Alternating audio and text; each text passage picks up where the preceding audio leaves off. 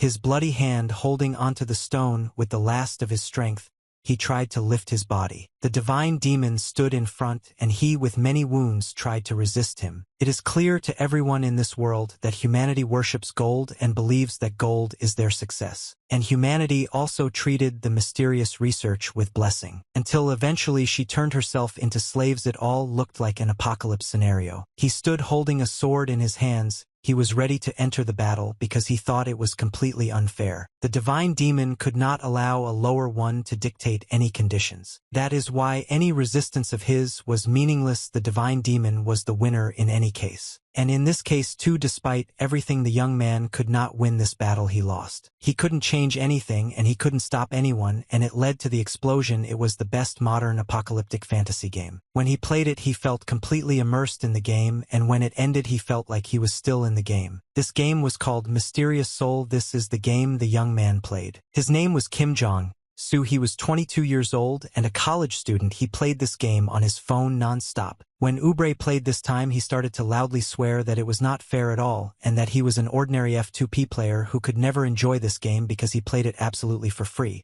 When this game was finished, he was told that he had done well for a F2P player. His opponent in this game, a rich divine demon, told him that being him just sucks. He was always on autopilot. And then the divine demon added that it was quite funny. I had never seen a player of his level do such a good job. Kim Jong couldn't tear himself away from this game. He walked down the street and continued to play it. For him, it was a good beginner's game. He walked down the street cursing that it was just a casino and it was unfair because he was losing to a person who was spending very large sums of money. He told himself that he was an ordinary idiot and was wasting time on such bullshit like this game, and he felt like a person who had no personal life at all, so he needed to make a diary so that later he would not be distracted from household chores. On the screen he saw that he could make another free spin. He thought that this would probably give him another warrior Kim. He approached the crosswalk. At that moment he pressed the free spin. He didn't expect anything unusual. But what was it like for him when he saw that he had a chest with many prizes? It was a platinum chest. Kim Jong wasn't just surprised, he couldn't imagine that he could get a platinum chest. Everything in his head seemed to go cloudy, as if he had actually become really rich. When he clicked on this dress on the chest, he got a prize. It was a divine demon. He was a little rostron. He thought that he really got a divine demon. Well, on the other hand, he couldn't believe it because he thought it was crazy. The horn bastard was the best character in the game. The young man thought about what he had heard. The chance of knocking him out with a free spin was approaching almost zero. The very next moment he was jumping for joy.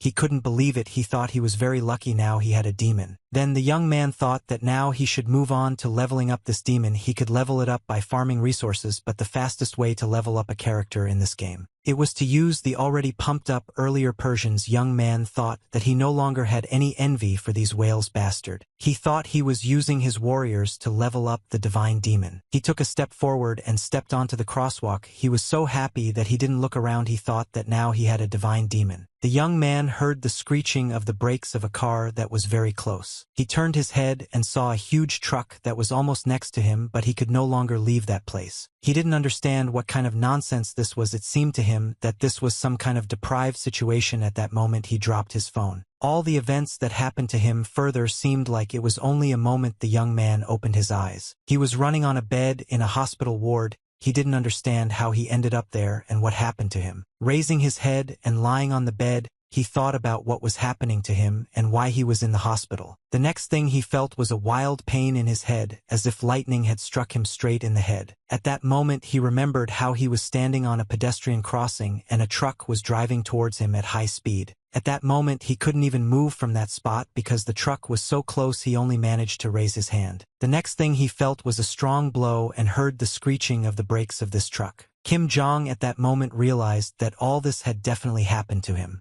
Vita had been hit by a truck. At that moment a nurse came into the room. She said, addressing him as Warrior Kim, how he felt after he woke up. The young man did not understand what Warrior Kim meant, why they call him that. Come closer and look at the inscription. He saw that his name was written as Warrior Kim. His gender, age were written correctly. The injury was a fracture and concussion due to an accident. When the young man looked at his medical history, he was very surprised.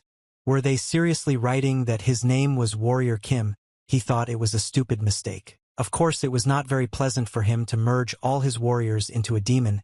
he thought, but on the other hand he himself became one of them. Not understanding how this was possible, he lowered his legs trying to get up. When he lowered one of his legs that was injured to the floor and tried to get up, he also felt a very strong piercing pain. It seemed that it was simply unbearable to endure. He screamed so loudly that it seemed his scream could be heard not only inside the hospital but also around it. At that moment the nurse ran into his room and shouted that he couldn't move.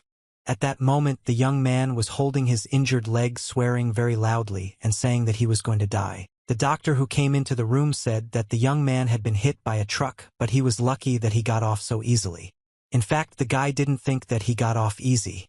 The doctor added that he needed to do a few more tests. The doctor said that it was necessary to do an MRI and a test for magical vision.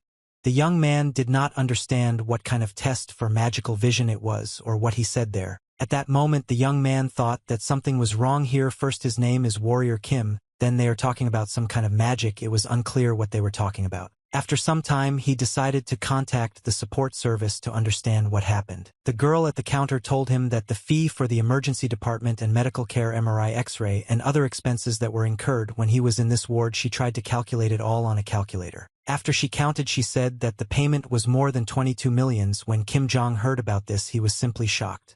He had never had so much money in his life. He smiled and asked what she meant and why for the 4 days he tried in this hospital he had to pay 22 millions. The girl administrator told him that he didn't have insurance, so he would have to cover all the expenses himself, which made him even more outraged. He asked what he meant by he didn't have insurance because every Korean has national health insurance. The girl thought about it. She didn't understand what national meant and what he was talking about. She repeated that he didn't have Legion insurance or a magic tower. Kim Jong didn't understand what it meant, no Legion insurance or magic tower. He didn't understand what she was talking about at all. The guy thought about it because he had heard these words somewhere before. Now he needed to understand where exactly he had encountered them. Legion, Megacorporation, Magic Tower, Sacred Order.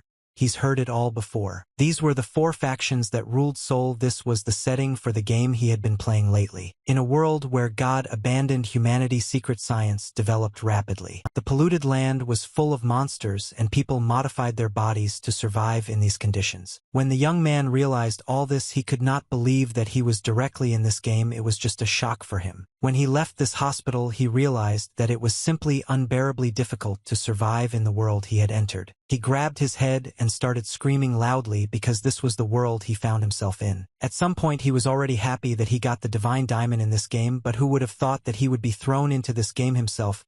He thought that most likely this was God's punishment for the fact that he erased the powder of the Kim warriors. The room he came to and where he was supposed to live, this room was even smaller than his old apartment. He thought, how could there be a warrior like Kim so poor? He sat on the bed and thought that his condition was very bad and he had no money at all. He needed to do something. Assess this whole situation. The young man thought, if he really is inside this game and everything that is happening to him is true, soon nuclear wars and spatial rifts will begin all over the place. He has been through this more than once in this game. He also understood that the revival of the old gods who would turn this place into a living hell would happen very soon. He was lying on the bed with his arms spread out to the sides, not understanding how he ended up there, but he understood that if he sat with his arms folded he would die 100%.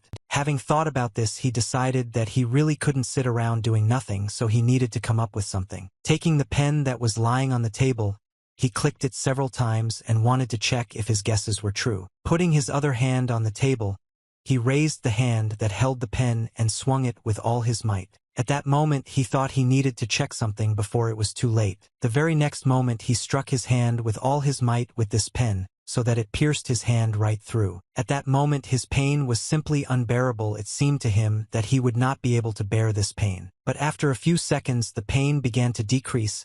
He looked at his hand and watched as it left along with the pain. And after some time the hole he made in his own hand became smaller and smaller. He thought that his suspicion and his guesses were correct. He knew that all this would work. At that moment he got that he had a skill in this game. This skill consisted of the fact that he can heal wounds. He thought that this is the reason why he had such a huge number of warriors Kim. In fact, Warrior Kim is a free tutorial character. It was the only character without basic abilities. But there is the ability to unlock skills and choose the right ones for a particular situation. At that moment he realized that the variability of the game for Warrior Kim is more than for any other character. For someone like him who loves strategy, Warrior Kim is better than characters of a higher level. At that moment he realized that all this meant only one thing, that now that he himself had become this warrior Kim, then he was able to get absolutely any skill, as well as he activated the received skill of healing wounds.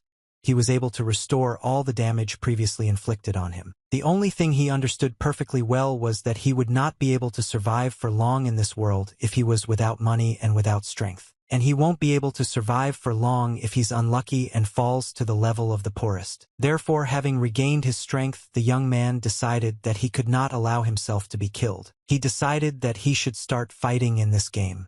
Ion started it from 115,689th place in the rating of this game. He was going to survive, so with each subsequent collision with his opponent his place became higher, and it was already 7,784th. His opponent also became stronger and stronger, but the young man did not stop and he rose to 158th place. He had knowledge gained for 10k spent on this game as a free player. After some time he was in 9th place. He almost caught up with the leaders of this game. Moving up the ranking ladder and rising higher and higher, not only he himself but also his body became stronger. At the same time he opened up all the new skills of his character in this game, that is, he opened up his skills. In the player's staff there was a man with a beard smoking a cigarette who was reading his questionnaire.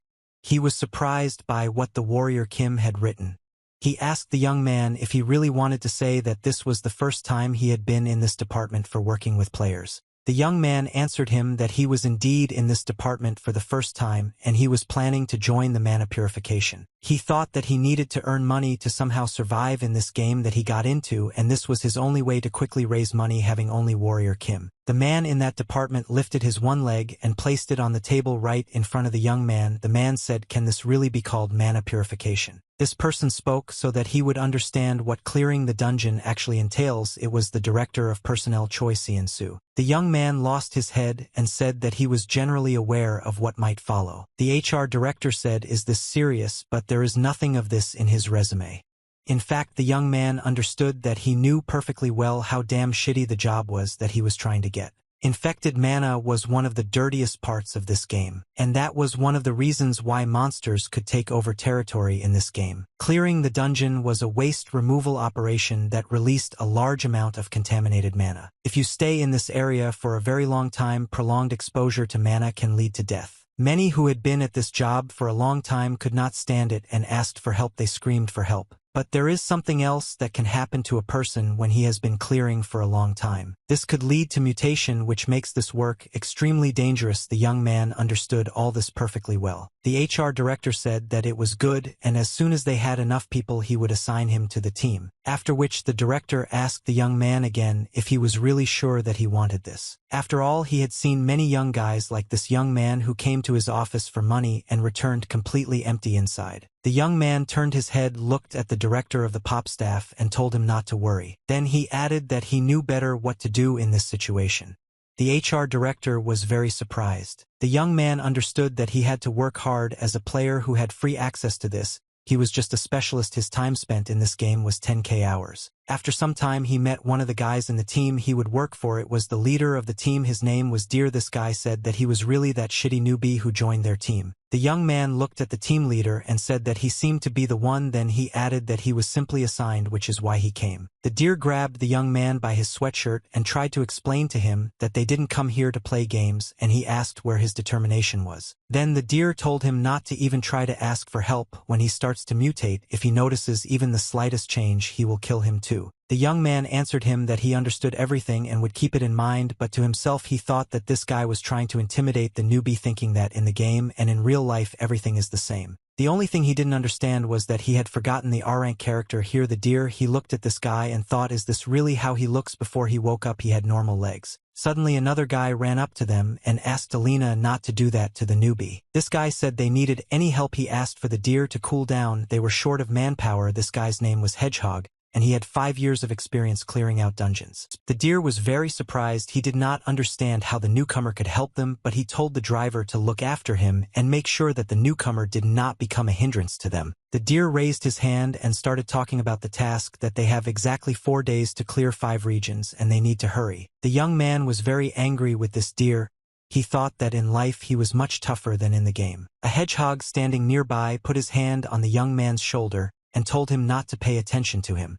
He added that the deer may look very prickly on the outside, but in reality he is a good guy. The young man had no choice but to believe the hedgehog's words.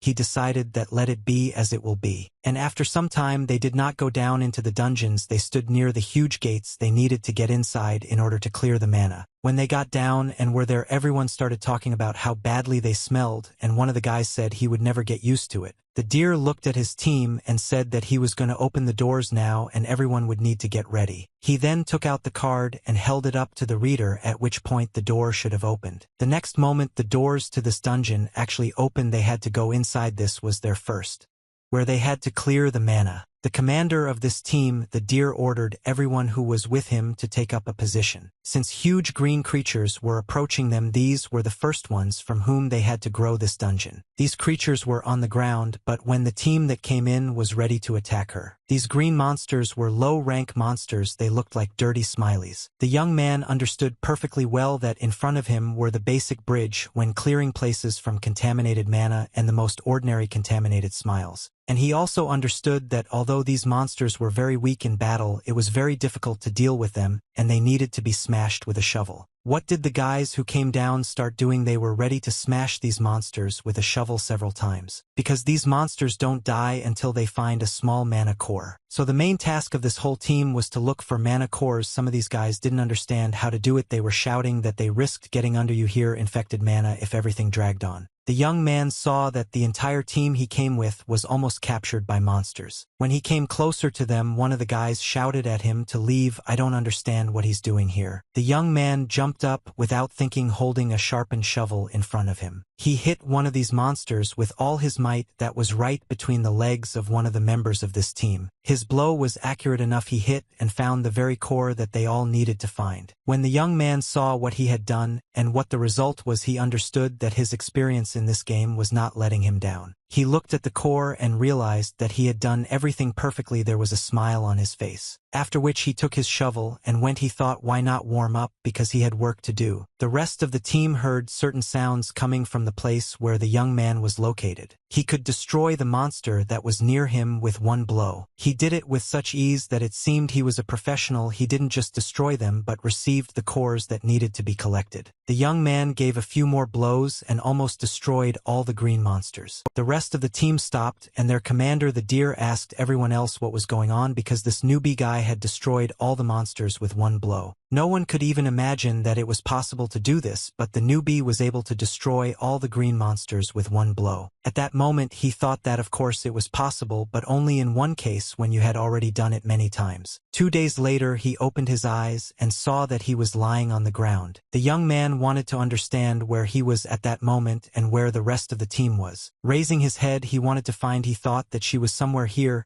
He heard the voice of a child who said that the uncle was some kind of strange. Then the young man crawled a few more meters to find her. Not far away he actually found a coin, and when he took it in his hands he was very happy. At that moment he realized that he had acquired a new skill, and that this new skill that he had acquired was treasure hunting. He stood up and thought that he had succeeded. Now everything was clear to him. This was his most important skill, Aoin Kim. He was very happy about it. The young man behaved quite strangely. He laughed and shouted that he found 501. And that he did this to the woman who was with the child. She told him not to look at this strange man. In fact, before clearing the monster, he had to learn a few things and also get some necessary skills. He walked through the trash cans and breathed in all of it. He felt sick and very ill. But despite this, he gained the skill of resistance to pollution. In all this preparation, this was one of the most difficult things. You had to somehow get used to it. Firstly, the talents received work the same way as in the game. You cannot get a skill until all the conditions are met. He was glad that his skills were earned with sweat and blood.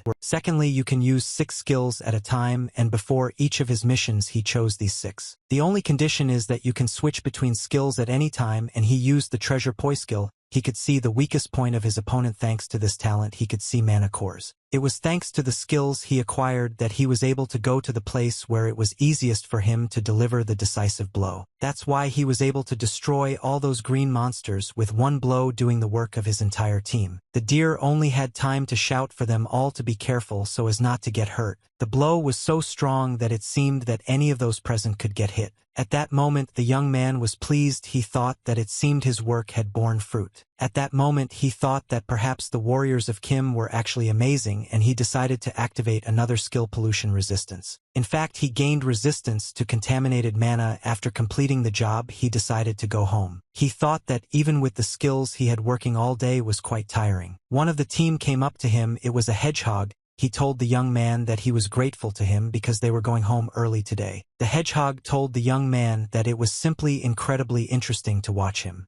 Does he really hope to wake up like the deer? The guy replied that no, he just knows how to use a shovel correctly, that's all. Then the hedgehog told him that he was just cool and it was really interesting to watch him. The young man looked at the hedgehog and realized that there was something wrong with this guy since his mutation symptoms were getting worse. It looked like he was exposed to too much infected mana. The young man asked the hedgehog if he looked a bit out of sorts, could he take the day off tomorrow, to which the hedgehog told him no, he'd rather turn into a monster than face the debt collectors. Now it was all clear to the young man there weren't many reasons why people would take on such work. The work was really hard and you had to use a shovel. Just 4 days later, the young man stood at one of the locations and thought that he had finally finished. Everyone else couldn't breathe. He looked around and realized that the entire team looked tired after so many days of clearing. At that moment, something exploded in the area where they were clearing. Everyone looked in that direction. The hedgehog that was very close was kneeling. He couldn't hold back and coughed loudly.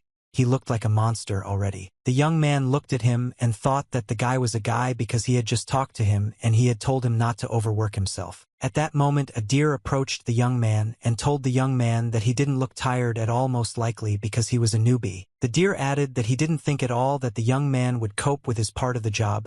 He said that the guy had worked hard. Kim Jong rubbed the back of his head out of habit, laughed, and said that the others had also tried their best. He thought that thanks to the new skills he had acquired while clearing out monsters, such work now seemed easy to him. And I also thought that the deer was also holding up well, most likely because he was of high rank, and at that very moment Ali said that he was damn tired. At that moment some noise was heard. The young man turned his head and looked at what was happening there. The guys from his team stood near one of them. It was a hedgehog, and were afraid to approach it. One of the guys asked the hedgehog what was wrong with his back. Imba, I wonder what's going on with him. The deer ran to find out what was going on there because it was his command. A young man came up behind him and he wondered if something irreparable had happened there. The deer ran up to the hedgehog and started shouting loudly for him to come to his senses.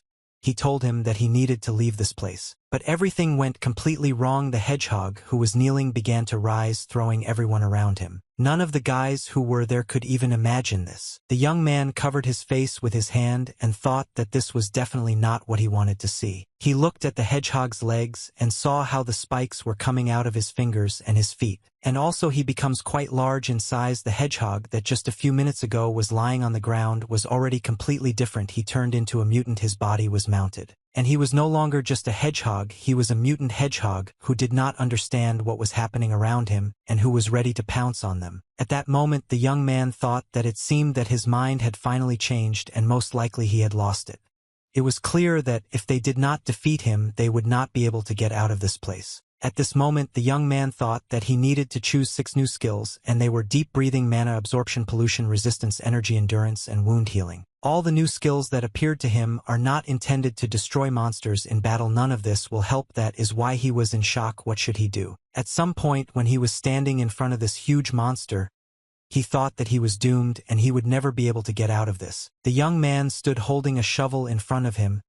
He thought that no matter how he looked at this situation, he was finished anyway. But he tried not to inflict damage on his opponent, to which the hedgehog monster struck him back. The guy was lying on the ground. He fell with great force onto the rocks that were very close. At that moment when he was lying on the ground, he understood that the difference in strength was too great, and if he encountered him again he would simply die. After some time he received a notification that he had received a new skill. It was a skill for endurance. Lisha, he remembered that he definitely had skills and he had to use them. It was still too early to give up. In order for him to survive, he needed to think about how he could defeat this creature that stood in front of him. The first thing he decided was that he needed to replace some skills. He decided that he should keep the strength skill for himself. At the moment it was very useful to him. He also decided to keep the mana heart for himself. This was supposed to help him control his mana. He also decided to use his skills of fortitude. This should reduce all damage inflicted. He also used mana absorption. This would allow him to absorb mana, and deep breathing would provide higher mana regeneration. And the last thing he decided to use was resistance to pollution, and that's what he pressed on. Then he stood up and thought that he had figured out the basics. Now he needed to figure out his opponent too. His enemy, the hedgehog monster, saw that the young man had stood up and was running to destroy him. When this monster was practically next to the young man and was ready to crush him with almost 1 foot. Then the guy used the strength skill. He increased his strength 10 times, after which he swung the shovel to hit the enemy. When his opponent was very close to him, he delivered his blow, so that the monster flew to the side despite the fact that he had quite a lot of strength. The very next moment the young man realized that everything worked out the way he wanted. He was happy about it and thought that everything worked out for him. The monsters that tried to attack him were lying on the ground, but unexpectedly for the young man, he began to raise first his leg and then his hand. And in just a second he turned into a huge hedgehog that rolled straight towards the guy. At this point Chan Kim was a little confused. He already thought that this monster was finished, but it was not so at all. The hedgehog monster rolled and dug its huge needles into the ground and threw stones around itself.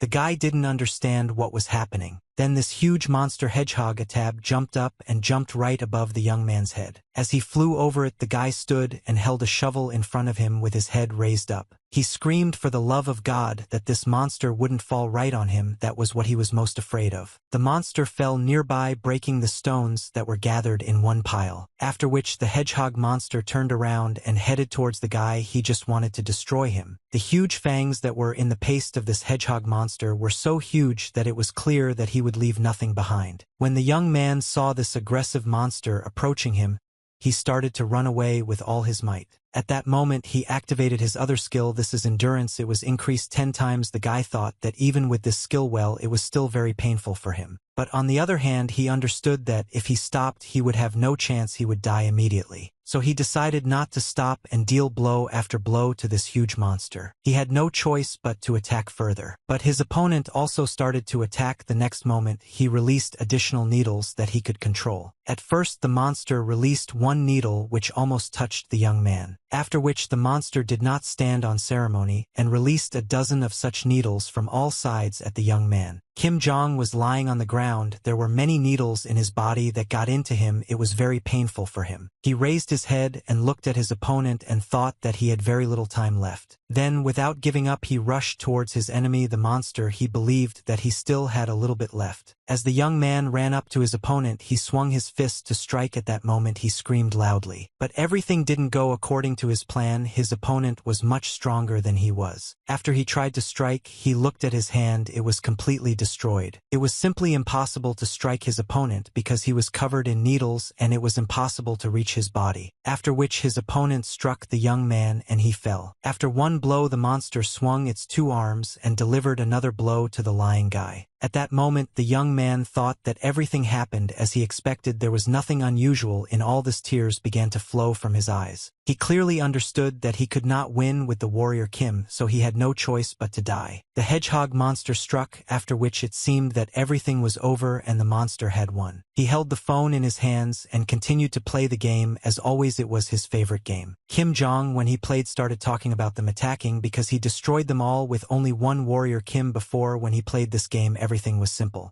In fact, all he had to do was click to hunt monsters, and at that moment he never thought about the character's feelings. He always just squeezed everything out of the character that he could justify it with efficiency and training. Well, now he knew exactly how it all happened and what the characters in his game meant. He now clearly understood that he needed to suffer and do a lot to get at least a mediocre skill. And when it seemed that he had almost lost, the skill that he had acquired during this game came in handy. He was able to get rid of the clutches of this huge monster by jumping to the side and changing his skills. In fact, it seemed impossible to do, but he still did it, and he activated another skill of muscle and mutant. Now it was clear to him that it was simply impossible to win without paying any price. When he received this skill, his strength became equal to that of his opponent. After which he swung and struck his opponent. The hedgehog monster began to fall on its back. Now it became clear to him why the reason he went on a reckless attack and received so much damage. It consisted of skills that could be obtained by exceeding the limit of the heart of mana and strength.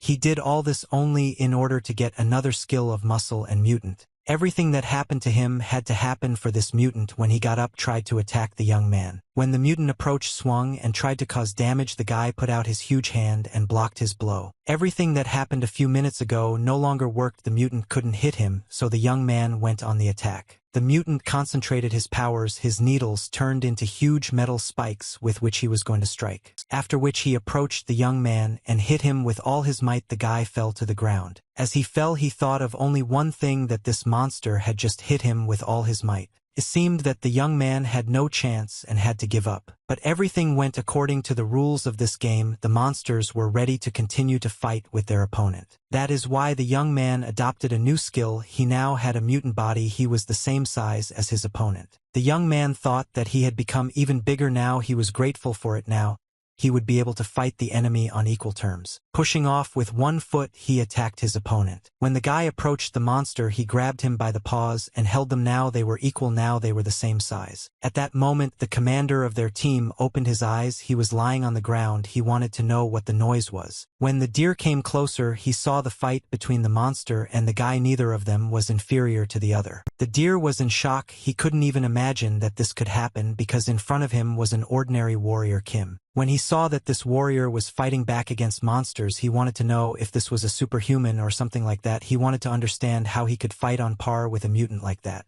The mutant applied force and pushed the young man back, and he began to fall. Since the mutant also put a lot of effort into this, not only the guy fell but he himself too. When the young man fell, he thought that it wasn't so, and of course he and the monster were the same size, but if everything continued like this, he would be at a disadvantage. He looked at the mutant, who had already stood up and was shouting, calling him to continue the battle. At that moment, the young man thought that it was a bit of a risk, but he understood that he had no other option. When the guy got up on his feet, he activated another skill of his, resistance to pollution. When he activated this skill, he understood that this skill develops resistance to contaminated mana. He calmed himself down and said that he should believe in himself. That is why he decided to delete this skill. The deer only had time to turn his head and look at what was happening around him. The first thing he saw was a huge hand that was increasing in size. Then he saw that the young man's body was becoming completely different, and he was very quickly turning into a mutant. In just a few seconds, he was just a huge mutant, standing and screaming. It seemed that the guy who had just been an ordinary warrior, Kim, had turned into a mutant in an instant, who was not just aggressive but was ready to throw all his energy into his opponent, and who immediately rushed to attack his opponent in order to destroy him. So he dealt blow after blow to his opponent. It all resembled a game. The deer covered his face. I don't understand what's going on. He was very scared, because in front of him another member of his team turned into a mutant. He was simply gigantic in size. The deer thought that this guy became a mutant to confront one of them, the same mutant. He didn't imagine and didn't think how it was possible, but this warrior Kim had another skill that he activated. It was a mutant. The team leader, the deer, when he saw everything that was happening, he shouted, "Fucking God." In front of him was a huge mutant. It was one of his members, warrior Kim, who used the mutant skill.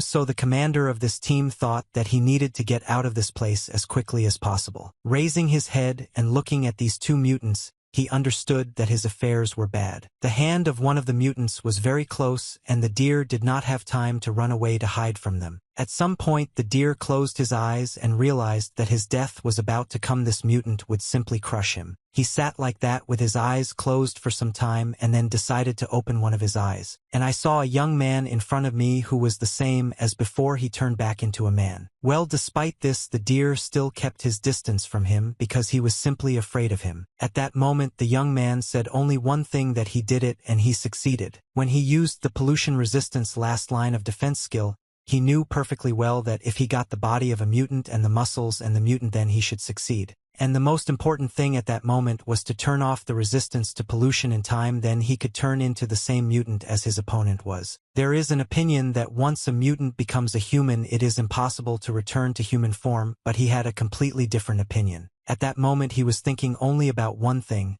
that he needed to change the skill, and he knew that he would succeed as long as he was able to think at least a little rationally. At that moment, when he was a huge mutant and when it seemed that he had no way back, he realized that he needed to change one of his skills back. That's why he was able to change his mutant skill to pollution resistance. That's why he returned to his previous appearance. He looked at everything that was around him, and it seemed somehow extraordinary to him. He wasn't feeling very well, as I had been through a lot today. He had a very bad feeling. It was just terrible. He could not come to terms with it, and he understood that he would never agree to go through something like this again. However, everything he did today was all because of one thing. Because he got the core from the very monster that was trying to get to him. And this core was in his hands. It was because of this core that he changed his body and changed his skills. When he received the notification that he had received the mana core, he held this core in his hands and thought that it was worth it. After all, he received a first-level mana core, so it would certainly be very profitable to engage in cleansing, the young man thought.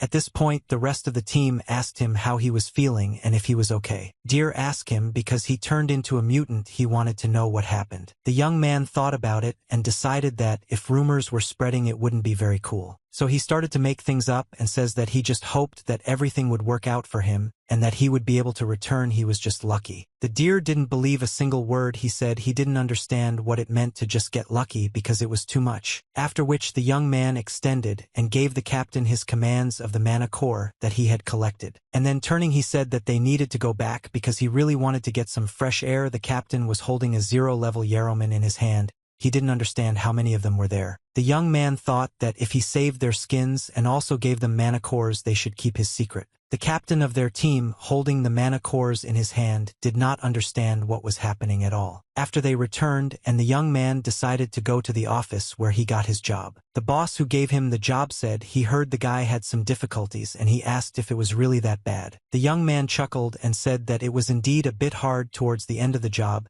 He didn't understand why the boss suddenly started licking his ass. Unexpectedly, but for the young man, the boss began to talk about the fact that in any case it was necessary to say that he was superhuman. In that case, they would have given him something better than cleansing. The young man poured himself a glass of water, then made several smooth coffees. He wondered if he really thought the guy was a Superman. In this game, superhumans awaken an ability that allows them to gain powerful mana in a world like this where power superhumans usually belong to the nobility. The young man took another sip of water and thought that, in principle, this was logical because only a superhuman could defeat a mutant. In fact, the young man knew perfectly well that he could deal with this mutant. His skills helped him. Then the boss said that he was ready to pay him for this cleanup. He was very happy because it would be quite good, and he was even ready to agree that he was a Superman. His employer said that his group cleared out 5 regions. For one region, he usually pays 10 million. He takes 20% of the proceeds for giving work. The rest is divided between the members of the group, and if you divide the remaining tons of each person, it will come out to 5 million.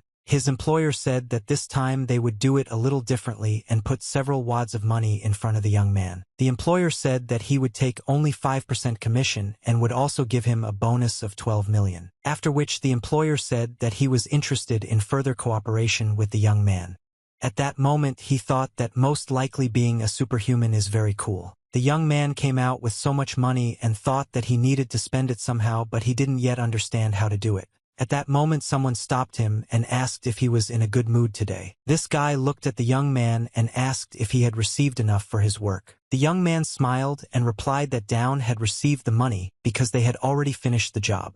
He thought that the guy had been on the cleanup team with him. This guy started talking from afar. He said that he came here to ask him for a favor. This guy started crying and started talking about how his wife was really sick, so he thought maybe he could give him some money. He apologized for asking him about it, considering that they had only worked together once, but at that moment the young man thought that it was not a very good idea to help others if you didn't know them at all. And most importantly, he thought that this guy could someday stab him in the back because he himself was really short of money. The guy who came over to him knelt down in front of the young man, who told him that it wasn't worth it because he was older than him. The young man reached out and gave him the mana cores. He said that there weren't that many of them, but that he should hold them. He thought that he shouldn't ignore this guy because it would be too bad for him later. After some time, in another part of the place where that same guy lived. In his room, he was happy that he got the mana cores. He thought this guy was just a dumbass. In order to get these cores, he just pretended to be a poor old man, and this newbie fell for it. The deer listened to this whole story. It was very strange for him. He thought, could this newbie really be a completely green guy? He said that he bets that the newbie would give even more if he were told that his child is also sick. Then the guy looked at the rest of his team and said that it was all good, but what pissed him off was that this newbie got paid a lot more than them. Because of this bastard who pretended to be a Superman, they got very little. Len also noticed this and said that this newbie is not a Superman at all and they should teach him a lesson. The guy asked his team leader if he had any idea and if he wanted to share it. The deer smiled. He really had an idea, he was only thinking about how to bring it to life. At this time the young man was lying in his bed and thinking that he felt great in his soul, and if everything goes at this rate he will become a hero in this world. And the rest of the team only thought that he was a stupid little idiot and he must have some strange ability. If they knew his secret, then it was worth explaining to him. After which the deer squeezed his hand with all his might, so that all the cannonballs in his hand flew in different directions. The deer told everyone else that he was ready to teach him a lesson and tell him how terrible the world could be. After some time he was in one of the best establishments in the city. The young man thought that money is the best thing. He could never have thought that he would live to see the day when he could afford a massage. In a similar place in the game it was better than in reality. The masseur who was doing the massage pressed on some points on his hand and his hand started to hurt. At that moment the young man thought that he had spent 3 whole days relaxing in this hotel, but the pain still hadn't gone away. He decided that now he would think twice before using his mutant skills. The skill changes are not as omnipotent as they turned out to be. His body changed, depending on the skills and the severity of the side effects of age as his body changed. The problem was how he could survive by limiting the use of his skills. His massage therapist continued to massage him. Raising his head, he saw the people who were below. They interested him. The man wondered if this was the same Iron Fist gang that everyone says they always walk around with such an arrogant look. In this game he got into, he understood perfectly well that local gangs are much more important than any law. And it was understandable because there are too many monsters around. The authorities can't cope, so ordinary citizens have to ask for help from superhumans. The young man was lying on the massage and thought that he had certainly managed to survive in this situation, but it would be stupid to rely only on himself in such a dangerous place. At some point he came up with a few more ideas on how to spend the money he received. I enjoy the fact that he was in such a place now. He thought that everything comes down to only one thing: money. After some time he arrived at the Seoul flea market. In this place you could buy and sell anything you wanted. He approached the girl who asked him if he was there to sell or buy something. The young man replied that he had some monster byproducts. The girl looked at the young man very suspiciously and said that they warn you right away. The young man responded that they don't buy 0-level mana cores, saying that he understood everything perfectly well and wasn't even going to suggest that to her. In that case he thought what he could offer her in order to sell. He climbed in and pulled out a mana core from his pocket that he had received when he killed that same monster. The girl was a little surprised. The girl asked if this was a 2nd-level mana core. The young man told her that it was. At that moment he thought that it was nice to see her surprise, and it was not at all in vain that he killed the time to craft it in the hotel room. At that moment he used everything he had, and now he had a 2nd-level mana core. He understood perfectly well that the cost of any core depends and differs depending on the level, so in order to sell it at the highest price he had to go exactly this way. The girl handed him the money and said that she was ready to pay him 477,000. The young man took the money and thanked her for it. He was pleased that everything worked out for him. After which he asked this girl if she was selling any weapons or protection. She said of course and told him to come through. She was ready to show him everything. In just a few seconds he was on the other side of the counter. He was inside the store where everything was. When he went inside he was very surprised because everything he needed was there. He looked around and saw that this store had absolutely everything he needed. There were all the basic items that he used when he played. The girl told him that he could take his time and calmly choose what he needed. The young man was happy because he could finally get himself in order. In the store there he bought everything he thought was necessary for his further stay in this game. He walked down the street and thought that now that he had a gun he finally felt like he was playing this game. At that moment he heard someone's voice. It was very quiet and it seemed feminine to him, so the young man looked. There really was a girl standing in front of him. When she saw the young man with a gun she thought that he was a mercenary by chance. The girl said that she needed help. The young man raised his 2 hands and began to say that he was not a mercenary at all, and that she had confused him, and that she most likely needed to find someone else. At that moment she took out a wad of money from her bag and handed it to the young man. She said that she was on a business trip, but the Iron Fist gang was scaring her. So she asked the young man to accompany her home, and for this he could get 500,000. It was something like a daily. He thought maybe he should try because he had just done some shopping. On the other hand, he looked at the girl and thought that he couldn't leave her in danger. The young man thought for a moment, turned to her and said that in that case they should go forward. The girl thanked him. They walked for quite a long time along small streets where there was practically no one. After a while, the girl said that they were almost there, they just needed to turn in this direction. The young man walked behind and thought why, if she came on a business trip, she stayed in such a deserted place because there was not a soul there at all. The girl pulled ahead a little and said that they now needed to turn the corner. When he approached this place and looked where she turned, he saw that it was very low. The girl stood not far from him and said that they were almost there and he should come to her. The young man felt something was wrong and he realized that it was very dark there and it was very suspicious. The next thing he thought was that he couldn't see anything at all and he needed to activate a new skill, night vision. After activating this skill, he began to see.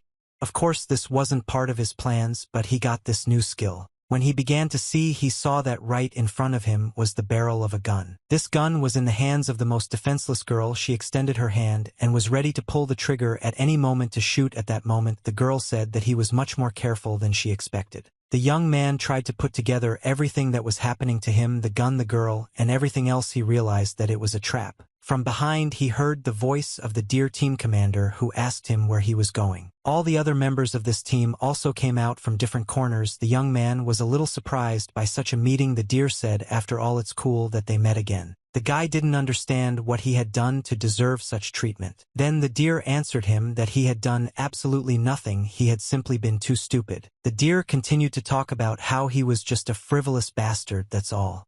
At that moment, the young man did not wait for the end of their conversation, and pushing the girl away, quickly began to run away.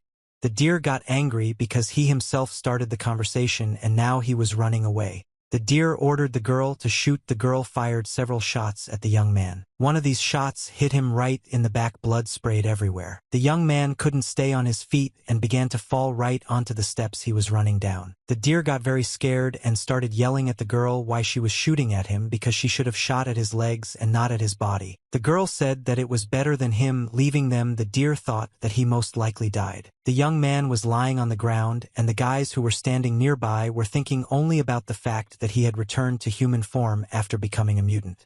She was sure that some Mahashu would pay for his corpse. Although the Deer thought they could get more out of him if they captured him alive, one of the guys said that now they could take care of his bitch. The Deer added that he most likely won't need anything anymore, and it's unbearable for him to help, so you can take care of his bag. When they raised their heads, they saw that all that was left of this guy was blood on the ground. He was no longer there. What happened before their eyes surprised them very much. They didn't want to know where his body went and what happened at all. Right where they were standing, and the lantern was illuminating this place, the next moment this lantern cracked. Immediately after this, something hit the guy who was standing next to the Deer very hard in the neck. None of them understood what was happening. The Deer stood in the darkness. Next to him was his team. He wanted to understand what happened here. The only thing he was afraid of was that this guy they just killed with a few shots survived. The young man could see perfectly in the dark and could see each of them. He told this Deer that he was really right and he really survived because he couldn't die because of someone who repays kindness with betrayal. At this moment, the young man thought that when he was buying everything in this store, he just put on the armor before leaving the store. Thanks to the fact that he was wearing this bulletproof vest, he received a new useful skill. This skill has been activated, and this skill is to pretend to be dead. At that moment, the Deer started screaming that the young man had broken all the lights and he couldn't see anything. The Deer wanted to know where the young man was. He wanted to take revenge on him, but he was very close. He was standing right next to him. The young man asked him if he was really looking for him. After which the young man said that he had saved his life then, but the Deer tried to take it away now, but it was too late. The young man swung to deliver the fatal blow. Kim Jong couldn't leave Ali's behavior unpunished. He swung his arm to hit him. Olini managed to dodge this blow and received a full-force punch right in the nose. Blood spurted in all directions. Immediately after this blow, another blow followed. The Deer lost his footing and fell to the ground. When the Deer lifted his head and began to rise, he wiped the blood from his face. He could not leave without answering his opponent. He considered the newcomer his opponent, so the Deer swung and tried to kick him, but the guy dodged the blow in time. The young man thought that the Deer should be grateful for saving him. He wanted to know if he really thought that I was trying to kill my savior, he was making the right decision. Kim Jong punched his opponent a few more times and then swung his arm to kick him. This kick could have been decisive for the Deer because he was completely unable to resist. At that moment the girl, seeing that another blow would be dealt to the deer, took out her pistol and fired from it. After she took her shot, she asked the deer if he was okay or what. The young man raised his hand to see what was going on with it, and he got his equal in his hand. He thought that he had been too careless. In this game it wasn't the monsters or even the mutants that were scary, it was the people who were right next to you. The young man thought that he was too naive and easily trusted these people. He reached into his pocket, supposedly to get a gun. The very next moment he had a gun in his hands, aimed at her. He thought that he would not make such a mistake again and would not trust. That's why he pulled the trigger and fired his shot. The girl dropped the gun and her hands were injured. The next shot he made was at the guy who was standing next to him and who was on that team. He hit him in the shoulder. Two wounded people were lying on the ground. The girl was making some not very loud sounds from pain. The young man said that now it was all over. Hearing a strange sound very close to him, he turned his head to see what it was. Now it was clear to him that he still needed to finish off the deer just in case. Since he didn't see it, he began to look around. The deer was standing right behind him. The man turned his head sharply back and saw his opponent standing behind him. Well, it was too late. Laziness swung and knocked the gun out of his hands by kicking him in the arm. Most likely it was no longer a leg. The legs of the deer had transformed and it looked more like the hooves of a real deer. The young man realized that the deer had moved to the first level of superhuman and he activated the awaken skill. Of course it was a bit strange because he woke up superhuman right at that moment. The guy thought that the developers came up with this in vain, that you can wake up so easily. The awakening of the superhuman happened very quickly. All game characters could awaken and become superhumans. An ordinary warrior Kim could easily become an awakened superhuman with just one click of a button. This was considered the main development system in this game. According to the world of this game, a level 1 superhuman is strong enough to be dangerous to a normal person with a rifle in his hands. In other words, Kim Jong will have to deal with a Superman while being an ordinary mortal. He will have to fight a deer. Therefore, the young man was a little confused by what had happened, and he was thinking about what decision he should make. Watching his opponent, he noticed that at some point the deer simply disappeared before his eyes. It was clear that his opponent, the deer, had activated the stereoscopic movement skill, and he had also activated the kick skill. Stereoscopic movement meant that the user could use the incredible mobility of their legs to move freely in any direction, which is what the deer did. He turned his head and saw how the deer was moving very quickly due to its legs and due to its skill on the wall and was approaching him. The young man realized that his opponent had used this skill to climb the wall of the building. When the deer was almost above the young man's head, he shouted that he was ready to finish him off. At that moment, Kim Jong thought that he needed to quickly dodge. When the deer jumped from above, as it seemed to him, right on the guy, Kim Jong managed to jump to the side at the last moment. The deer was disappointed because his opponent was able to avoid his blow at the last moment. After which, without saying a word, the deer pushed and continued to attack the young man. He shouted that now he definitely wouldn't succeed and he wouldn't be able to avoid the blow. The deer swung and struck the young man in the chest with his hoof. The deer was pleased that he managed to do this. His body continued to awaken, and he became more and more like a mutant. Again, at the last moment, the young man said that the deer should forgive him, but he had no intention of evading. He was too lazy and a little confused, because the young man was able to stop his hoof kick with a club. Kim Jong told his opponent that he was a fucking animal and he was incapable of anything. He understood that buying a folding baton was a good thing and it came in handy. A few hours ago, when he was standing in that very store where he bought all the equipment, he looked at absolutely everything that was on the counter. The first question he asked himself was whether he should buy a gun. But he answered himself that since the warrior Kim belongs to the warrior class, even if he becomes stronger, there is a limit to how effectively he can use weapons. So he thought that just in case he needed to get something for his class. And that something turned out to be a telescopic baton that he bought in that store and which came in handy. Each character has a weapon and skills that are more effective for their class, and this club was just such a weapon. And the man thought that this is precisely why he needs to defeat the deer at this very moment, and in this situation when the advantages are on the side of this deer. He needed a weapon that suited his class and was more effective for him in this game. He needed to use melee weapons and skills appropriate for the warrior Kim he was at the moment. After he repelled his opponent's attack, he swung his club to strike his opponent. Right after he delivered this blow and his opponent fell to the ground, he received a new skill. It was strike. It was his first skill of this class.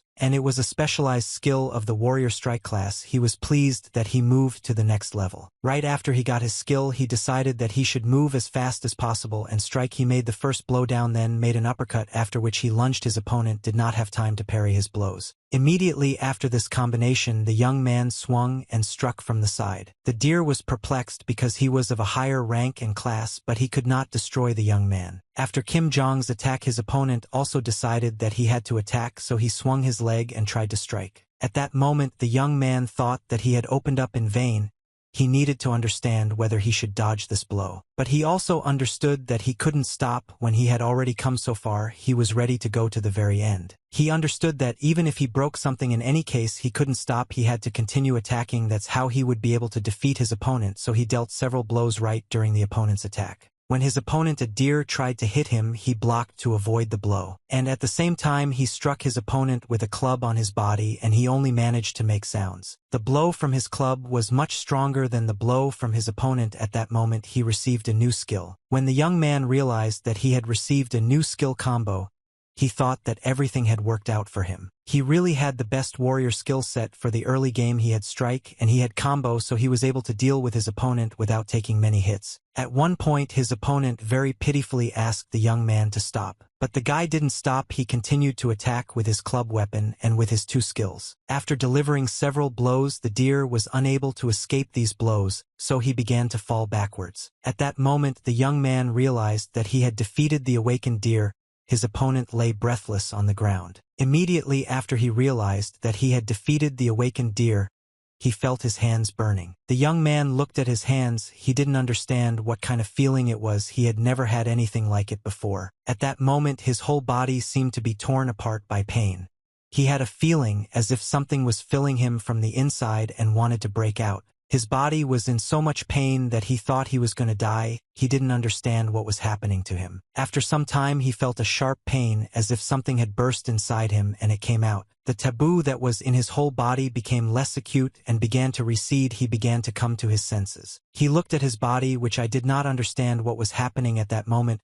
He learned the truth about the world in which he constantly played. He was now awakened. He was the first level and he became a Superman. Zav zav, his hand into a fist. The only thought that was in his head was that he had become a Superman. His joy knew no bounds. He shouted that he had finally become a Superman. His face was glowing with happiness. It seemed like this was the greatest joy in his life. He thought that now he would have not only an offer from a mercenary but also loans from banks. He stood on his head with joy. At that moment he heard someone's voice saying that he had done a really great job. Continuing to stand on his head, the young man tried to turn his head and see who was talking to him. In front of him stood a huge man who was holding a machine gun, and he had a lot of weapons with him. Behind him stood several more people. It was Kim Chul-kwan. He was the second main character after Kim Jong in this game. He was a fairly strong character who used firearms and specialized in shooting from a hand prosthesis. The problem was that Kim Chul-kwan was the leader of the Iron Fist group. He was cold-blooded and ruthless. The young man thought that there was probably a fight in the group, so he was probably very angry. Kim Chul approached the young man and asked if he had found out about this place and decided to start a fight. The guy tried to justify himself. He said that they had attacked suddenly and he couldn't just die. Kim Chul reloaded his pistol and asked the young man if he was more afraid of these guys than the Iron Fist. When the young man saw the gun, he was really scared. If he fought in such a state, he would simply die. He understood this clearly. Kim Chul put a gun right to his chest. He said that he was wrong and he gave the wrong answer. His opponent at that moment said that he was ready to show him what would happen if someone spoiled his territory. At that moment the young man did not know what to do. He was practically already thinking that he had lost. But at the last moment he asked his interlocutor if he was ready to show him and how he would do it. After which the young man took the enemy's pistol with his hand and pulled it aside. Kim Jong told your opponent that he is not so easy to kill, and at that moment he pulled the trigger of the taboo gun that was presented to him. A shot rang out. The bullet that flew out of the gun passed through the young man's body and flew out the other side. Kim Chul that this guy is not such a bastard anymore, and he was able to pull the trigger with his finger. What happened next left the young man's opponent in amazement. It seemed he should have died, but that did not happen. The young man raised his hand and brought it to the place where the bullet hole was. He said that it even tickled him at that moment. He received another acquisition. It was regeneration, and it was successfully obtained.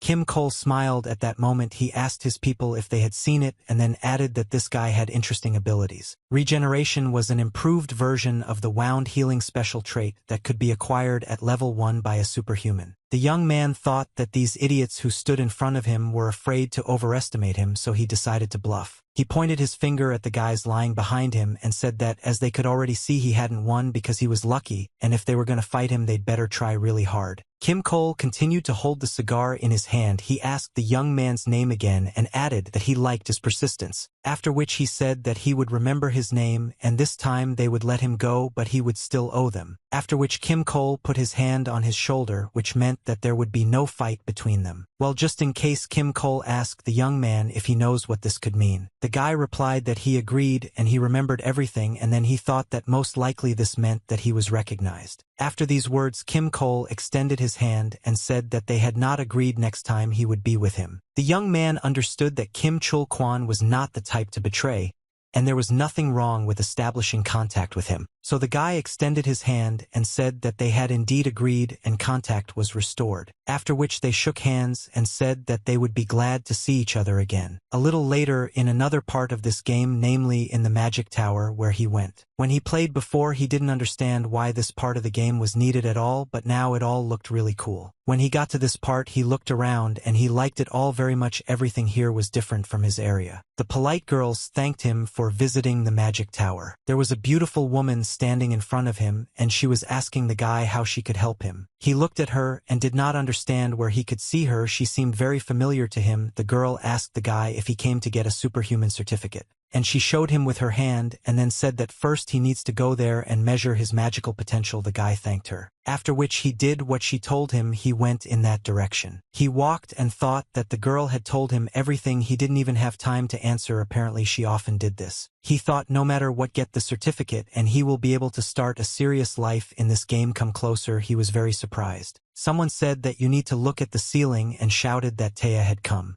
The young man raised his head and saw if this was really a saint. When he raised his head, he realized that it looked more like an ordinary portal. The light that came from this portal was so bright that it was unbearable to look at it. The people opposite the guy stood in front of this light as if it were a saint. Everything that was happening seemed very incomprehensible and unfamiliar to him. When he saw the creature descending from above, he thought of only one thing, that this was most likely the religion of the ancient father. He looked at the one descending from above and thought what he would do here. Could it really be the boss monster? People standing on the other side started shouting that glory to the holy religion of the ancient father, glory to the young man thought that now there should be a demonstration training, which means the boss should have appeared and not the saint. Well, in fact, in the course of history, it became known that this is not a real religious organization but simply a sect, which was ready to attack all citizens and which was worshipped by quite a lot of people. Someone asked the saint if she would measure the magic dance and record the game level. In fact, she really came down here to measure her magical potential and show it to the players. For this, she used her superpower. It was nothing like she was spinning around herself, and it was quite noisy. The young man thought that measuring potential was such a noisy process that he could not have imagined that it would be exactly like this. For some time the device measured her abilities and worked without stopping. After he stopped, it seemed like some information was being passed on to determine her abilities. Everyone turned to see the results of her ability measurement. People who believed in their saint stood and waited to see what the results would be. After which the board showed that the saint was 27 years old, type priest, magical potential 8th level, special characteristics 6. This was of course a very high level. The young man thought that now was not the time to rejoice, since the 8th level could be compared in strength to an aircraft carrier. In fact, she was a walking fighting force of national level. In the future, this damn strong Superman will wipe out this whole soul. At that moment, the young man thought that if he had said all this, he would have been called crazy or stoned. He approached the device and thought that he himself first needed to measure his magical power. He thought that 6 characteristics were too eye-catching, so it would be better to reduce them to 3. Svayato turned her head and looked towards the young man who was measuring his abilities. She was asked if something was wrong or if there was someone special here. The saint approached the young man from behind and told him that he had very interesting abilities. The guy turned around and yelled at her because he thought she came up from behind very suddenly. Unexpectedly for himself, he thought that he shouldn't be so nervous and he should calm down. Most likely she felt that his characteristics had changed, which is why she tried to approach him from behind. His abilities really changed. He saw all the magical properties that were available to him. Nobody understood why she approached this guy. He seemed like an ordinary guy in their opinion. The saint took his hand and held his hand with hers for a while. She asked the young man, considering him a Superman, what his name was. The guy replied that his name was Kim Jong. He was very surprised because he could never have imagined that the saint of this game herself would ask him. She began to say that she represents the religion of the ancient father and wants to convert him to their faith. The young man thought that the ancient father was the owner of the throne of black gold, and he always needed me with ordinary powers. She talked about how she wanted to convert his faith so that he could find a place for himself and find paradise on this hellish earth. Those around were surprised. Does she really want to convert him? After all, she was the first daughter of an ancient father. The young man clenched his teeth very tightly. He was simply furious. He did not know what to do. If he accepts her virus, he will acquire a special trait, and he will have to become an apostle of this religion. This set participated in the Korean War and allowed the major powers to defeat Seoul. He clenched his hand into a fist. He wasn't going to do that, so he was against accepting their religion. Tearing his hand out of hers, he thought that he was being forcibly sold shares that had already ceased to be valid. The people who stood around and bowed before the saint could not even imagine that the young man would behave like that. Having pulled away from her handshake, the young man said that he refused to be treated. The saint was very outraged by his answer. She couldn't even imagine such a thing, so she asked him if she hadn't heard. The young man told her that he says no and he means it. Then the saint told him that she was ready to accept his choice because he had the power to serve God and reject him. But then, coming closer to him, the saint said that the ancient father had already taken possession of his entire body, and he could not simply refuse. She held him by the shoulders with her hands, squeezing them from both sides. The saint told the young man that he should always know and not forget that he had God's imprint on him, and if he could not get rid of it. Already leaving, she added that his tiny thirst for freedom, which he dreams of, it would be absolutely pointless at this moment. His whole body seemed to be burning again. The young man again felt a feeling of pain that he did not understand. It seemed as if his whole body was being torn apart from the inside. People who were watching all this started to give gifts. Did he refuse initiation? They considered him an unbeliever and they felt very sorry for him. What was happening to him at that moment was the activation of the characteristic. It was a holy heat. Due to the refusal of the appeal, an imprint was received that causes burning pain. He was ready for this, but his whole body ached as if it was melting. Holy heat is one of the most serious punishments in this game. It caused a burning pain that prevented you from living normally. It was impossible to get rid of it until you took communion in the temple and converted. Despite the fact that he was in great pain, he clearly saw his future, and that is why he refused. At some point, he even thought that what was about to happen was that he should just die at that moment. Unexpectedly for everyone, water was splashed in his direction. This is not a large amount of water that fell on the young man's face and head. At that moment, a picture appeared before his eyes. He saw the girl who brought him to measure his strength. It was she who splashed water on him. The girl asked the young man how he felt. This girl helped him. In fact, no one can help the holy heat, but he was still grateful to her because she tried to help him. The young man thought that he needed to wait just a little while until he gained strength, then he would be able to cope with this heat. The very next moment, he activated another skill. This is resistance to the Holy Spirit. He received another characteristic. He clearly understood that he did not refuse the appeal out of stupidity. He did it on purpose. The punishment of holy heat has the property of becoming stronger depending on the magical potential. He only has the first level, and he is also psychologically weak, so there are several options on how this problem could be solved. Firstly, having received all the resistance to the Holy Spirit, he could then increase his magical potential. If he can endure all this, his magical properties will increase several times. While it seemed to him that he was practically dying from this heat, the girl poured water from 2 bottles on both sides of him to reduce this heat. She asked him to just hold on. This water that she poured on him was like a life-saving source that threw the never-ending pain throughout his body. At some point, he realized that he needed to focus on this contrast and that it would make things easier for him. He understood that somewhere 2 elements must come together into one. On one side it was fire, and on the other side it was water. So he tried to concentrate and connect them into one whole, like yin and yang. How he had to combine the burning suffering and the cooling mind in one. He understood that he had the magical potential to put out this fire. When he tried to concentrate, he felt that he could do it, and he started to succeed. Those standing around him and watching him felt a very great power that was being studied from the young man. In fact, he was able to cope with this heat due to the new characteristic he received. It was magical protection. When he realized that he had succeeded, he now had the characteristics of a first-level defense warrior, and he had magical protection. The girl asked the young man how he was feeling. The guy replied that thanks to her, he was fine. People stood with their mouths open. None of them even imagined that this guy could cope with the holy heat. They thought that this couldn't be. The young man understood that what had happened to him was not forever, but thanks to protective magic, the pain had passed. At least for a while, he was freed from the burning pain. It seemed to him that the pain that was in him was shining with black flashes. The young man decided that he couldn't stop and that he really needed to measure his magical potential. That's why he came here. When he started measuring his magical potential, he was surprised that it was increasing. He stood waiting for the data to be displayed to him. The assessment was complete. It was revealed to him that he was Kim's son. He was 22 years old, warrior type, magic level. First special characteristics that he possessed, there were 6 of them. Everyone around started saying that this was the appearance of a super newbie because he was level 1, but he had 6 characteristics. Now it was clear why the saint approached him. The young man thought that there was too much attention. He wanted to do everything unnoticed. The girl who brought him here congratulated him on such data. For the first time in her entire career, she meets a super person with 6 characteristics. She asked him to come in to pick up his ID. He still had to spend some time in these towers in order to get a certificate. After some time, he was given a certificate with his photo, and it was written that he was a first-level superhuman. When he took the certificate in his hands, the girl congratulated him on receiving the official certificate of superhumanity. The young man thought how hard he had worked to get this certificate, and now it was finally in his hands. After this certificate, the girl said that she was ready to tell him about the benefits that a person above the first level could receive. The young man said that he already knows everything about this reduction in taxation, the possibility of carrying weapons, and as the level of exemption from taxes and arrests increases, as well as benefits for any movement and transport.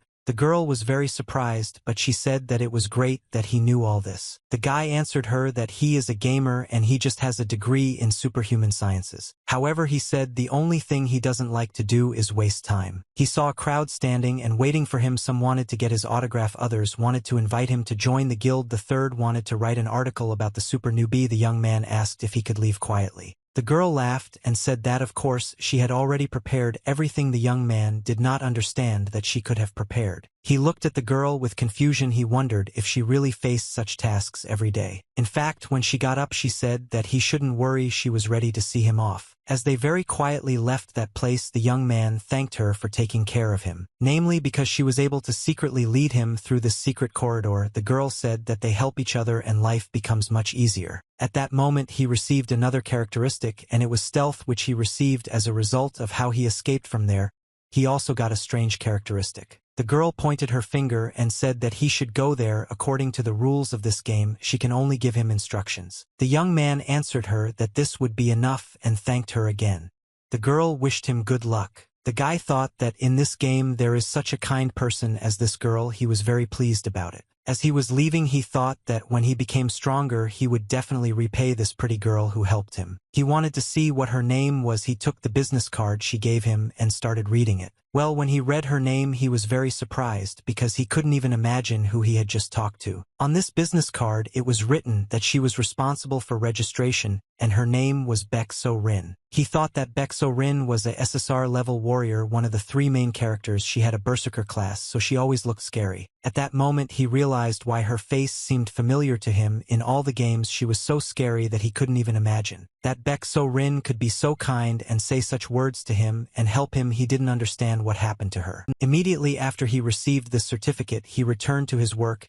He continued cleaning the cave that day. It was the last one he destroyed. It seemed to everyone around that everything should be very simple for superhumans, but in reality it was not at all like that. After a week of hard work cleaning the cave, he was exhausted to death. She said that he had no strength left at all. He wondered if he had really only cleared 1 tunnel, but he was already so tired that he wondered if it was really effective. Having gone over all of them in his head, he realized that all of these characteristics that he possessed were aimed at strengthening his magical account. He thought if he had the demonic cave clearing stat he would have finished much faster. Because of this debuff he can't do anything. And he also knew that in order to get rid of the sacred heat that he had he would need the medicine nectar. He understood that it was very expensive, but he couldn't even clear the tunnel, he was so tired. As he was thinking about all this he felt the phone ring in his pocket. He didn't want to pick up the phone, but the phone kept ringing. He wondered who was calling him so persistently. When he picked up his phone he saw that it was General Choi calling, and he was ready to hang up because they had already finished. Then he decided not to do it because it was a good chance, and he decided to meet him again. After some time a young man came to his office. Choi was glad to see him. He asked if he really overcame the sacred fever and received the 6 characteristics.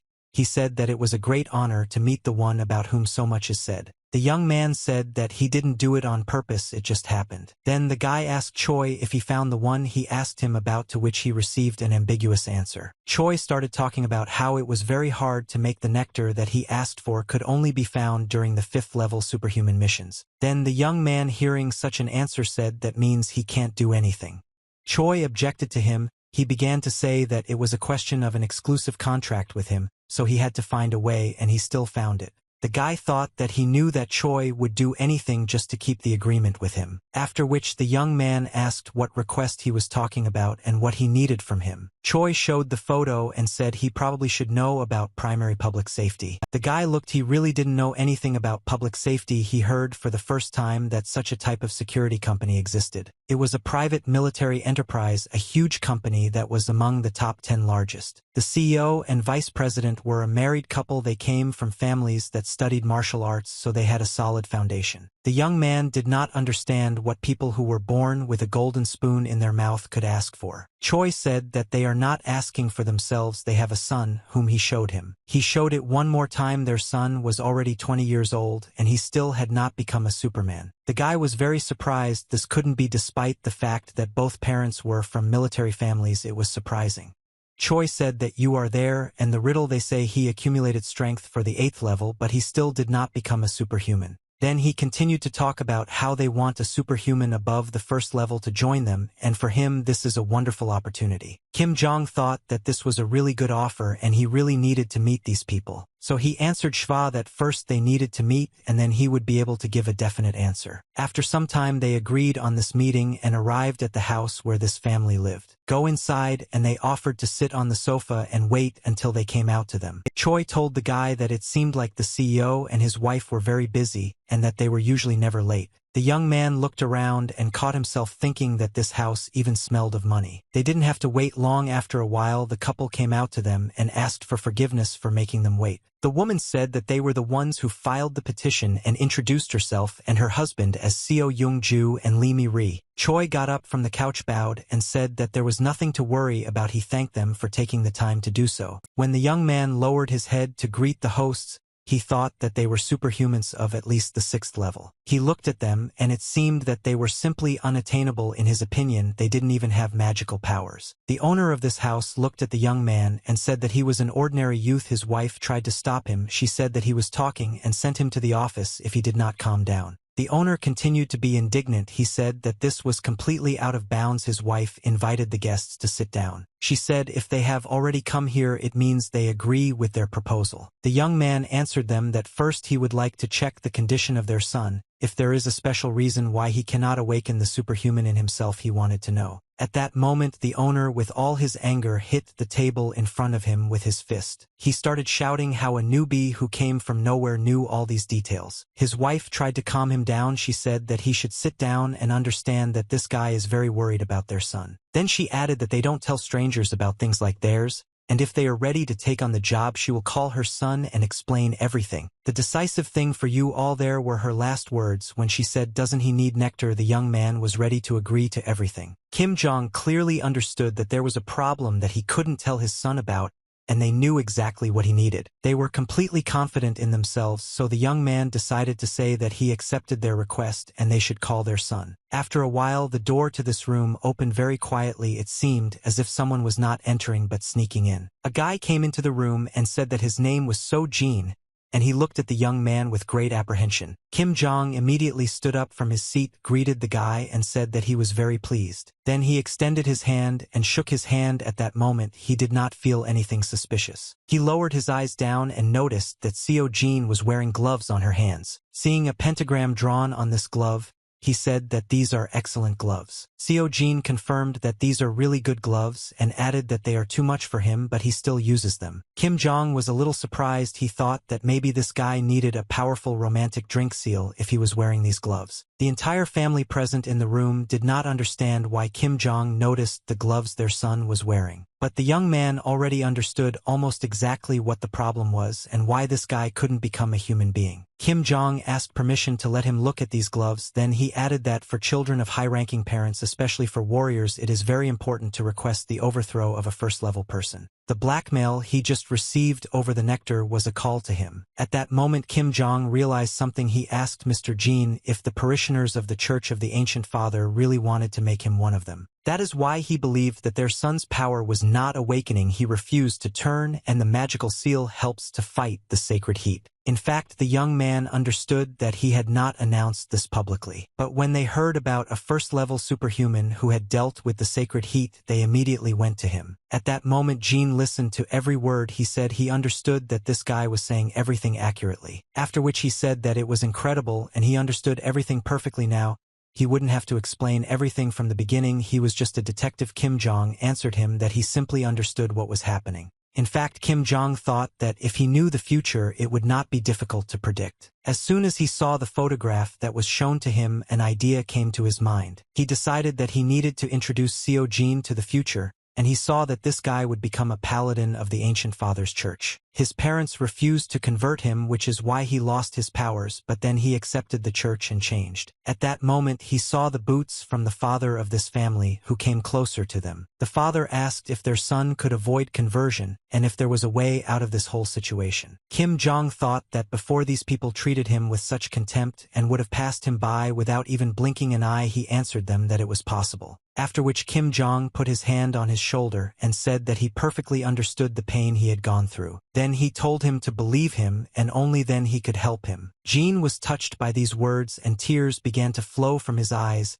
He called the young man sir. Kim Jong thought that now someone would become some pseudo-saint. Everyone looked at him as if he were something magical. All he had to do now was carry out his pseudo-sermons. He understood that the future him was now on his side. Hugging the son of the owners, the young man thought that he should benefit from all this. That's why he said that before his treatment, however, one condition must be met. This guy's parents wanted to know what these conditions were. Kim Jong said that the task is much more difficult than he thought. The hostess said that it is really so. It is not only about awakening the power, but also about overcoming the sacred heat. She told him to speak because they are ready to do anything just so that their son has health. In that case, the young man said he wants them to teach him fencing. It was a very unusual request, so the owners of this house were a little surprised by this request. They weren't just surprised, they were perplexed. Even Jean, for whom everyone had gathered, was in shock. Choi continued to sit on the couch without saying a word.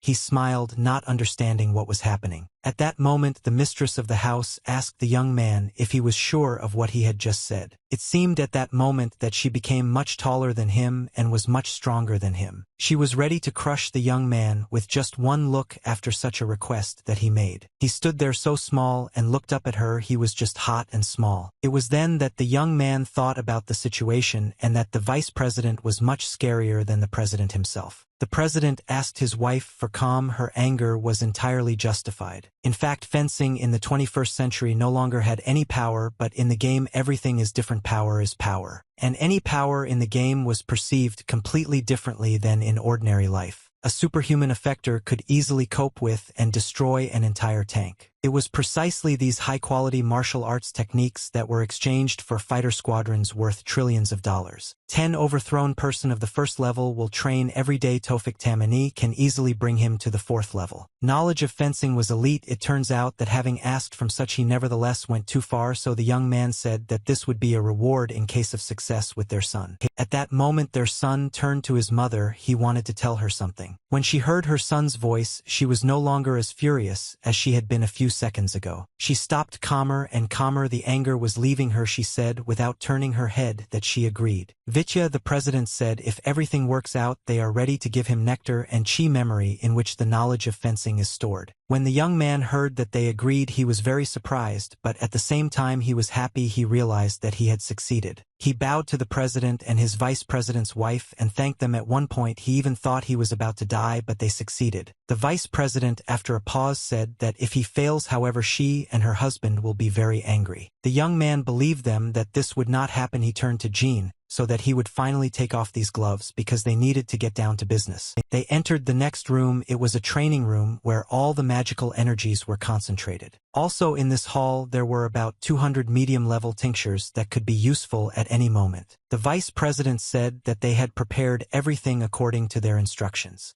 Kim Jong said that it was all wonderful, that during treatment it was better for there to be no strangers nearby, and asked the vice president to leave. She told the young man that she had been rude to him earlier, and that she understood that she had done it without controlling her emotions. Her son was subjected to treatment before he even went to school, so it was a problem for him to make friends or even go for a walk outside. From early childhood their boy suffered from the fact that he constantly had to sit alone in a room and look at the street. That's why the president told Vi that being his mother she had become too harsh over time, but from that moment on she trusted him completely and lowered her head in front of the young man. At this point Kim Jong said that this whole family had fallen into the trap of the saints and something had to be done about it. Jean approached his mother and said that everything was fine. He was ready to start work. The young man knew very well, because he played a lot, that this Jean let him become cold-blooded after a while and very easily turn away from his own mother. He even felt a little sorry for her because he knew how things would be in the future, but despite this the young man told them not to worry, they would definitely succeed. When they were alone Kim Jong was a little happy. He said that now only they can start. His student asked what to do. Kim Jong asked Jean if he is shaking he just needs to take it and relax. The guy was shaking so much because he had the impression that he was supposed to be tortured, injected with drugs and beaten with electric shocks.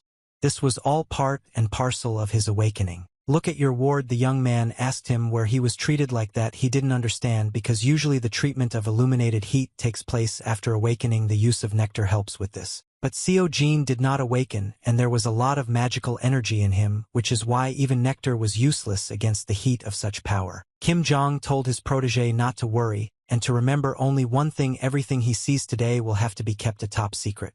The guy said that he understood. After which Kim Jong knelt down on one knee in the hall bottle from the box and said that then it was time for them to start. They needed to expand the magic shield. After they expand it, it will have to weaken. It was quite painful, and he did it so that the heat would bring pain to his body again. At that moment he began to drink from 2 bottles that were in his hands at once.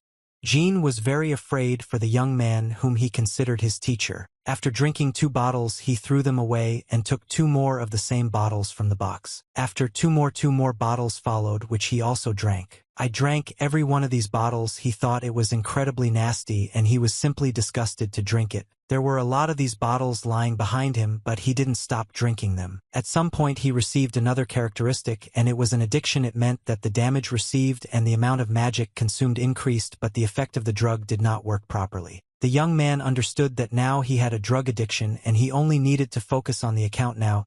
He created a territorial shield in the specified area. After some time he was able to come to his senses. He was the same as before, wiping his face. The sacred heat that he had was completely beyond this count. He felt great. Jean then saw all this and shouted that it was simply amazing.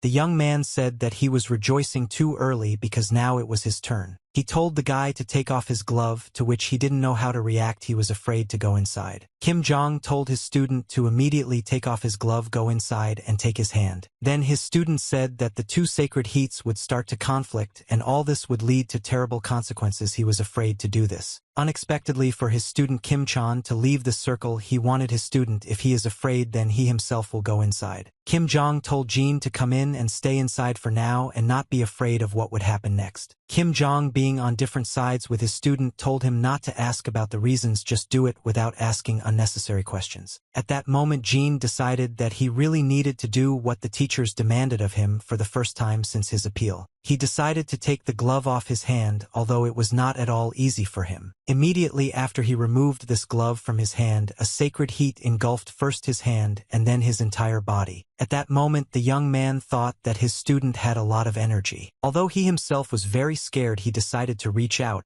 and take Jin's hand. He understood that it needed to be held. It had to be contained, just like all the energy that was inside this guy. It was incredibly painful, 1,000 times more painful than when the saint addressed him, but he could not refuse under any circumstances. At that moment he felt such pain that it seemed to him that pieces of flesh were being torn off him alive. He bit his lip with all his might to keep from screaming, and to distract himself from this pain he needed to stand. He cursed very loudly to himself. He thought that it was a fucking saint and this fucking sacred heat that was killing his whole body. He endured this pain and at some point pushed his student away from himself. Jin, unable to stay on his feet, fell on his back, not understanding what had happened. Kim Jong was in an unclear state and did not say anything for some time, after which the young man approached his student, took him by that very hand and raised it up. It was damage absorption. The character of this game can absorb damage from others, which is what Kim Jong did. He succeeded. Jin looked at his hand. He said that he took off his glove, but the pain he felt was bearable. Kim Jong looked at his student and said that they had succeeded and that their efforts were not in vain. In fact, thanks to the brush, Jin transferred the sacred heat to him and he was able to absorb it. Kim Jong told his student that there was one last step left, and he approached the sword and took it into his hands. Then he held out this sword and gave it to his student and ordered him to attack until he got into a rage. Jin took the sword without question and agreed with every word of his teacher. He said that it was time to use the fencing skills he had been learning since childhood. He stood up and swung his sword, trying to attack his teacher. He understood that he only had one last step left to take. Swinging, he hit the bracers that Kim Jong had been wearing specifically for this purpose. After this blow, Kim Jong felt that his student was strong enough and it would be difficult for him to resist, because he broke the steel bracers with his wooden ball. At that moment, the young man received a new characteristic, and it was protection. After receiving a few more blows, Kim Jong, what the hell is this new characteristic? He could have been finished off with one blow of a wooden sword. The swordsmanship of the guy who didn't have the awakened power was simply at the highest level. After each hit, the teacher wanted to know what technique this child was taught, but he was really strong. And the most important thing is that it was almost impossible to escape from his student in any direction. He still pestered his teacher. After some time, Kim Jong got another new characteristic, and it was dodging attacks. Kim Jong looked at his student and saw that he had a sacred glow on him. He realized that it had finally arrived. His student was beginning to awaken. This was what he wanted. Jin stopped at that moment. He stood motionless, holding a sword in his hands. Kim Jong, when he saw his student in such a state, he was surprised because the sword and Jin power were shining the same color. In fact, it was the SSR level, and it was a connection with the holy sword. The young man thought, is this really the state when the sword becomes a person? It was exactly like that. It was a trait of the warrior class. His student did everything as his teacher told him.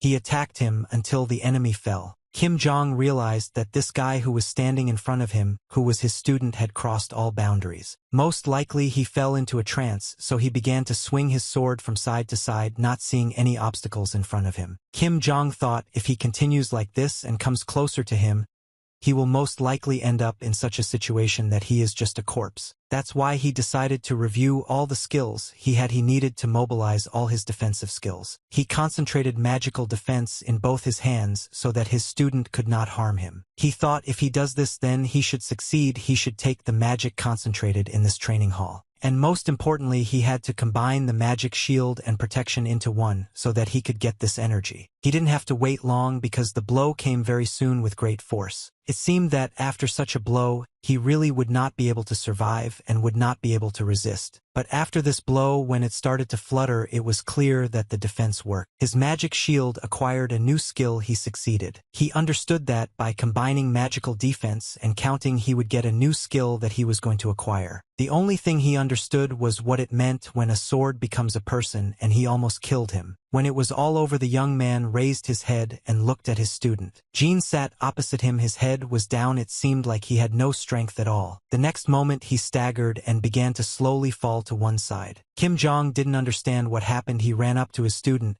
He thought that he had just almost killed him, but he just lost consciousness. When he ran closer, he saw that Jean was simply sleeping. It looked like he had just fallen asleep. Kim Jong looked at him and realized that his student guy was crazy from waking up. In the game he always played with Jean, he was always a strong SSR level player, but this time he awakened not as a paladin but as a superhuman warrior. It was precisely because he had awakened like this that he was given the skill of connecting with the holy sword. Kim Jong was a little worried at that moment. It turns out that he had now created not a paladin at all but a completely different character. He had created a warrior monster. As he carried it back home, he thought about how these changes would affect future events. Well, on the other hand, this rich offspring was now definitely his debtor, and that was not bad at all for him. Bring him home. Kim Jong put him to bed. The parents were shocked. Could their son really overcome the sacred heat? They unanimously said that they were very grateful to him and called him a teacher. Kim Jong said that there is no need to thank him. In fact, it is just his job.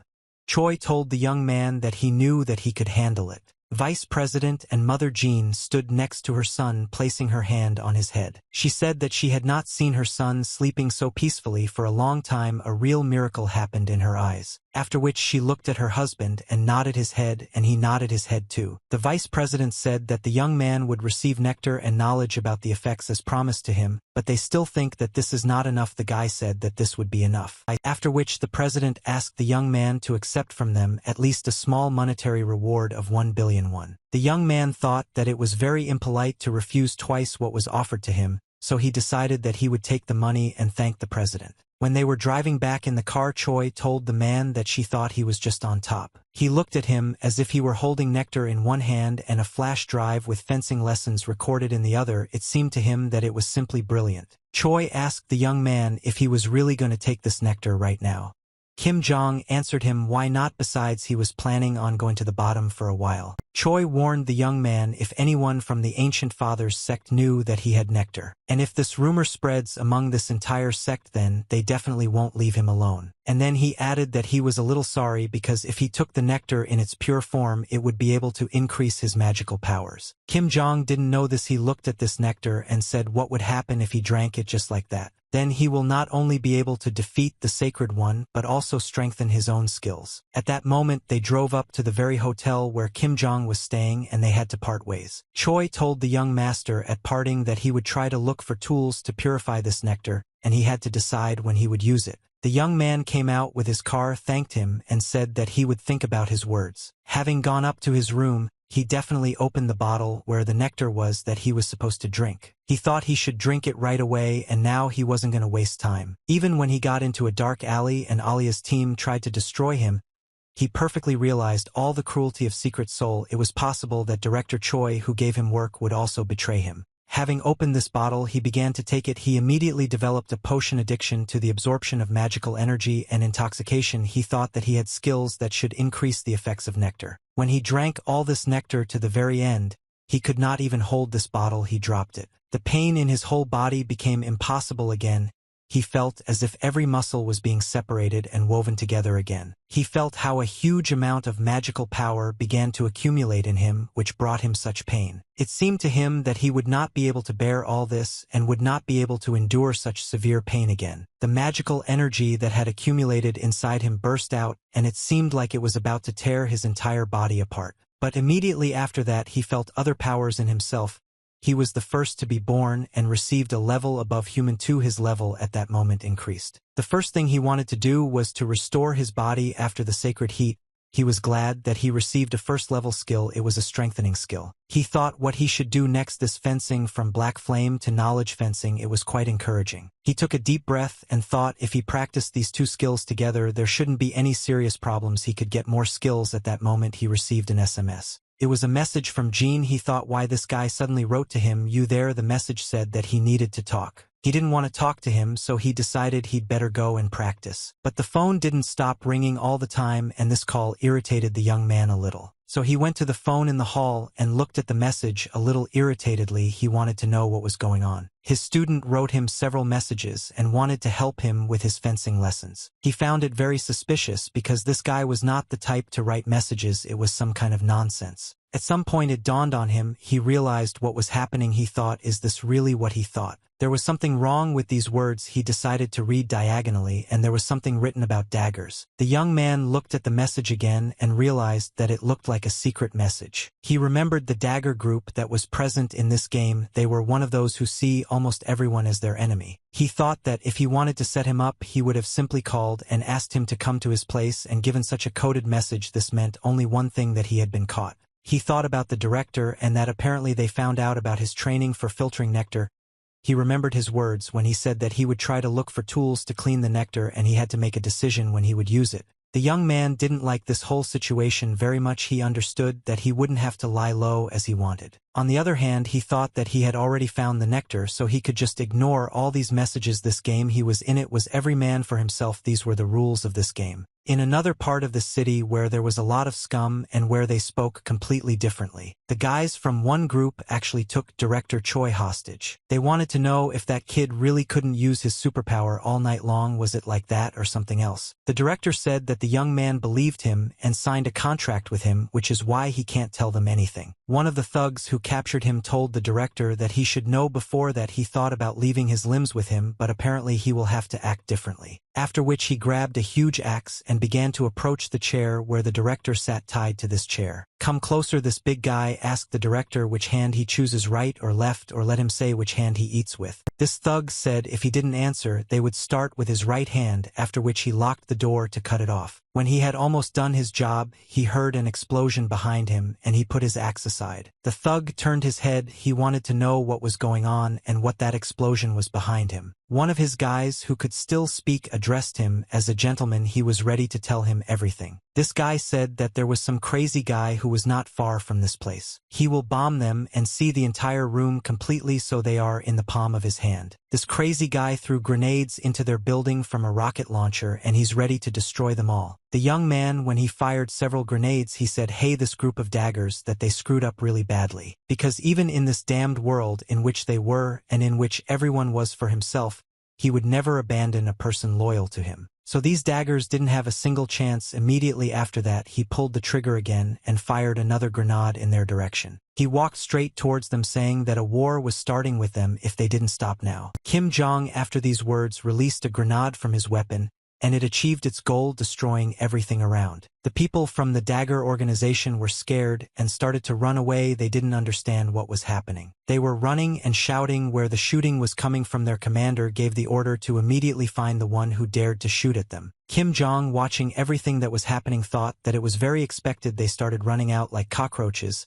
He understood that although their shelter looked like an ordinary house from the outside, everyone knew perfectly well who lived there. In this house, there was a real network of underground passages connecting 6 nearby houses. This was the dungeon of the daggers, which he had already cleared out once. The young man thought that he had completed this quest so many times that he could do it all with his eyes closed. After he hit the grenade, he prepared to go inside this building. He needed a little effort. Pushing off from the roof of one building, he jumped to another roof. He needed to complete the task of the former player. Down the street, there were men in masks and with guns trying to find out what had happened. One of these guys said that this was probably all planned by the Dagger Group because no one else is capable of such madness. One of these guys in a mask said if they could catch one of the Dagger representatives, he was ready to gut all the information from him. They stopped because they heard a very strange sound. The guy in the mask said that he needed to check what the sound was. The other two went in the other direction to look. A man in a mask and with a gun decided to check what was around the corner. He tried to look. When he turned the corner, he realized that there was nothing there. At least that's what it seemed to him. He didn't suspect anything. He didn't even have time to react as Kim Jong unexpectedly struck him, so that the guy in the mask hit his face with all his might against the brick wall. Kim Jong knew that these guys couldn't see him even if they were to stand right in front of him. He knew that there was no better combination for an attack than pretending to be dead and stealth. So while the guys and the dagger were walking outside, he managed to jump inside. It was easy as pie for him. He was able to do this only because he knew where the entrance to the secret tunnel was located. He knew where to go. He got into the secret tunnel with minimal costs. He needed to figure out how to proceed further because the hostage was on the 5th floor in the office of the boss of the Dagger Group. He had a long way to go. He walked very carefully because he had to be extremely careful not to catch the eye of one of the daggers. As he walked down one of the corridors, he heard alarm sounds. It was an alarm because there was an invasion or an attack. A voice was shouting for everyone to come to the assembly point in full combat readiness. At that moment, the young man realized that his opponent had guessed that he was already here. Walking down a long corridor, he came to a door. It was the door to the next sector. He was a little worried because it was the exit to the hall and the fastest way to get there was by the stairs, but he understood that he had a problem. Then he always faced the fact that, during the invasion of Ganja Lim, they put up barricades in the hall and form a line of defense. He understood that, if he went out now, he would immediately find himself riddled with holes. He didn't want such a turn of events. Although on the other hand he decided himself that he needed to go out into the hall because he had quite a lot of weapons that he had purchased. Opening the door that led to the hall, he really saw many fighters from the dagger group. But instead of it, a huge machine gun appeared from behind the door that could destroy them all. Only after he started shooting with this machine gun did he come out himself. He shouted to them, "Hi guys," that he was glad to meet them, and he also shouted for them to catch the present. The people from the dagger group thought he was some kind of psycho because it was a Gatling gun. They didn't have time to react to his appearance and began to fall to the ground one after another. One of these guys shouted for them to start shooting at Kim Jong, but it was too late. He killed those closest to him. The next thing he did was throw a grenade so that it hit where the distant representatives of the dagger group were standing. Another loud explosion sounded and the guys from the group scattered the dagger in different directions. They didn't even have time to react. Kim Jong was happy with how he did it because going the hard way was not his playing style. But despite this, he took out a few more grenades because he thought that one grenade would not be enough. After which he threw a dozen grenades in their direction. He said that this was another gift for them. Kim Jong was pleased with what he did. He said that he really adored these guys, but he decided to hide behind the door. When a few minutes had passed, he decided that he could open this door and move on to his goal. Coming out into the hall, he looked around. He needed to understand if everyone had been neutralized. Looking to one side, he saw that the guys were lying on the floor and none of them showed signs of life. He looked the other way. He needed to make sure that he really had neutralized them all. He understood perfectly well that there could be survivors among these guys, and he needed to make sure that this wasn't a trap. One of these guys actually survived and shot Kim Jong. The young man managed to move his head away so that the bullet passed almost next to him and almost hit him. At that moment he got another new skill, and this skill was called premonitions. It was thanks to this skill that he was able to dodge that bullet. Kim Jong understood that this was very good, and he received a new skill of premonition. Now he needed to understand what to do next. His opponent tried to scream that he was going to die now, but the guy calmed him down very quickly. He thought if he had already figured it out here, then he could go on. In order to go up to the 5th floor, he had to leave the hall and go to the stairs that led to the 5th floor. When he approached the staircase, he began to climb it. Looking carefully around, he climbed to the 4th floor without any problems. He understood that he had only one floor left now. He had to be very careful because on the way to the boss's office on the 5th floor, the gang members had set up a so-called camp in the gambling hall. Having climbed up to the floor, he very carefully began to move forward. Approaching the turn, he needed to make sure that there was no one on the way. He was very surprised because he really didn't see anyone. He thought it might be a trap. Coming out from around the corner, he looked and saw a long corridor, but there was no one in this long corridor. Yes, he decided to go into the first room. It was the same gambling hall. When he went inside, there was no one there either. The young man found it very strange that there was not a single security guard on the floor where the hostage was. Then Kim Jong thought that he needed to concentrate. Before he could think about it, he got a new skill called concentration. Only after receiving this skill, he heard some sound coming from above and raised his head. He saw that drones were being launched towards him through the ventilation pipe above. And after this drone was already low, it dropped a grenade right next to the young man. In addition to the fact that this grenade exploded very close to him, it also emitted a very bright light. Kim Jong has encountered these grenades several times in this game. It was a flashbang grenade. He covered his face with his hand. The release of this light noise grenade was needed to distract the young man, and so that he could not concentrate and hear that someone had appeared during the day. This someone was ready to attack from behind. He had a huge knife in his hands. The next second, this guy's knife was near Kim Jong's throat. It seemed like he was about to be destroyed. These guys, the boss of the gang Dagger in Superhuman Killer, his level was the second. He laughed because he thought he caught a rat. Kim Jong turned his head back and answered him that he had not caught anyone there yet. He used his defense skill. The Dagger boss was very surprised and did not understand how this guy managed to escape his blow. He was not even injured at all. At this point, the boss decided to step back to understand the situation he was in. Kim Jong told him that he should know that of the two of them, the Dagger boss is more like a rat and that he should call him that. The young man thought that the Dagger boss appeared on the 4th floor, and that the deviation from the plot was fraught with problems, but he had long known the pattern of the game. When he saw which was falling right next to him and which was shining brightly, at the same time he could not see anything that was happening nearby, he understood that upon entering the boss's room a certain system of attacks began. And in order to win before the battle with the leader of this gang, it was necessary to acquire a premonition and concentration of what exactly he did. After all, he understood perfectly well that the leader of the gang dagger was an ordinary killer, and he also understood that he would need all 5 senses to understand where the attack would come from. The gang leader asked the young man how he stopped his attack. Kim Jong answered that he was simply not afraid of him, after which he pulled out a huge sword from behind his back and pointed it towards his opponent. The young man said that the gang leader would be afraid of him, and he would make him regret that he dared to target him. The young man got tired of listening to all this nonsense from his opponent and pushed him away in order to start attacking. He swung his sword to deliver his first blow to his opponent. But he didn't understand when his blow didn't reach the target. Then the gang leader said that the young man was pretending to be cool, but in fact he was very pathetic. The gang leader at this point did not continue their discussion for long. He swung and threw the butt that was in his hand straight at Kim Jong. The young man felt that the knife was very close to him, although he did not turn his head. So he turned around very sharply, and with his sword he deflected the knife to the side and avoided the attack. Kim Jong thought that, as expected from the leader of the gang and from the killer, he was very fast and he survived only thanks to his premonition and concentration. He clearly understood that there was poison on this LCD that was flying straight at him. If he even just got hurt, that would be the end. He understood that in general it was necessary to finish as quickly as possible. The gang leader said that the young guy was very unlucky, and if he surrendered right now he would show him mercy and cut off only one of his hands. Kim Jong smiled after these words and said that he had enough of talking and that it would be better to let them attack. The gang leader looked at the young man and asked her if it was really possible to tell from his ridiculous manner of wielding the weapon that the sword was not his weapon,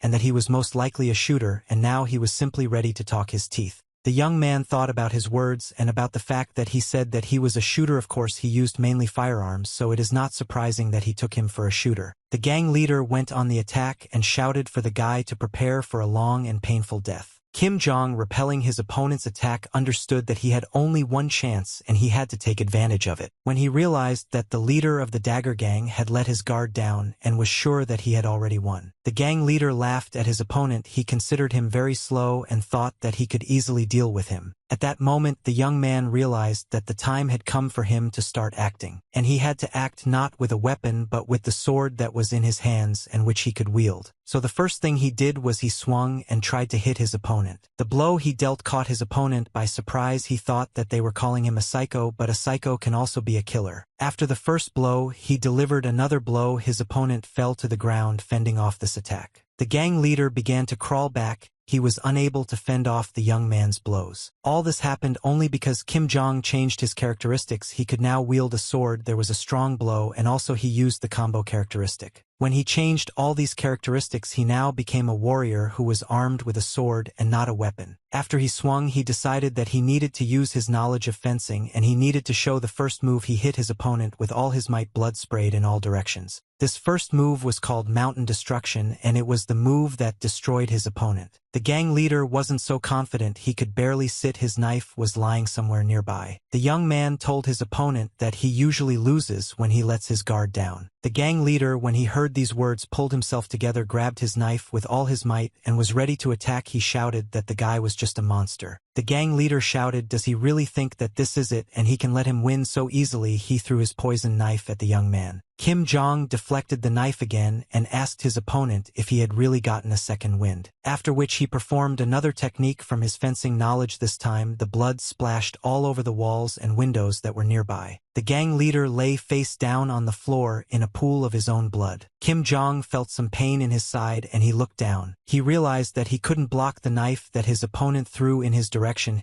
He thought it was a curse, and he managed to expose himself. When he executed this knife, he understood that the poison was already in the blood. He needed to change skills as quickly as possible. The next thing he did was find skills that could help him at that moment, namely wound healing, whole body regeneration, energy, and magical restoration. He knew he could barely hold on. It was very painful for him, but he had to move on. Approaching the window, he heard voices coming from outside. They were shouting to find him quickly because the attacker was somewhere here. When the young man heard these words, he realized that he couldn't delay. He needed to get away from this place as quickly as possible. In the 5th floor torture room of the Dagger Gang headquarters, Director Choi is tied to a chair. Since there was no one near him, he tried to loosen the ropes that held his body. He understood that he needed to free himself, so any object could help him. He felt the glass with his hand. At that moment, he raised his head and saw a young man approaching him. When Kim Jong was very close, he asked how he was caught. At that moment, he untied his mouth. The guy said that he had to sweat for him. Director Choi was very surprised. Did this guy really come all this way for him? Kim Jong told the director that they had to run because the members of the Dagger Gang were already very close. The director stood up from his chair when he was untied and tried to walk, but he did it very slowly. The young man thought that most likely these freaks from this gang had crippled him so he couldn't move. Then the young man told the director to climb on his back so they could leave this place faster. The director flatly refused to do this. Kim Jong tried to explain to him that everything was fine. They needed to leave this place as quickly as possible. The director said that he was doing this only this time, after which he climbed on his back and asked the young man for forgiveness for what he was doing.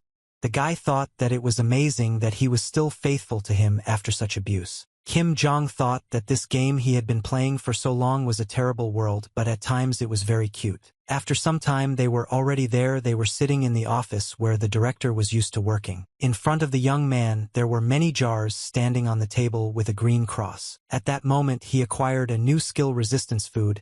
He understood that I am deduced when he drinks the recovery potion that stood in front of him. The director brought him another 10 of these cans. He said that he could drink them all, but the young man said that this was enough for him because he already had this skill. Then Director Choi told him that he was very sorry that while he was preparing the ingredients for filtering the nectar, there was an information leak and the employees could not be trusted. The guy said that everything was fine and he shouldn't have taken such a risk because he had already drunk the nectar. The director was very indignant and started shouting that the guy had already answered him that if he hadn't done this, he wouldn't have been able to save him. The director believed that he was to blame for everything. If he had not been captured, the young man would not have done so, although he knew that this was not the reason at all, but he decided to keep the director in the dark. At that moment, someone knocked very loudly on the door. This someone was impatient. The director was a little scared. He wondered if these were the same freaks from the Daggers gang. The director looked at the young man and asked him what he should do, to which the guy replied that it seemed they had guests and they needed to be greeted. After which the young man went to the door and opened it. He was ready for anything, but he was not at all prepared for the fact that in front of him stood the Iron Fist.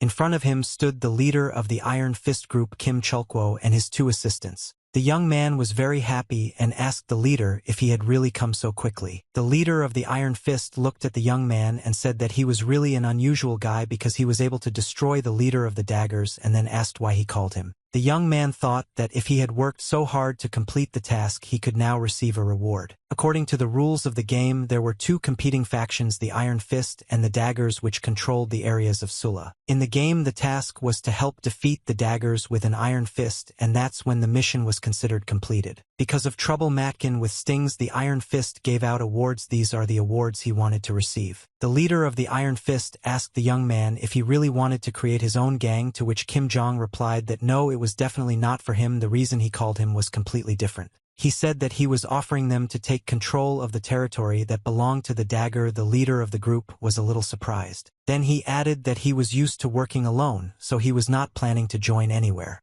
The leader of the Iron Hand replied that he could not help but pay the debt. The leader added that such a deal is very profitable for them, but he does not understand whether it is too much to pay off the debt. At that moment, the young man smiled and said that the leader was looking straight to the root. He started talking about how thanks to him, the leader can become the master of soul, so he needs to fulfill one of his requests.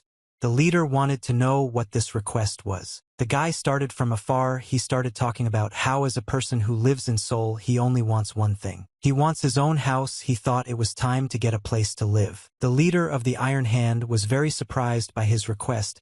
He did not expect that he would be asked for a house. The young man said that if he works alone in this world, he definitely needs his own base. At that moment he thought that he had been killed almost recently and his whole body still ached. The leader of the Iron Hand said that he agrees to this only if because he destroyed the gang of daggers he is ready to make this deal. The young man said he was a pleasure to deal with, but in reality he was simply delighted that he was able to get his own home. The leader of the Iron Hand asked what kind of house he wanted. He was interested in whether he wanted an expensive villa or an apartment in Novostroya. The young man said that he needed a single-family home with reliable security and soundproofing, as well as an underground training complex. This was the kind of house he imagined. The leader of the Iron Hand thought that he would agree to give him a single-family house and even with a complex with an underground. In fact, he wanted one specific house. The leader said that he had one suitable place where he could live. It was a house on the ridge of Konyaban Peak and it was the outskirts of the area. The young man thought that the house on the ridge was the one that was indicated in the game as the first base. After a while he was sitting in a deck chair under an umbrella and thinking that this is how people who have their own home spend their free time. He couldn't enjoy it at all. It seemed to him that the air that was in his house was somehow special and enriched him. The view from his balcony was simply murderous. All he could think about was what a wonderful house he had and how happy he was. He remembered that from the very beginning when he got into this game and came to his apartment he was depressed. He remembered that the hospital demanded 25 million from him. But now he not only has a house that looks like a palace and he is happy that he can live in his own house, but he also has a lot of money, so he is doubly happy. He may not need anything. He thought that he could even stay in the hospital for a year and live there like a king, but now is not the time to go crazy with success. Because he knew the course of this game and the course of the plot of this game well. He understood that very soon another character should appear. These are the villains of the holy religion of the ancient father who will try to destroy Seoul. He stood up from his beautiful place and picked up the pickaxe that stood next to him. The young man understood that it was time to remember the real reason for the joy of this house. Namely that he had to go down into the underground complex because he knew the plot of this game well. When he went down into the underground complex, he walked along the walls and began to tap on each of these walls, hearing emptiness. He said that it seemed to be somewhere in this place. After which he swung and began to hit the wall with a pickaxe. He said that now the most difficult work would begin. After a few hits this wall began to crumble into small pieces. He understood that he didn't need to put in much effort. Everything worked out so well for him. And he was also very pleased with what amazing skills he had. With these skills he could finish much faster than he even thought. So he continued to work for several hours. His strength was running out, but he still continued to beat. He was no longer sure that he would finish so quickly. He swore because he didn't know that he would have to dig so deep into the game. These details were brazenly omitted. Well, the only thing he understood was that he should never give up. He was somewhere very close. Having made another blow, he thought that he had very little left. He had almost reached the end. Having broken another stone, water splashed right on him. The young man was very happy. He thought that this was the end and that he had made it. He took a few sips of this water and thought that this water simply tasted wonderful. After he took a few sips of water, strength began to flow throughout his entire body. He became stronger right before his eyes. The guy thought he seemed to have come to life. It was not for nothing that this was an unusual source. He watched as his energy was renewed. He had the feeling that he was recovering right before his eyes. He was happy that he had found a magical source. He made this passage on purpose because he had to get to a hot spring filled with energy. Even if the character loses knowledge according to the rules of the game and his health drops to 0, he will immediately recover if you apply a rag soaked in water from this source to him. This source had enormous power and was also capable of eliminating some negative effects from poison magic and other things, which is exactly what it did. Well, and the most important location of this source was naturally located right under the very house that was given to him. Unlike the game where you just need to click the mouse, in reality you had to apply real force. But when he bathed in this source, he thought that it was definitely worth it and he was very happy about it. While he was taking a bath, he thought he should try another idea of his. He understood perfectly well that this source had an excellent restorative effect, so the place was perfect for his training. He clearly understood that even if he died right at that moment from fatigue in 3 seconds, he would be back on his feet. So he decided that right now he needed to start increasing the level of training efficiency for free and without registration. Time passed very quickly when he was the owner of this house and day followed night. He stood in his training room and thought about how it had been 2 weeks since he started training. He even used black flame activation in this state to make training more effective. He had to perfect every fencing move to become invincible. And most importantly, it had to glow just like his sword glowed so that they would become one. He practiced one blow after another according to the same lessons that were recorded on the flash drive. He felt his skill grow with each training session. He became stronger and stronger. The first thing he worked on was knowledge of fencing and the first technique of destroying a mountain. After he had worked out the first technique, he began the second one. It was a split in the mountain. The third technique he worked on was drilling a mountain. The guy thought that he had succeeded and that he had gotten used to both fencing and the black flame. In addition, during the training, he managed to get new skills: flash fire resistance and one charge, as well as meditation and magical balance. The guy thought that now that the goal of the training had been achieved, there was only one important thing left: magical practice, which could not be obtained by doing ordinary fencing. He clearly understood that, by taking the nectar one more time, he could become a third-level Superman. But after reaching the second level, he still had excess magical energy. In order to fully absorb this power into his body and obtain the third-level magical practice was needed. If you get it legally, it would cost several million, so it wasn't that easy to get. The very next morning, the young man went to the Kim Chung-bok flea market, and the seller asked him if he really wanted to buy it. After all, it had been lying in the warehouse for more than 10 years. The young man replied that he would indeed take it. He came there to buy a method of magical practice, or rather to test it. When he played, he always used this store. He thought that he was probably the only person who knew that such a treasure was lying around in a junk shop. Therefore, without thinking twice, while already in the game, he decided that he should go to the flea market. He was happy that everything was working out for him and that the level increase was practically in his pocket. But everything went completely wrong. When he came to the flea market, he saw a huge lock on the doors and an inscription. The guy didn't understand if the flea market was closed. This never happened when he played this game. He saw not only a closed door but also a magical seal that prevented entry inside. This flea market was a place where there were most shops similar to a shop selling old stuff. He saw a sign saying that the market was closed for the time of stabilization of the credit market. He thought that in the game it was a store that was always open at the right time, but here everything was different. When he read the sign, he thought that it was not only this store but all the others that were on the street were also closed. This Shinwon market was always very crowded, and there were always a lot of people. There were a lot of shoppers. But now when he actually came to this market, he found no one. There was not a single person. There was no one at all. At that moment, the young man thought that the game he knew was very different from the current game. Look around. The young man saw a guy who was sitting near the door to one of the shops, and light was coming from him. Come closer, he asked this guy. That it looks like things are going really badly in the market. The owner, who was working late, looked very unwell and seemed not at all happy with the way his business was going. This is what the owner told the guy, that he shouldn't look at him like that and that he should leave. Then he added that what kind of customers could there be in this market when gangs beat each other up every day? The young man was very surprised.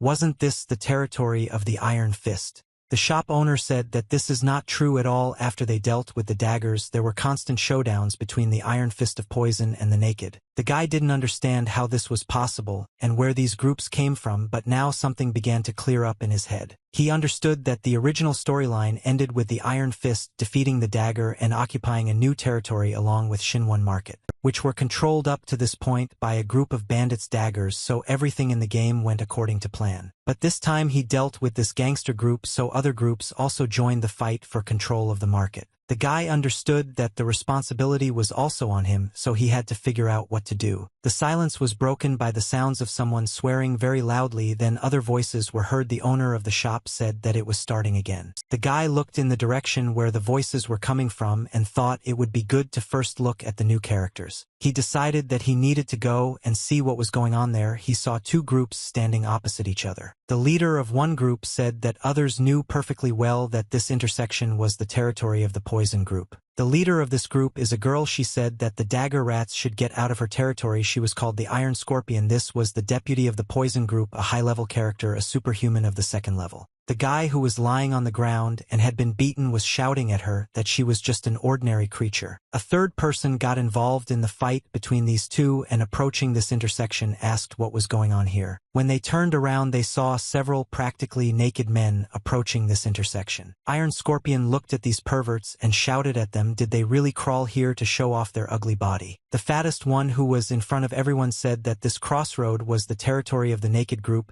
He was the deputy of this group and also a second-level Superman. The Iron Scorpion looked at him and said that he had enough of this nonsense.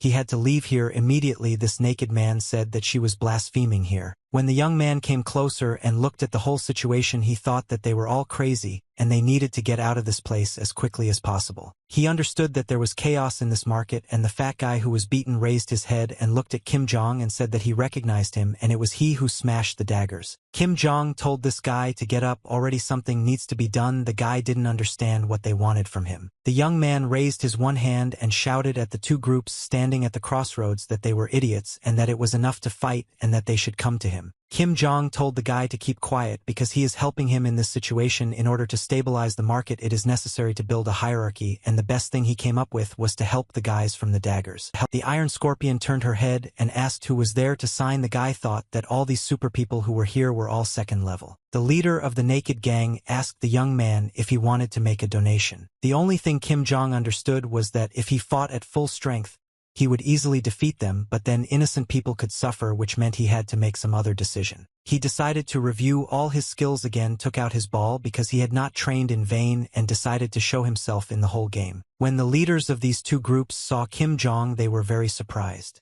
They did not understand that this was knowledge of fencing and in addition a sacred WR.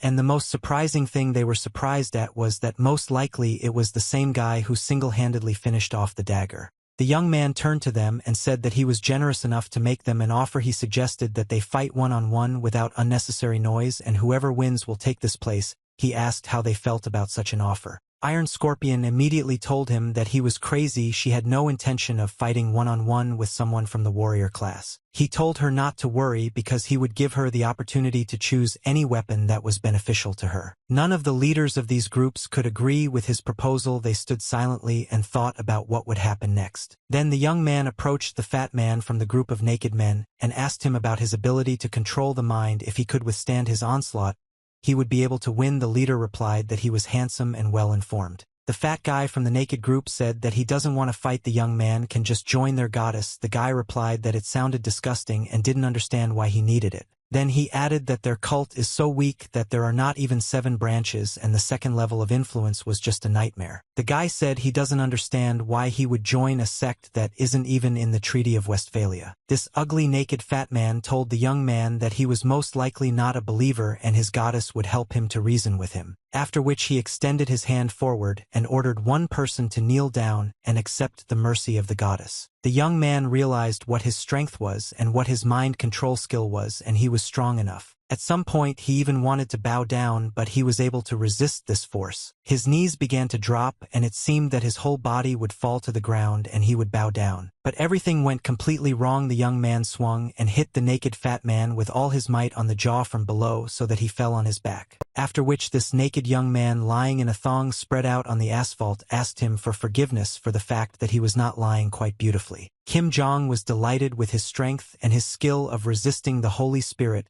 He realized that even the saint could not break him. After which the young man asked the leader of the naked group how he felt, but he told his assistants that they needed to leave as quickly as possible. After which the guy turned and looked at the Iron Scorpion girl. He said that now it was her turn. She asked if he was really going to beat her. Then she added that she was much stronger than this idiot and he wouldn't be able to deal with her so easily. Then the guy asked her again and said did she really think so. He asked her to double check. He asked if she could create poison and told her to poison him. The Iron Scorpion pulled out her huge long tongue and hissed that she would be happy to help him in that case. The guy from the daggers group grabbed Kim Jong by the hand and said that he didn't do that so that he wouldn't think of the poison that she would release from her body. It's deadly. Kim Jong was very pleased that he was worried about him, but he still told this guy not to worry about it because he was confident in himself. The Iron Scorpion handed him a cup of drink and told him to drink it. If he died then the victory would be hers, if not then the guy won. When he took this cup in his hands, he realized that it was filled with loss from admiring flowers. It was a poison causing the most severe suffering. The guy said that the smell was so bad that he didn't even want to drink, but if he puts out poison after that, then she should get ready to get a response.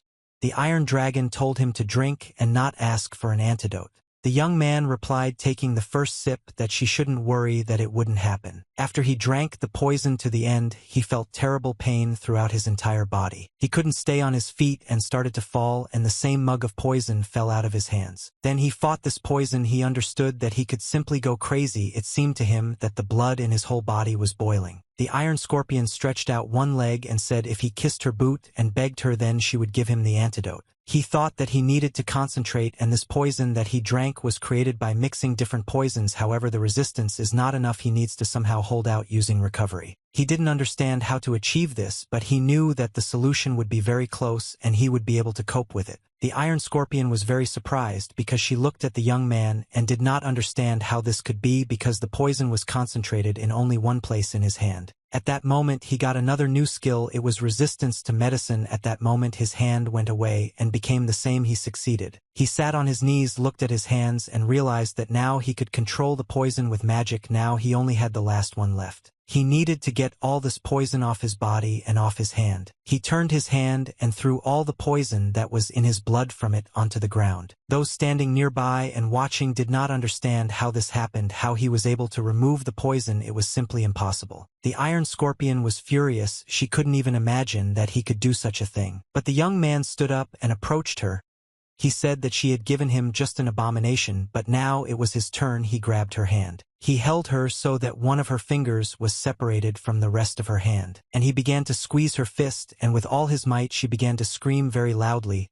He simply took and tore off one of her fingers, after which he threw this finger on the ground. She continued to scream. Her people ran up to her and started asking her. The Iron Scorpion screamed that no one dares to do this to her. Kim Jong was very calm. He said that enough of this banality. She lost, so she should get out of this crossroads. Iron Scorpion continued to scream that he was a bastard, but she had no choice but to leave this crossroads. She really lost. At that moment the guys from the Dagger group were happy. They thought they had won. They shouted, "Long live Kim Jong." The young man looked at them and thought that it was not difficult to win. Now he needed to do important things. People who were at the market did not understand what was happening. Some said that the Iron Fist group had won. Others were wondering how much longer they would rob them. The young man turned and looked at the guys from the Dagger group. He said that they should remember that it was he who won here. They began to thank him. Kim Jong said that now they have something to do here. They didn't understand what he was talking about then. The guy said that from now on the fee for maintaining order in the market will be half of what people paid before. They were outraged and said that then they would have nothing left. Kim Jong very calmly asked if he had anything against it. Then the guy from the Dagger said no, he understood everything and the head would definitely agree with him too. The NK workers were happy because the payment was half price. They said that this market had a protector. He is a show, and all the owners of the lava said a big thank you to him and thanked him. The young man said that it was his duty, but they should give him a discount on their goods later. This market that he had just liberated was the place where almost everything was sold, which meant he could buy whatever he needed there. One of the sellers said that of course he would give him an 80% discount at any time he liked it, and he liked the amazing sellers who gave him such discounts. The very next morning he went back to Kim Chung Bok's flea market, but this time the door was open. When he went inside, the seller began to say that he had already heard a lot about the young man from the traders. He was the hero of the market. The young man as always rubbed the back of his head and began to say that he couldn't just walk past the seller who was talking about how he hadn't suffered much with these bandits. The seller also said that he had recently gotten into one of these showdowns and his arm had been broken and he had no choice but to close his store.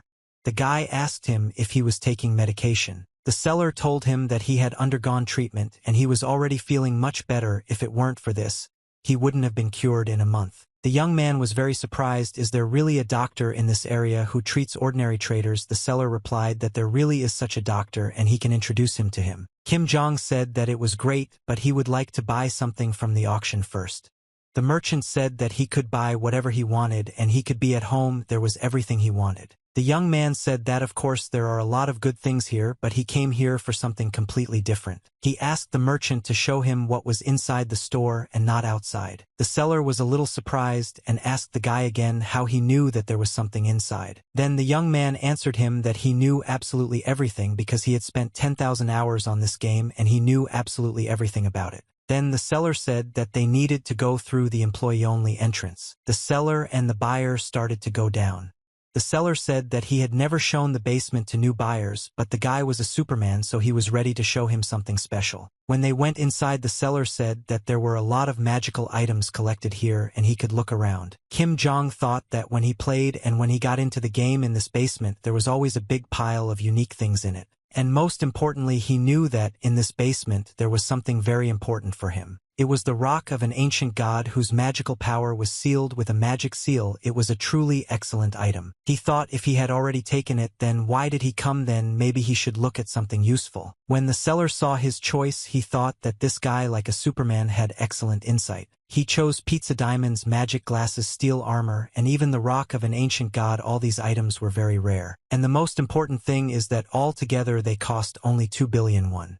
The young man was a little surprised because it was quite a lot. Then the trader said that this is the same amount that they take from new visitors, but he cannot demand such an amount from the market defender, so he reduced this amount to 500 million. The guy smiled at that moment and said that this seller is a very big joker and 80% discount from benevolent characters. It was just great. Now all he needed was to find a superhuman priest who would help break the seal. Of course, he found a good clue. When the young man was already leaving, he asked the seller to tell him the address of a doctor who helps traders. Immediately after he left the market, he went to the address that the seller of this shop gave him. Very quickly, he knocked on that very apartment several times and asked if anyone was home. But no one answered from behind the door. The guy put his ear to it. He wanted to listen if anyone was walking around the apartment. Had they all really left? Unexpectedly for him, the door of this apartment opened and the owner of the apartment asked who the guest was so early. The young man saw a sick man in front of him, his white hair and pale face. This was definitely the guy he was looking for. Kim Jong answered this guy that it was already 1200 now. It's morning. The owner of the apartment asked what he needed. Then the young man said that he was advised to contact him. One of the merchants said that he was a very good doctor. At that moment, the doctor was happy because it was just a visitor. He said that at some point he thought it was bandits again and asked the guy to come in. After they entered the office, the doctor told the guy to lie down on the couch and asked what hurt.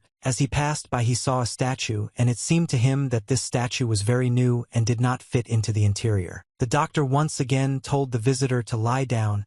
He did not understand why he had stopped there. The young man turned to him and said that he came to him because of the treatment technology. The doctor was very surprised, after which the young man took out the very same sealed rock and asked the doctor to remove the seal from this object. The doctor didn't understand why he needed to remove the seal. He stood and looked at the guy. Then he said that he only heals and he has a sacred seal. It would be better for him to go to the temple with this thing. They will definitely help him. The guy answered that no, it is too expensive. They will simply take it away from him. Then the young man said if the doctor could remove this seal, he was willing to pay him 100 million won, and opened the bag and showed the money. These words surprised the doctor even more. He didn't even understand how to proceed. The doctor asked the guy if he knew his name. Kim Jong said that of course he knew his name. In fact, his name was Priest Kim. He was the third training character in the game. This character worshipped a forgotten god who died 3,000 years ago, and was also one of the few people in the game with a simple character. In this world of false priests, finding a true believer was like picking a star from the sky. The young man knew for sure that this boy who stood right in front of him was very useful. The doctor then asked him how he knew that he was not a healer. Kim Jong handed over the sealed piece and said that he promised to keep it a secret. The doctor replied that he thought it would be difficult to remove the seal, but that he would try anyway. After which they sat down on the floor, placed the rock in front of them, and began to perform the ritual. Priest Kim knew exactly how to remove the seal from objects. He needed some time to do this. And very soon this object began to move incomprehensibly in the hands of this priest. Very soon after he performed this ritual and spells, it was clear that they had succeeded. The priest said that despite the fact that it was not easy at all, he succeeded. And it was clear that the seal had been removed from this object and pieces of the real object had already begun to appear. And then he appeared absolutely without an object. It was the fate of the ancient god. Perhaps the acquisition of his characteristics consisted of many years of experience of Einherjar. They stood and looked at this object together. The priest couldn't even believe that he really did it. Kim Jong understood that it was simply incredible. The priest asked the young man if this was really a collection of magical experiences. The guy answered that he understood everything correctly and thanked him. After which the young man in the hall, this rock in his hands, He needed to make sure that he could do what he wanted. When he blew into this three a few times, he felt magical energy. He couldn't even understand what was happening to his body, he just froze. His body seemed to be beginning to be reborn, and it stopped even more. The power of this magical horn seemed to absorb the excess magical power in the young man's body. He thought that this was a wonderful result, and he had acquired another skill, many years of experience of Einherjar, as if the calm of the Pacific Ocean had settled in him. After 15 days, he will completely absorb the magical energy and reach the third level. He was just happy with this result. The priest who stood in front of this guy was surprised because it was the first time he saw a superhuman warrior who absorbed magical energy. The guy told him that it was actually not that simple. The doctor told him that if he was tired, he could lie down on the couch. Kim Jong replied that it was hard for him only because too much information and energy had entered his body, so he needed to rest a little. The priest and doctor said that of course he can do whatever he wants because he paid him a lot of money, so he can rest as much as he wants. The young man thought that everything was going smoothly just like in the game, but the fact that he found a good priest would help him a lot in the future. At that moment he fell fast asleep.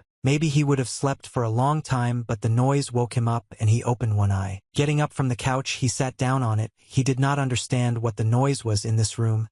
He saw a bag with money that he brought, which the priest was pouring something on. He asked him what he was doing, but the priest was holding a canister of gasoline in his hands. The father-in-law didn't say anything, he just put the canister near the money he had poured on. The priest began to mumble some words about the forgotten god. At that moment, he lit a lighter, after which he said that this forgotten god should accept his relationship and be resurrected. And then he threw the lighter from his hand straight into the money that was doused with gasoline. When the young man saw this whole situation, he thought that this priest had gone crazy. He didn't understand what he had thought up. The young man immediately jumped up from his seat and tried to grab the priest's hand so that he couldn't set the money on fire. Kim Jong pushed him aside and did not let him do it. He started yelling at him what he was doing. He wanted to know why he did it. The guy asked the priest what he was going to make a sacrifice to.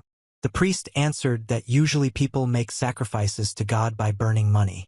Kim Jong was very surprised that he had money as a sacrifice. The priest said that his God does not accept anything else. This is the only way to obtain sacred power. The young man did not understand, could this priest really believe in something like this? In fact, the god that the priest serves had more than 3,000 years in the game. It was a very weak religion and had no influence until the priest resurrected this god. In fact, he could never have thought that such a ministry existed, and therefore he did not take this priest seriously. At that moment, the guy told the priest that his method was wrong. In fact, it was not necessary to burn the money, it was necessary to melt the gold and dilute it. The priest looked at the guy and was very surprised. Gold, is this really possible? In fact, it seemed to him that only heretics could act like that. Then the guy said, has he ever tried to do this? The priest told him not to talk nonsense and that their religion had been establishing the current norms for 1,000 years. The guy told him, couldn't they bring back God in this way in 1,000 years? That proved the absurdity of this worship. The priest began to cry. The young man kept insisting that he melt the gold, but it was not easy, so he had to try this great method. Then the guy said if he helped him get magical energy, then he can help the priest too. They immediately went to the kitchen, put a saucepan on it, and started melting gold in the saucepan over the fire. They watched as it was being dealt with. The priest said that she thought that was enough, to which the guy replied that he should trust when the priest drinks, his sacred power will literally overflow its banks. And then he will have to listen to himself and hear whether God will answer him or not.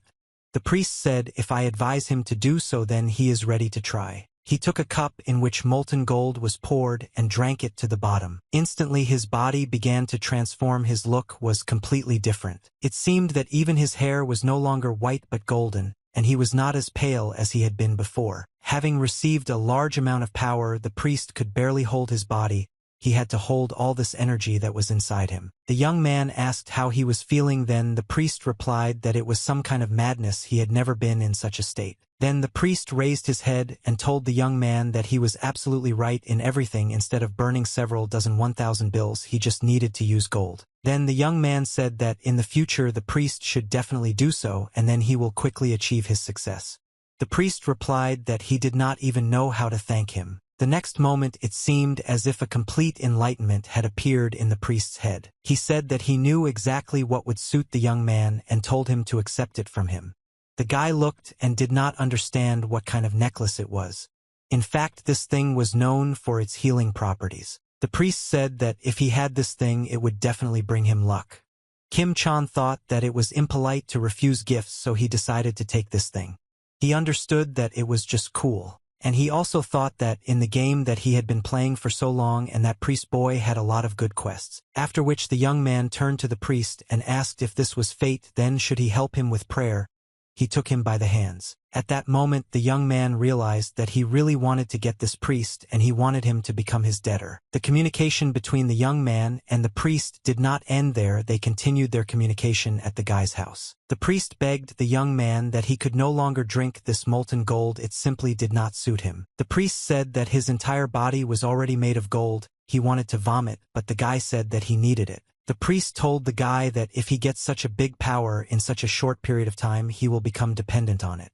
He wanted to know who this guy is. Kim Jong looked at him and told him to pray that this would never happen. He held him so that the priest would open his mouth and pour gold into him. The young man knew perfectly well that each of the 4 training characters in the game had their own unique characteristics. The priest who sat in front of him was not dependent on magical power in any way, unlike his body, so he had the possibility of rapid growth. That is why the young man tried to pour some more molten gold into it, but the priest could no longer digest it. His body was actually already all glowing like gold. It seemed that it really was all gold. The priest received additional magical power and he glowed with a bright light. The color was so bright that the boy covered his face with his hand and could not look in the direction of the priest. In fact, it was the awakening of a priest. He himself did not even understand how he rose 1 level, and he was already a priest of the 3rd level. He thought if he received a new level, could he really become an apostle? The young man thought that this was a great result and they could do it right now. The priest looked at the guy and said that he thought he was not yet ready to become an apostle.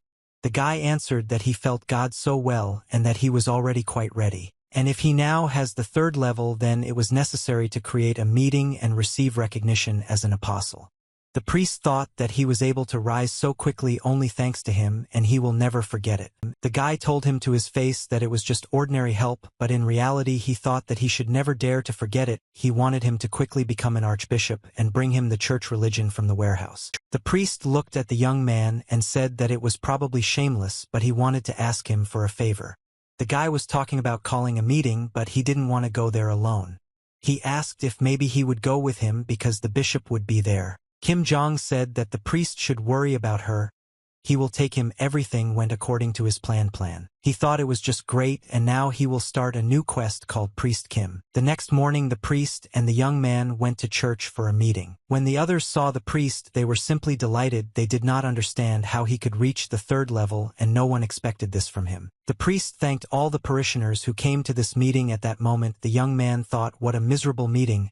He could not believe that this was all that this church had. At that moment the door opened. A man with security came in and started shouting that this was an outrage and simply disgusting. This man was the bishop of the church. He arrived with his guards also to this meeting. The bishop was very outraged that the priest had called the meeting without his permission. The priest tried to object. He said that according to their rules any priest can call a meeting of bishops. He interrupted him. He said that a priest can but a traitor cannot. The priest did not understand what he meant by the glory of a traitor, and the bishop explained that a person who 3 months ago was at the 1st level and now suddenly became the 3rd level is impossible to become so strong so quickly. The bishop continued to say that it became obvious to him that the priest had received this power by selling his brothers in spirit. The priest did not understand what he was talking about. He had simply found a good way to increase his level. The bishop continued to shout for him to shut up. He didn't want to hear about living excuses and ordered the guards to seize him. The young man stood right in front of the priest, looked at the guards, and asked them if they had come here to scare the children. The guards asked who he was. Then the guy replied that he was the guard of the priest Kim. The bishop became even more angry. He said that this was the business of their church, and there was no place for outsiders here. The young man said that he was a security guard and did not understand what kind of nonsense the old man was talking. He was just shaking the air in vain. The priest tried to justify himself by saying that he drank molten gold to increase his level, and he is not lying at all. When the bishop heard that the priest drank gold, he shouted that this was the most terrible of deeds. He told the priest if he thinks that after something like this he will run away from punishment. At that moment the priest said that it is not an iris. God also gave him permission. The bishop was just a flint and steel. He shouted for the heretic to be silent. He would personally cleanse him and present his sinful soul to God. He shouted that the priest would burn in fire all his life and directed a fireball towards him that was supposed to burn him. Unexpectedly for everyone at that moment, there was an explosion in the church from this fireball. All those present covered their faces with their hands because they were afraid that the explosion would affect them too. The guy thought that this had already crossed all boundaries. The attack on the priest, it seemed like blasphemy. He put up a shield to protect them. The bishop was very outraged. He did not understand how this guy could reflect the fireball. Then the young man told him that attacking a candidate for apostle was not allowed at all. The bishop did not understand what he was saying. He simply shouted that this was not an apostle but an ordinary heretic priest hiding behind the young man's back. He wanted to know if he really was a candidate for apostle. Kim Jong turned to the priest and told him to be calm, held it out to him in his hand and told him to just eat it and pray. The bishop continued to shout for the young man to get out of the way or he would die. The young man turned to him and said what he would do if the priest proved that he could become an apostle. At that moment the priest's whole body began to shine, and he stood on his knees reading a prayer. Everyone present in this church saw the same thing as the priest emitting divine light from his body. Even the bishop, who was sure that he was a heretic, was forced to agree that it was the coming of the apostle. The young man thought that this was the very reason why he had not made this doctor priest an apostle yesterday. In fact, he understood that this bishop who shouted the loudest had no power, but he said that it was simply impossible. This bishop was an evil character who always envied the priest, which is why it was better to get rid of him at the initial stage.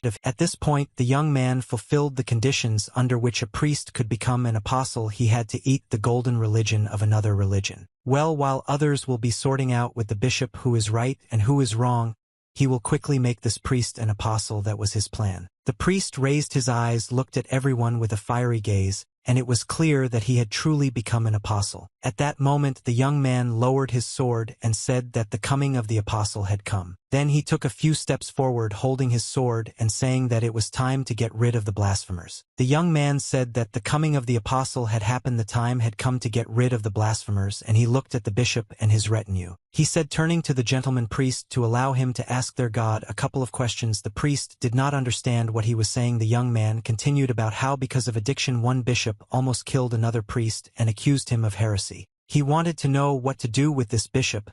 He wanted the priest to say this supposedly from the words of God. The priest book time sat on his knees saying nothing, only praying to his God. Then unexpectedly for everyone he said only one word, that this bishop must be killed. The bishop was simply in shock. He did not understand what was happening, but the young man did not lose his head and swung his arm so that the bishop could not approach. The boy told the bishop that he had heard thank God, and such a thing definitely cannot be refused. His sword was on his neck. With just one move the bishop was already lying on the floor, and their god's decision was carried out. The security guards didn't understand what kind of madness this was and what was going on there. Everyone else who was invited to this meeting was also a little shocked. They were not ready to see the murder. The only one who did what he needed was Kim Jong.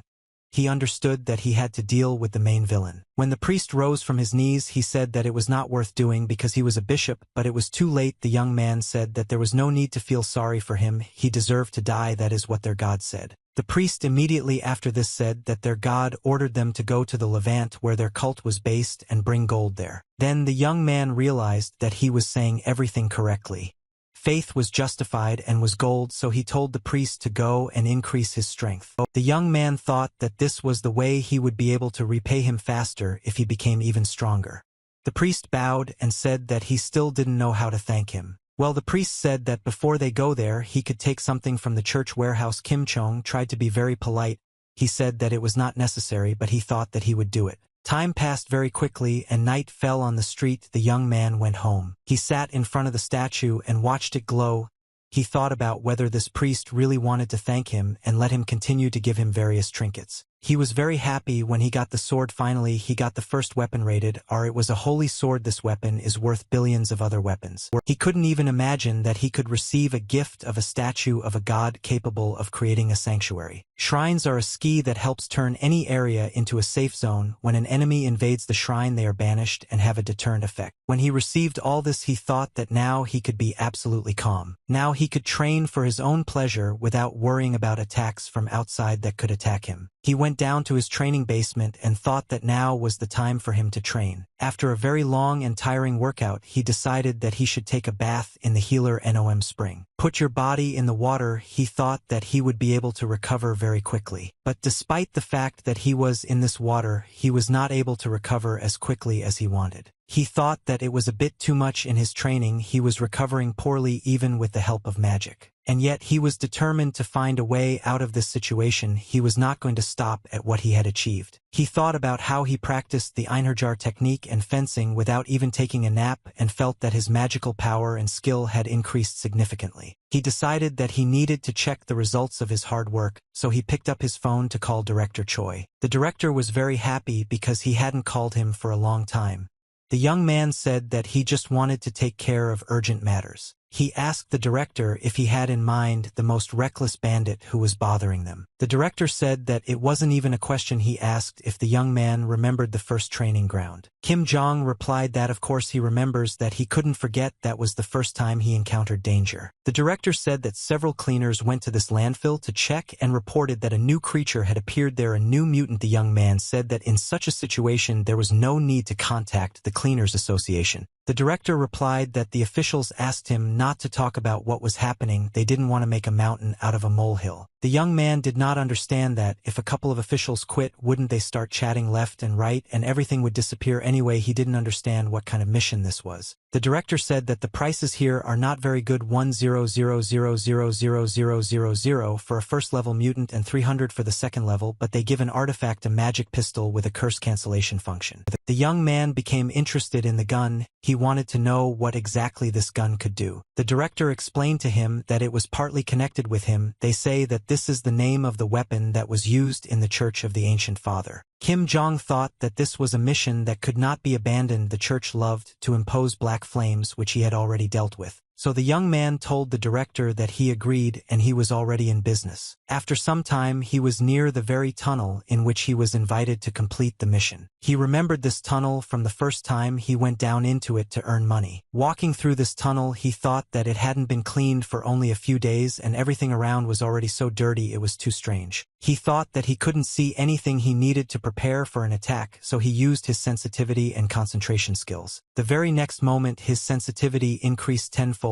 and he became more focused. Now he could look around and understand what was happening in this tunnel and why it was so polluted in such a short time. He began to listen and realized that he could hear monsters somewhere very close now. He just needed to listen and understand where they were. She took a few steps forward, thinking that one of these monsters would be somewhere there. Nose concentrated his attention. He raised that one of these monsters is behind and he is ready to attack him. The young man turned around sharply and saw that indeed one of the monsters was behind him. Pulling the trigger, Kim Jong shouted for the bastard to die and fired several bullets at him. All these bullets hit the target and green blood started spraying from all sides. This monster tried to escape the young man's bullets, but it was all useless. He simply shot him. When he realized that he couldn't kill this monster completely, he didn't understand whether he had failed and what was wrong here. He guessed that this monster had bulletproof wings so he could cover his body with his wings, after which the monster began to attack the young man. This monster released a large amount of energy into the young man which should have torn him apart. The guy barely managed to jump to the side. He thought it was just crazy. Kim Jong clearly understood that if this fight with the unkillable enemy dragged on for some time, then he would definitely not win this fight, which meant he had to do something. The first thing that came to his mind was that he should change his weapon and take a completely different machine gun. It's good that he had a lot of weapons and he could experiment with firing bullets from different weapons at his opponent. He thought of only one thing, that he needed to get rid of this monster and that he needed to do it as quickly as possible. And most importantly, he understood that this had to be done with one precise shot. He pulled the trigger. This time the bullet hit its target. He really did make a precise shot right into his head. The monster that was right next to him started falling down. And after some time, this monster was lying on the ground with a hole in his head from which green blood was flowing. At the same time, the young man received another skill. It was sighting. He succeeded and was able to improve his shooting skills. Now he needed to figure out what to do next. He listened and heard more noise from the monsters. The young man thought that the noise of the shot seemed to have attracted the monsters and they were approaching him, but it was simply impossible for him to fight several at once. He thought for a bit and said that although he had one idea, he was ready to implement it. In order to realize this idea, he stood up and hid behind one wall so that he could not be seen. To begin with, he decided to just wait. He needed to use two skills: pretend to be dead and stealth. After which he heard the monsters approaching the place where one of the same monsters was lying. All these monsters that were approaching, they had to approach that monster that was already dead. They had to be interested in him. When the young man saw that they had all come, he thought that now his time had come, and he took out a grenade. He figured he could finish them all off at once. When they gathered, taking a few steps from his hiding place, he threw a few grenades to the side. All the grenades reached their targets and began to explode as they hit their target. After which the young man took out the same machine gun with which he had already hit and shouted that he was ready and they should approach one by one. Without waiting for them to approach, he started shooting at them. When all this died down, he saw that there were pieces of these monsters' bodies lying on the ground. Come closer, he told himself that he did a good job, and that's what it means to work with your head. But he still heard the noise. He stopped and concentrated his attention. He looked around and was simply shocked because there were a large number of these monsters and they were all heading towards him.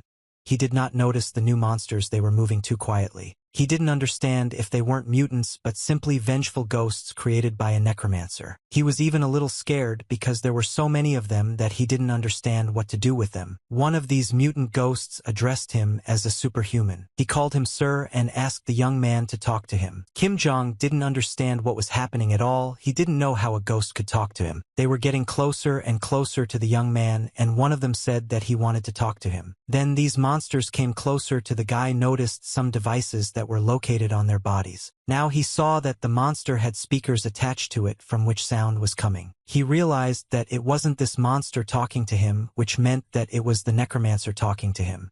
He wanted to ask what kind of fuss he was making here. The young man asked again what he meant. He actually understood that this place could really be called his. Then something dawned on the guy and he remembered something. The Cleaners Association specializes in cleaning places from contaminated magical power, but funny enough, they are also one of the most evil organizations in the game. The cleaning they did was just a cover for their true task of carrying out dirty tasks to increase their own power. He thought that the cleaners were also behind this incident that happened to him. They increase their influence by creating a situation where the state itself turns to them for help. Officials who are hostile to the association probably thought about how to exploit this problem by finally getting rid of the cleaners. He heard a voice that told him that since they had no reason to fight, he had some suggestions. He considered him very strong, so he asked if he wanted to join them. The young man asked if he was really offering to join an organization that creates mutants in landfills.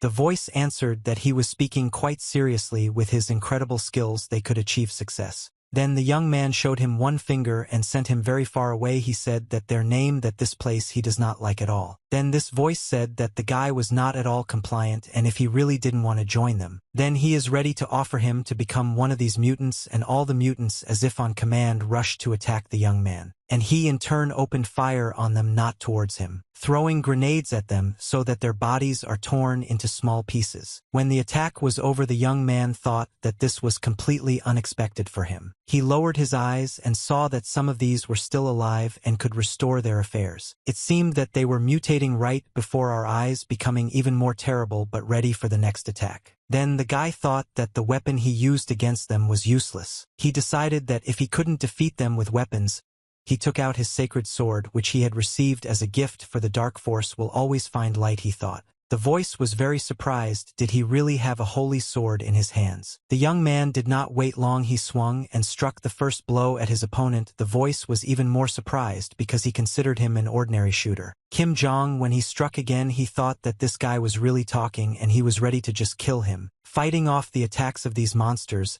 he destroyed them with the help of fencing and the holy sword that was in his hands. The fight itself wasn't that difficult due to his superiority over the monsters, and yet he felt that there were too many of them and he needed to change his strategy because he couldn't destroy them all at once. He thought that if he added the skills of the artifact to the skills that help withstand attacks, he would get 9 skills, which would be enough to hope for a good outcome. He did just that, and then he jumped up and moved forward. He needed to finish this fight. The monsters that were in his way simply flew away in different directions. None of them could attack the guy. But still the young man was dissatisfied. He believed that the effect should have been much stronger. so he tried to repeat it again and apply as much force as possible. He swung his holy sword and attacked all the monsters that were near him. When he stopped, he saw that the next row of monsters was approaching him again. It seemed that there was an endless number of them. He decided to take a break because his head was just spinning from this attack. He thought that he needed to use his power better. So he took a few steps forward in order to attack those monsters even more powerfully and acquire a new skill. He needed to do it as quickly as possible and with more force and speed. When he accelerated very strongly at that moment, he acquired another new skill. This skill was acceleration, and one was needed for a certain distance to inflict damage on his opponent. He was glad that he succeeded and he received another skill, acceleration. Now he understood that with the help of this skill, he would be able to very quickly deal with the monsters that were in this place. Now he decided that he needed to test his new power.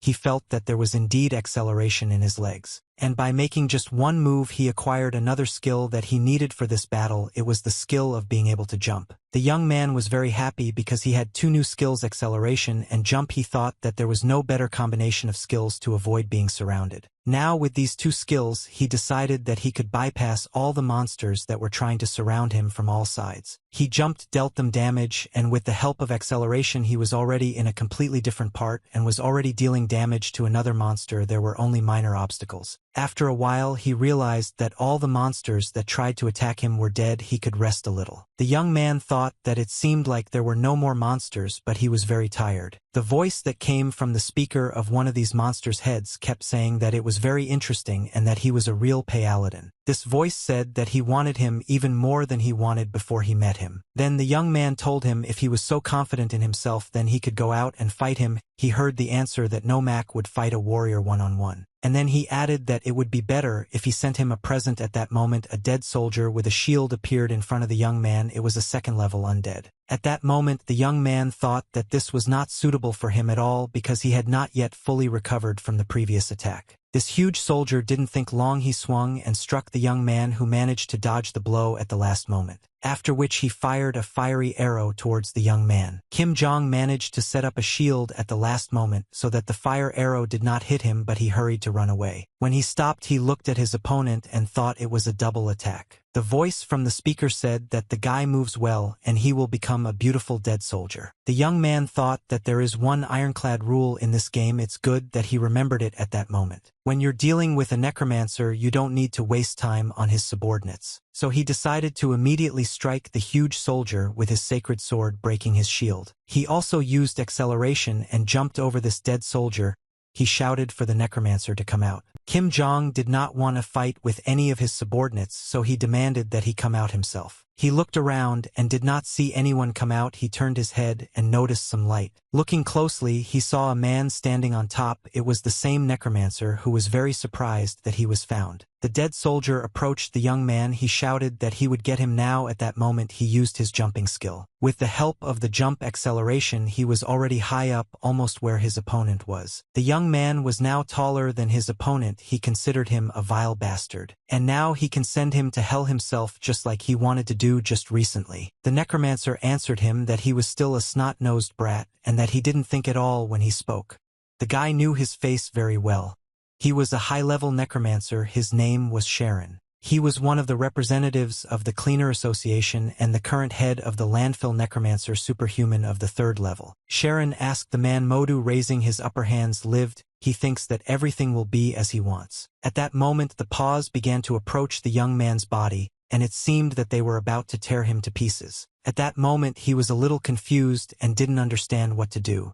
These paws grabbed him by the arms and legs, restricting his movements. The necromancer shouted that the young man would never defeat him. He was completely confident in his powers. The next moment, the necromancer pulled his ropes and lifted the body of the young man so that it was in the air. At that moment, dozens of arrows pierced his body. The necromancer shouted that he really liked listening to the screams of the young man. He had to agree to the offer. At that moment, Kim Jong had a plan. He understood that this was Karen's last move. He decided that he had to use the explosion of darkness. Sharon raised his hand and said that this was the end for this guy. He was completely confident that he was much stronger and could handle him. The young man answered him that he was right and that this was indeed the end. Sharon thought he had nothing more to say, and he thought it was very sweet what he was saying during the last battle. Kim Jong answered him that he is not a moron at all who will be on the face when the boss uses his last trick.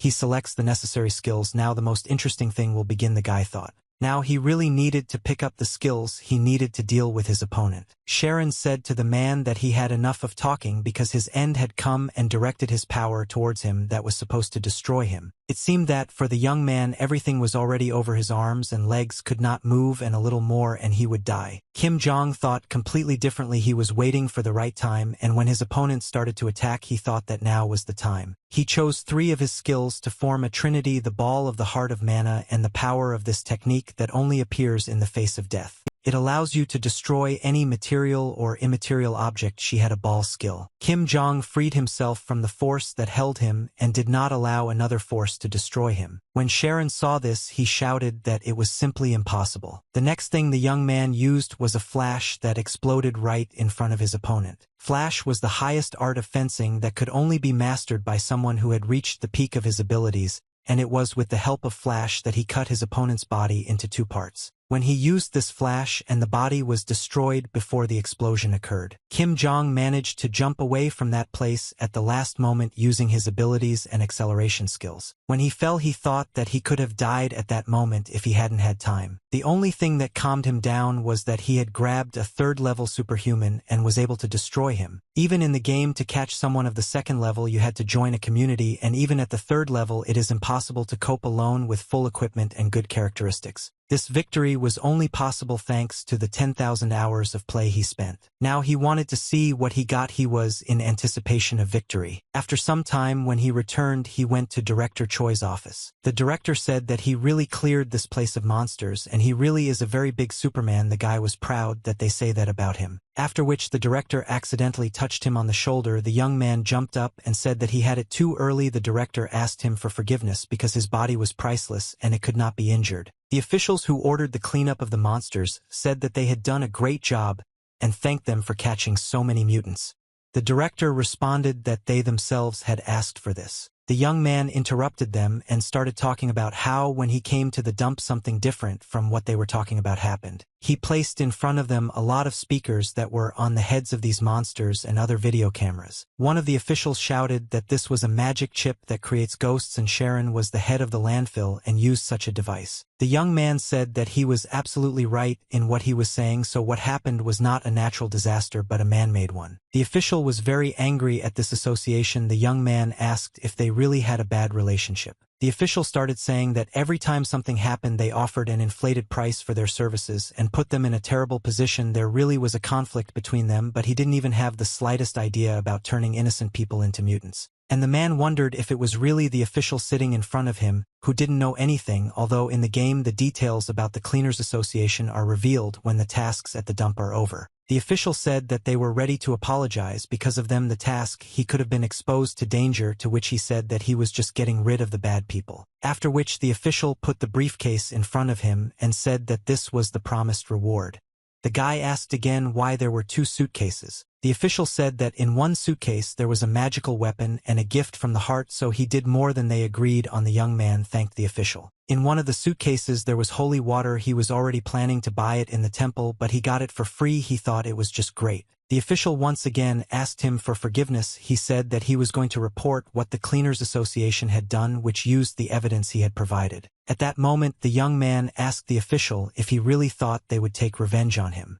The official replied that it would be impossible to hide the details of such an incident. Then the guy told the official that he thought everything was fine and he could deal with them. After this conversation, the director and the young man got into the car and drove away from these officials. As they were driving in the car, the director told the gentleman that he most likely needed to hide for a while to avoid the association. The guy agreed with him, but he said he didn't know a good place to hide out. Kim Jong thought that in the game when the quest at the dump ended, another one connected to it immediately appeared, so the player would inevitably come into conflict with the Cleaners Association. Having finished with Sharon, the head of the dump was the only correct option, because as he created too many problems, it was important to note that the quest at the dump is divided into several stages and there was freedom of action in it. He thought that the worst option for him now is to do nothing because after the storyline of the chairman of the association and the management they invaded the player's house with a bunch of super people. And the best option for completing the task with a low level of difficulty was for him to hide. So he asked the director if he knew the area of Kanyaban. The director replied that yes, of course, it was a restricted area south of the area where they were. There is a large poppy farm there, so if you enter this area you can forget why you came. In fact, these were the properties of the Cleaners Association. The director did not understand why the association needed so much poppy and why they were growing it.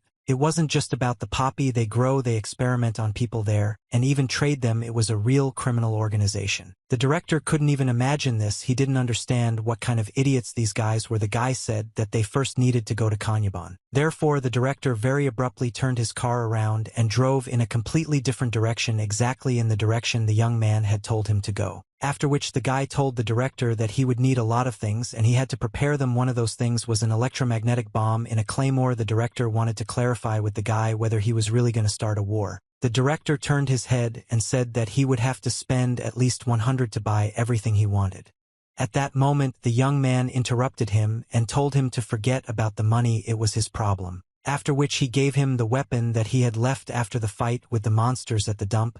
He told him to use it too. The director said that in that case there should be enough money, but no matter how strong he was, he would not be able to cope with this association alone. The chairman of the association was a 4th level person and the rest were not lower than the 3rd. The young man lowered his head and said that he didn't say that he would be alone. He looked at the director and said that he shouldn't worry, he just had to prepare everything necessary. 2 days later, in the Kanyaban shelter near the very field where Mac was grown, there were 2 guards. A hand approached one of these guards. He didn't even have time to react and feel this hand. Then this guard felt a strong blow. He only managed to make sounds and after that he fell. The second guard turned towards him and asked who was there. He got ready to shoot. But it was too late because someone shot at him and hit him right in the chest. The young man was able to destroy 2 guards who were supposed to detain him without much noise. He used the skills he had for him. The most interesting thing was penetrating the territory. He stood in front of the building realizing that he had already removed the guards who were lying on the ground. He decided that he needed to go inside the building and check the basement. This time he really wasn't alone, he was with a support group that protected his path. In his support group was the leader of the Iron Fist group.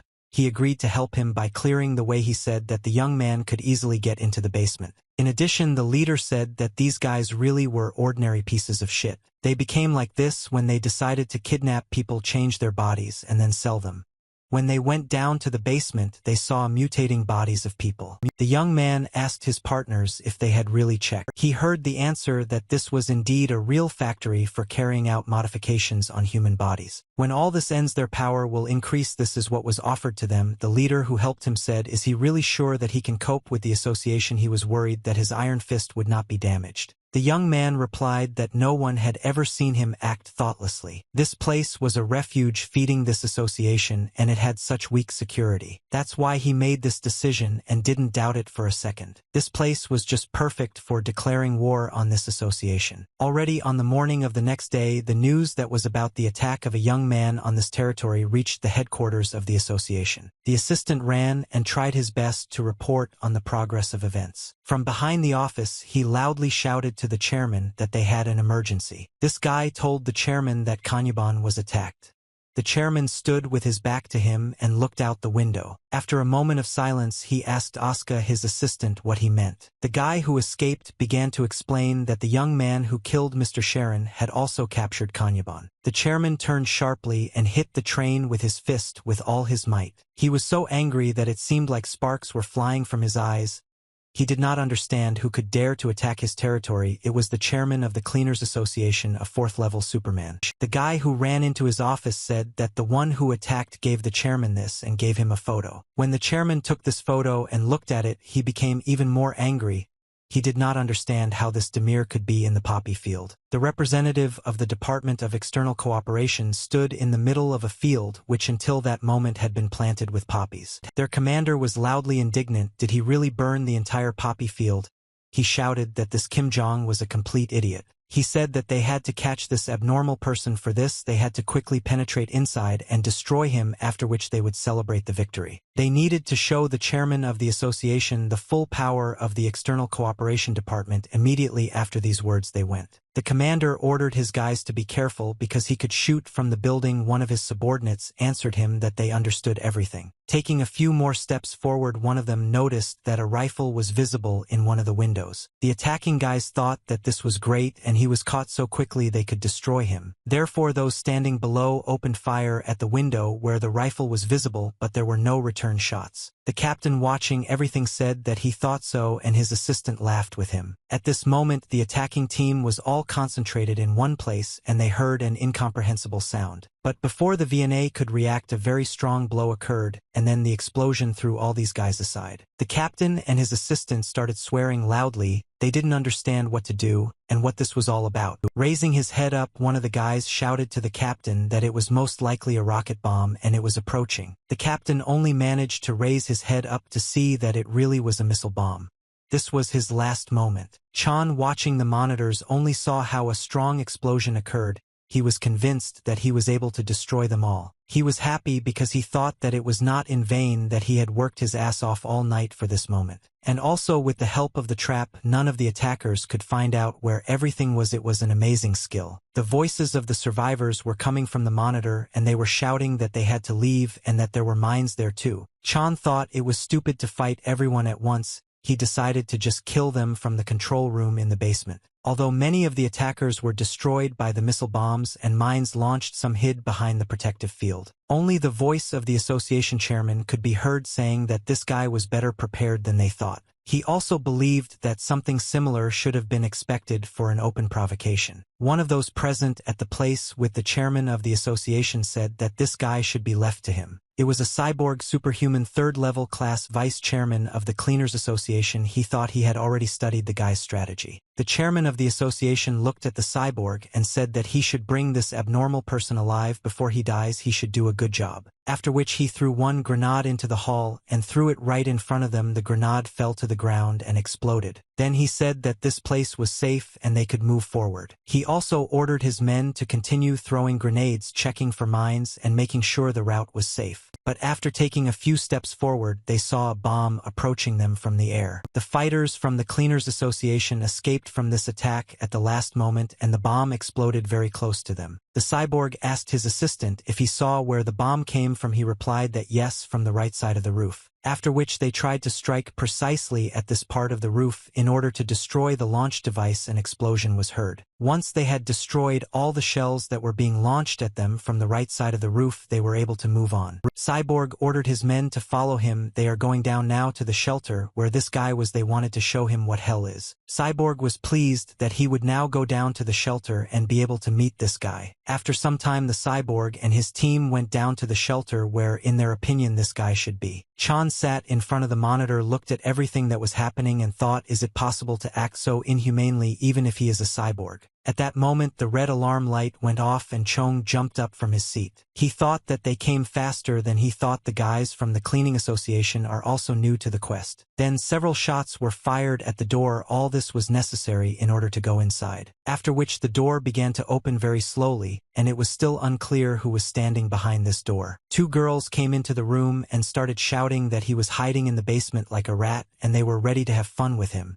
They were Zvoni and Pilar. Third-level superhumans class are the leadership of the Cleaners Association. When they entered the inner chambers, they were very surprised because there was no one in the room and they did not understand whether he had really discovered them. He was able to use two of his skills, stealth and the second skill, pretending to be dead. Having arrived at these two, he was able to leave this room unnoticed, and then he understood everything. That there was such a noise in the street as if there was a full-fledged war, but the association's plan was for the leadership to attack him with a back. He understood their plan perfectly, and it seemed very trivial to him, and he was able to leave unnoticed. But when he left, he threw an item from his skills towards the two leaders of the Cleaners Association. There was a loud explosion, and the two from the Cleaners Association couldn't see anything because they were blinded. One of them shouted that it was a trap and that he was waiting for them and was prepared for them not to attack. When Chan left this room, he shouted to them that they really guessed everything correctly, but he had a lot to do and he was running away. These two leaders were furious. They shouted that he was a monster and didn't even know what they would do to him when they caught him. The guy understood that these two were murderers and they would go after him. He also understood that he needed to get away from this place as quickly as possible, otherwise they could catch up with him. The very next moment he heard several shots. He ducked down, understanding that they had already caught up and he would have to defend himself first. To do this, he decided to use his two skills, Magic Shield and Defense. After he used the skill Protective Shield, all shots aimed at him were blocked. He shouted to the two who were chasing him to just say how many more times they would shoot. He would block everything. One of them, when she heard the guy, asked again if he would really be blocked and if he really thought he could do it.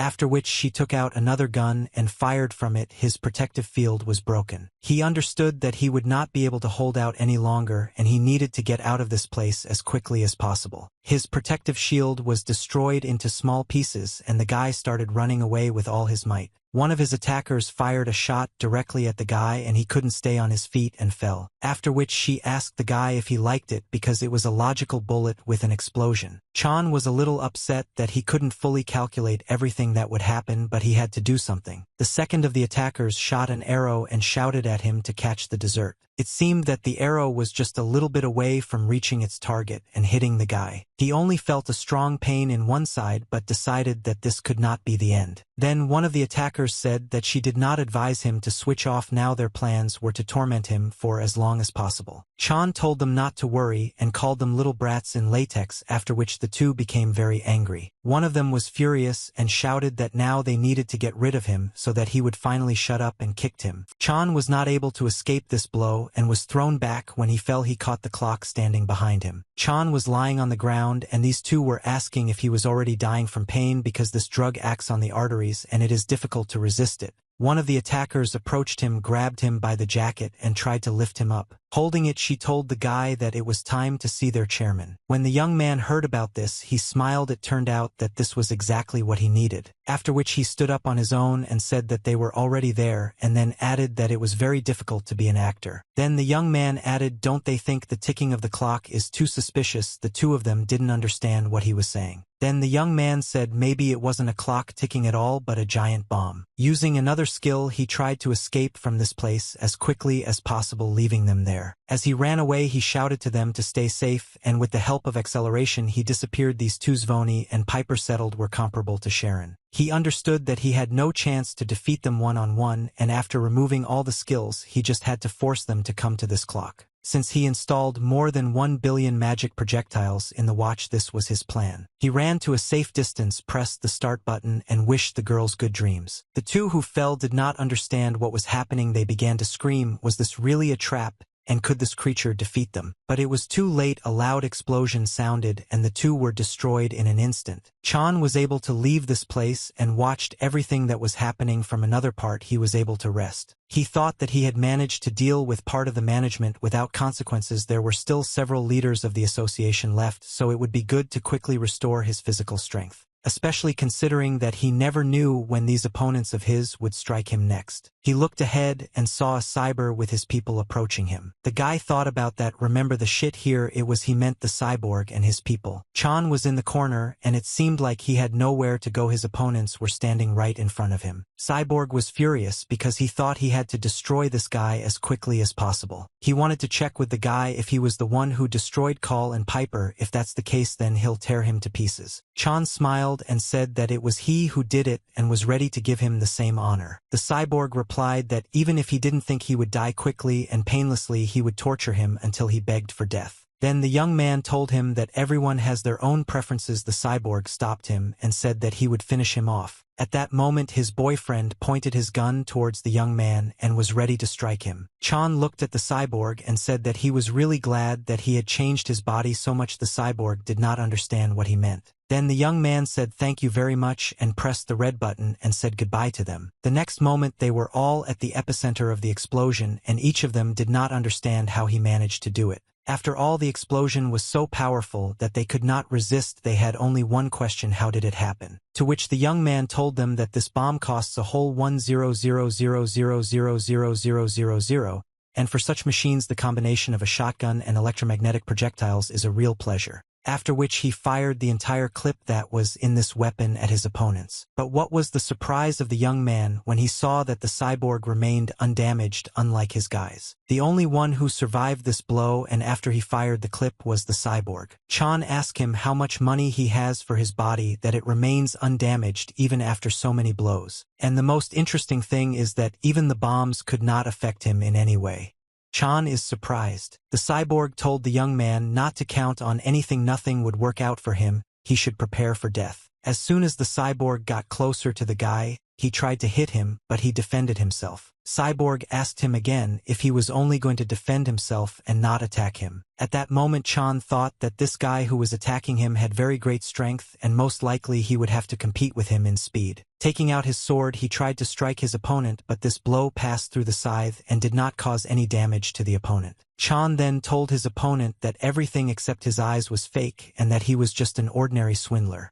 The cyborg asked him again what he was going to do with that the sword. Cyborg turned on the power in one of his legs in order to strike the guy. He told the young man that he didn't even feel ticklish when he struck and kicked him, throwing the guy aside. Chan landed with a bang. It seemed that this was the end because he had a strong enough opponent. Chan understood that this was crap and his opponent's body was surrounded by magical energy, which is why the weapon didn't work. And Barack practically celebrated his victory. He was very close and ready to deliver a few more blows. The cyborg then asked the guy again if it was really so good for him to live with such a weak body. Chong resisted with all his might. He understood that this bastard was an ordinary damned machine, a mechanical body, my fifth magical energy. Then the cyborg answered him that he would cut off his hands and put umbrellas in their place. He had already swung to actually cut off his hands, but at some point he stopped. He saw that the guy had a gun in his hands. The cyborg did not understand what kind of weapon it was and laughed. Then the young man said that looking at his disgusting body, he had come up with something. The cyborg answered him that he probably forgot that the bullets would not harm him. The young man confirmed that bullets from a regular pistol will not harm him. This is true. But in this case it is not the black flame bullets that are in this gun, and pulled the trigger. Cyborg was in shock because the pulse with the black flame could really destroy him. He was confused. After this bullet reached its target, his body began to change and become normal. After all, his body is made of magical power and the black flame technique burns magical power, and if he is engulfed in black flame, he will not be able to extinguish it.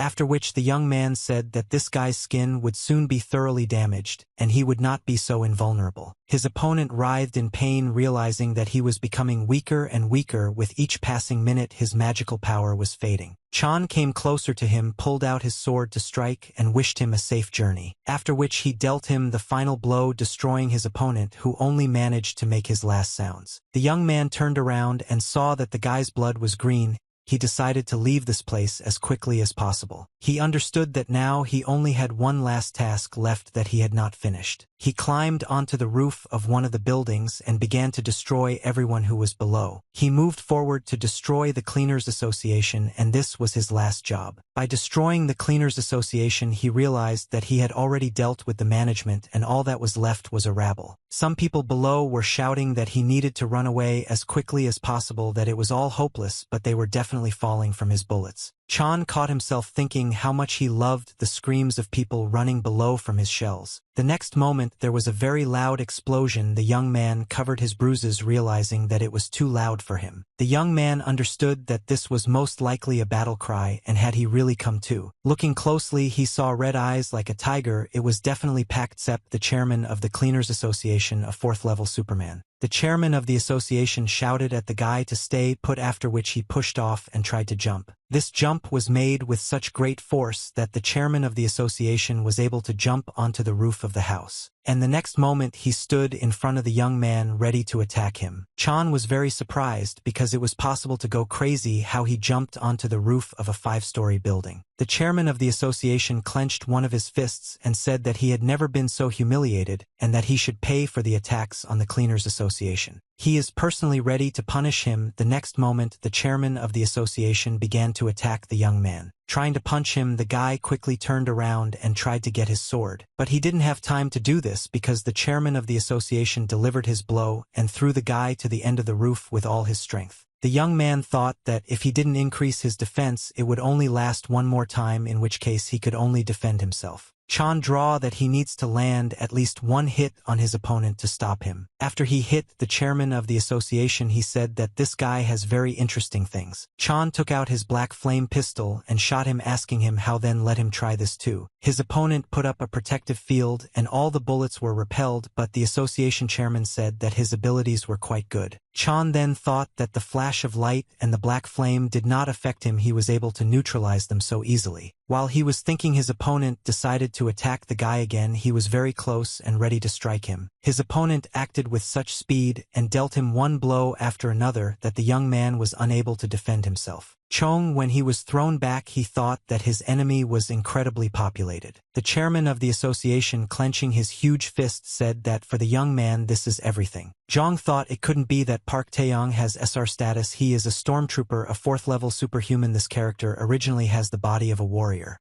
and the difference of even 1 level is too noticeable, let alone 2 like they have. The chairman of the association looked at the guy and asked what else he wanted to show him.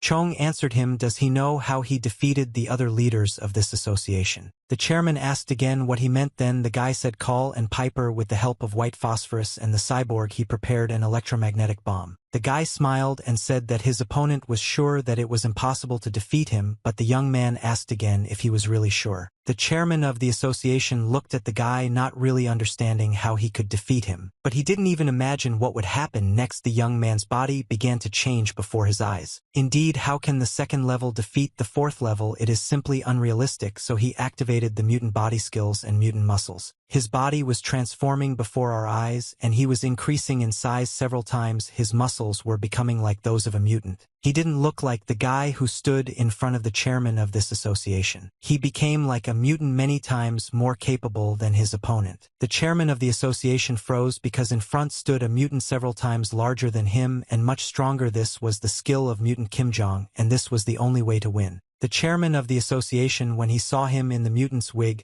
he did not understand what was happening, and did he really become a mutant himself? The mutant who stood in front of him was simply furious. He made only one growling sound. At that moment, the young man only felt that a little more and he would lose consciousness despite his menacing appearance. But he caught himself thinking that he had acquired something to resist in such a situation, and it was those very berserker glasses. It was an item that added madness for a certain period of time. If he uses this skill, then these glasses will give him the necessary other skills.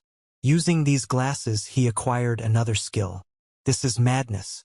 His appearance was even more frightening. The character gets rid of all unnecessary thoughts and focuses only on the battle, demonstrating his strength and overcoming limitations. At this moment, his consciousness cleared up. He felt blood and death in his head. Now he had only battle, and he began to attack his main opponent. The very next moment, he struck his first blow at the chairman of the association, putting up a defense here. The chairman of the association shouted at the guy that he doesn't know what technology he uses, but their battle is getting more and more interesting. The chairman of the association also said that he was also ready to use something and used the rage skill. He believed that in this case they could play even more and it would be much more interesting. The guy in the mutant case said that he was on it and hoped that his opponent did not give up the first time and continued his attack. They took turns striking each other. Some of these strikes reached their target and caused damage. The chairman of the association shouted after a few accurate blows that it was not enough for him. Chan in the mutant body answered him that he agreed with him. Indeed, it was not enough for him either. After which they exchanged even more blows. Neither of them was going to give up. The mutant struck his opponent with all his might, and it seemed that the mutant enjoyed doing this. The chairman of the association did not give up. He also fought back and struck blows at his opponent. At some point, a warning popped up for the guy that the joy of fighting was clouding his consciousness, and he acquired 2 more skills, armor and strength. The mutant said that he would like to fight like this for days on end.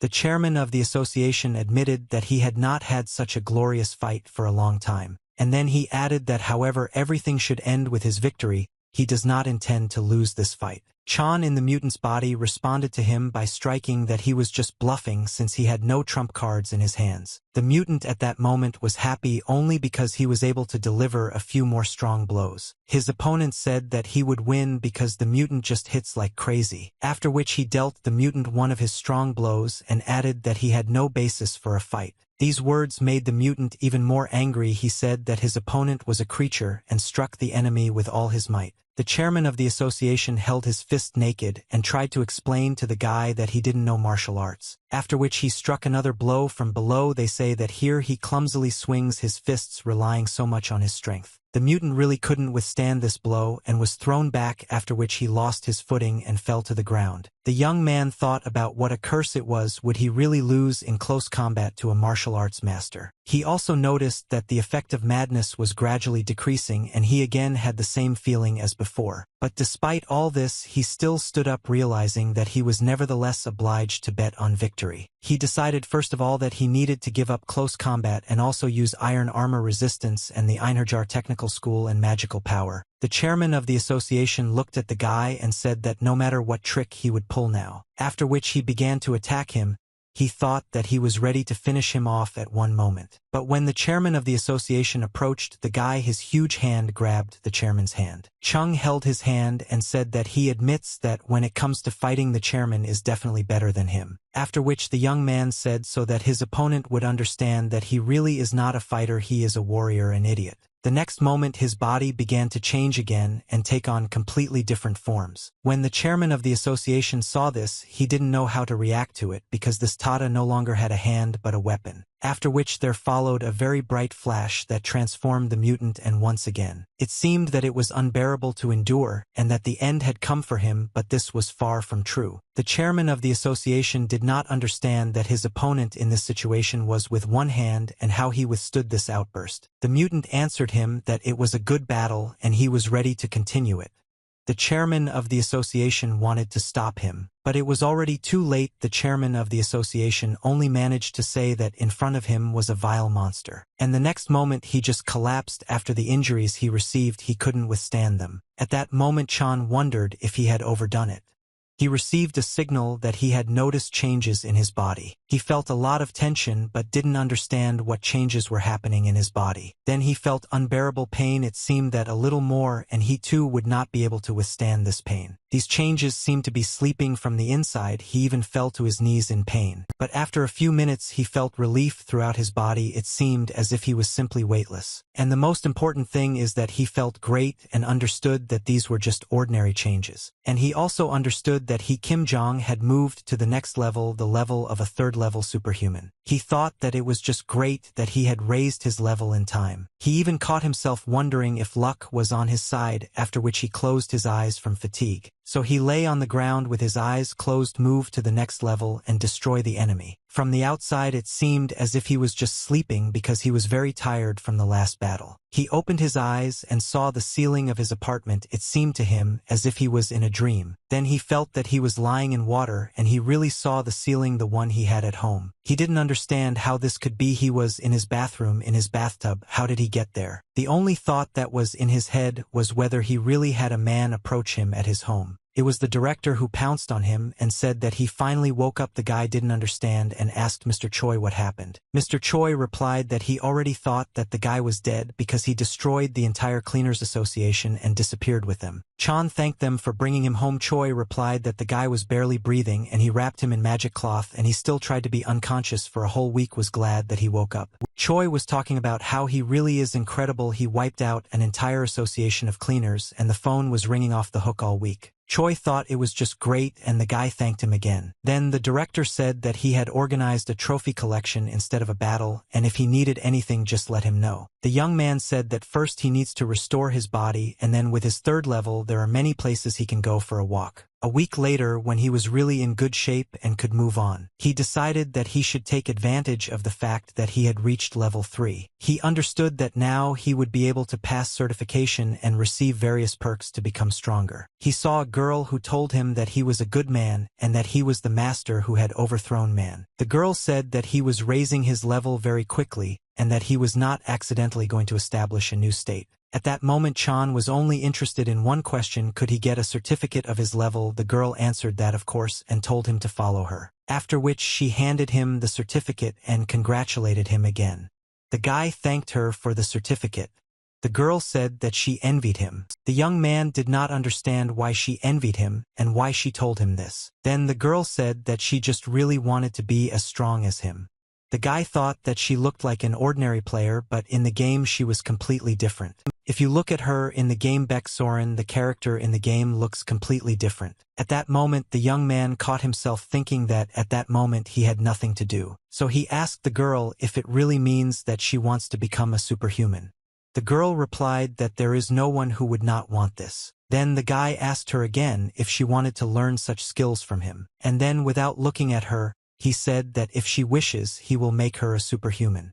The girl asked again why he suddenly made such an offer to her. The guy tried to explain to her that she could trust him because she had potential. The girl was very embarrassed and asked again if this was true and if it was really possible. The guy knew very well that she was one of the 3 commanders of the warrior class, and of course anything could be done with her. That's why he extended his hand to her and asked her what she thought about this topic. The girl sat silently for a while, really wondering if this was possible. After which she agreed and said that she thought the young man could be trusted and extended her hand to him. At that moment Jong was pleased with himself because it was a damn right choice, and it was the beginning of the education of the 1,000-year-old Baek Soren. The young man holding her hands in his said that this was a damn right choice. He also added that he would not charge tuition fees and that she would be able to pay him back when she became a dethroned person. Mishka then said that her powers had not awakened even when she was taking classes, and that her training would not be easy for him. The guy told her not to worry and just trust him because he knew the story of the awakening of Baek Soren's powers. That's why he behaved that way. Unlucky star is a characteristic that means that the whole life will be stained with blood, and this skill is a trait of the first level of becoming Baek Soren Baekser. It is at this point in her recovery that her Aegis combat power level is 100%.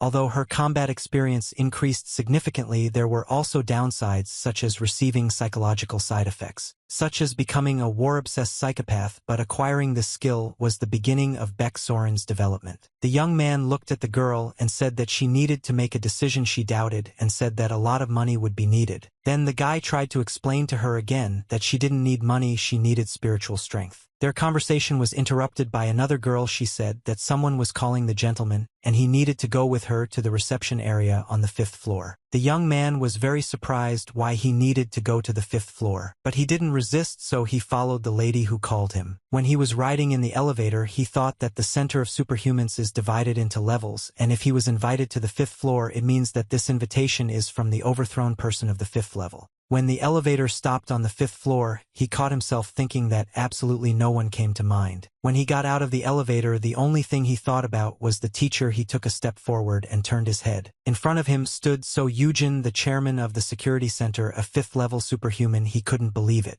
Seo Woojin said that he congratulated the young man on moving up to the 3rd level, and he also added that he was glad to see him.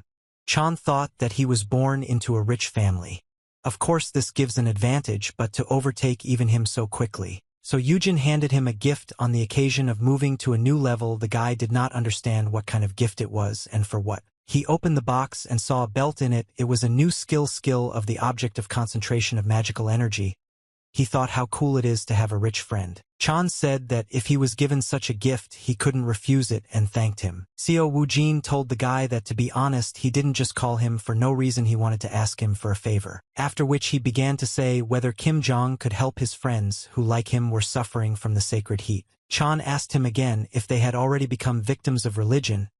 He understood correctly. Seo Woojin answered that yes, 4 of his friends have been suffering since childhood. Chan was very surprised that there really were 4 other people who were suffering from the same thing as him. He collected all his thoughts and imagined these 4 and whether he was really talking about them. If so, then this would make his task easier. Jong said okay, since he can't pass by such a serious problem. Cho Woojin thanked him. Chan asked his friend if he could meet his friends first, to which he replied that of course he would bring them. After some time they were standing near his house waiting for these 4 friends to come. Seo Woojin introduced his teacher to the 4 friends standing in front of them. When Jong saw them, he immediately thought that he had guessed these were the 4 lieutenants who helped Cho Yoojin cope with the sacred heat. All of them are children of high-ranking people under the influence of the religion of the ancient father. That's why all 4 of these suffer from the same addiction as Seo Woojin. Without thinking twice, Chong immediately asked these guys if they were all forced to accept the faith. All four of them answered in one voice that yes, they just wanted to know if he could really help them. Then the young man tried to explain to them that the treatment was very painful, but if they endured it, they would be able to wake up like Seo Woojin. After which he asked them if they were sure that they were ready to cope with the difficulties that they would have to go through. Everyone as one began to say that they would do absolutely everything to get rid of the sacred heat and asked for help. Chan was surprised by their unanimous desire to get rid of this sacred heat. After he heard this answer, he said that then they should start and not put it off for later. A week after they started their classes, the first changes were visible. They were happy only because they started to succeed in something from what they were taught. The young man only thought that it seemed like they had succeeded only because each of them was born into a rich family. They thanked him for being able to help them here and save them from the sacred heat.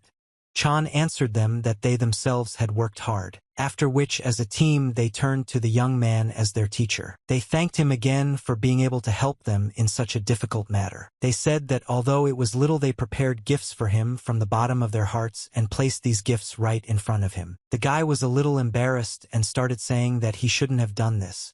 He thought that the Tsurikians in their ancient father converted to the religion of only the rich and that it was luck. At that moment he felt like he had won the lottery. There were so many gifts in his hands. I opened one box. He saw iron speed boots, and there was also a helmet with the detection skill, an axe with the rage skill, searches with the strength skill. All these were magic items he needed. These guys said that they tried very hard and prepared gifts for him so that he would like them. He sincerely thanked them for these gifts and very quickly disappeared from their sight. He thought that luck had struck and he had new subjects with the necessary skills. The young man also thought that now was the time when he had to do something else. It was time for him to go for the real reward and he shouldn't hesitate. The director asked him if he had any other wishes. The guy replied that he had something to talk about. Then the director came closer to him and said that he was listening to him carefully. The guy started talking about how he would like to visit one of the basements of his Galaxy Shopping Center branch. The director didn't understand why the basement. He immediately replied that no, they don't have anything like that there. Then the guy said that the wall is between sections A1 and A2 on the 8th floor of the underground parking lot.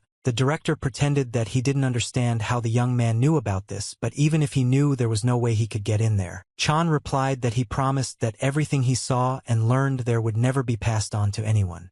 The director thought about it. The young man was persistent and said that it would only take a day and everything would remain a complete secret. This is the very place between the two walls where he said the guy went down with his student. They came to that very place between 1 and 2 and they needed to go further. Having broken this wall, they actually saw that there was complete emptiness behind it. Chan told her that she would train in this place and try her strength, how much he had to suffer to find this place. The girl was very surprised. Would she really have to train in such a backwater? Chan answered her that the training would be very interesting. After all, it is impossible to awaken a character with an unlucky star in the usual way, and it is necessary to fight for your life in extreme conditions. And this dungeon is unknown to anyone. I will soon become the place of awakening. Baek Soren, the girl said that their place is too dark and the smell is strange. She is anxious. The very next moment, one of the monsters moved straight towards her, ready to attack her at any moment. After this monster tried to strike once, the girl was unable to stay on her feet and was thrown back. She started screaming for the gentleman to help her. Tears appeared on her face. But instead of the guy protecting her, he threw her his sword, which she was supposed to defend herself with. After which Chan answered her that the training had started. The girl did not understand what he was talking about and what was happening. Then the young man answered her that her only task at the moment was to catch a zombie. She asked again, in what sense? Then the guy told her that she had no choice but to fight for her life. This is the only way to wake her up. She didn't agree and didn't understand what kind of nonsense he was talking about, but the zombie was very close and ready to attack. The girl turned her head and looked at the zombie. At that moment she raised her sword, and she struck and shouted for this monster to leave her behind, cutting off this monster's head. Chan thought that she was quite a strong girl despite her lack of sword skills. She cut off his head with the first blow. He also understood that Baek Soren, who was standing in front of him, was much more talented than he thought. When Chan saw how she acts, I shouted that she is great and this is a good start.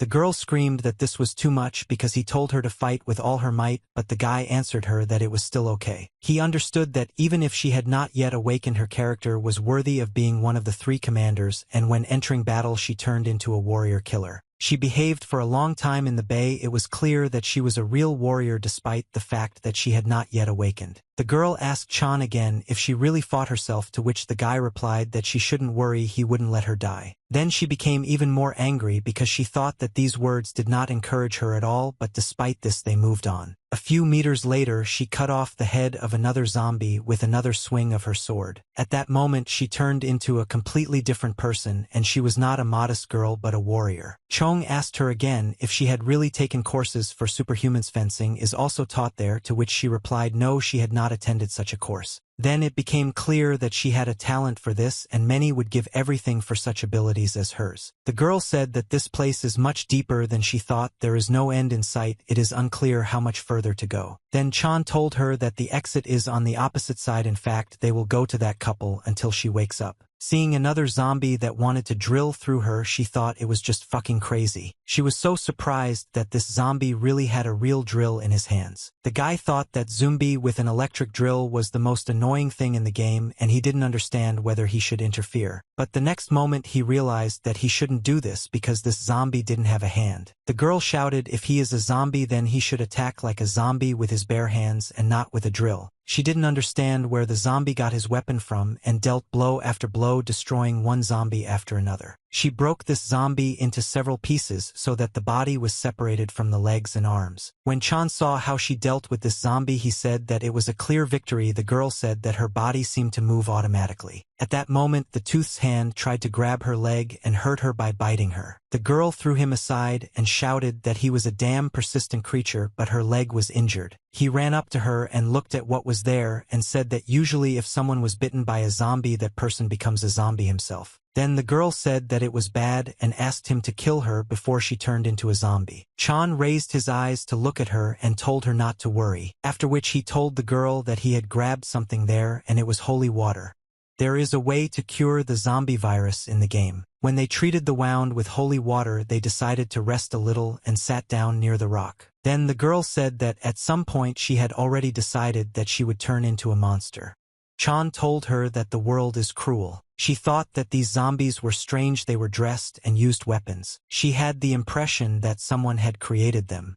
Chan confirmed her suspicions. The Galaxy Shopping Center was built quite quickly, although it is huge, all due to the large number of workers. They said that due to overtime many people were injured and even died, but according to the official version there were no casualties. An unscrupulous construction company simply buried many workers in this place. Later, the head of the shopping center was told about this. If such a huge blunder becomes known, they will never be able to wash it off. That's why they keep it quiet. So this secret and this closed territory were left in Tanya. It was an abnormal world. The girl said that now she understands what an ugly truth this place hides. She asked the guy again how he found out about this. He didn't know how to explain it to her. After all, he knew that in the future the church and the ancient father will release a monster to capture Soul, so he knows perfectly well where they will take it from. Chan answered her that let's say he has some abilities. The girl was delighted because he had so much talent. Jong understood that in the game Baek Soren being drawn into a zombie outbreak awakened her abilities, and it seemed to him that if he brought the girl to this place she would awaken. But in fact nothing new happened, and she sat and talked about how these people suffer even after death. After which she stood up and said that the only thing they could do now to ease the suffering of the former people was to kill them.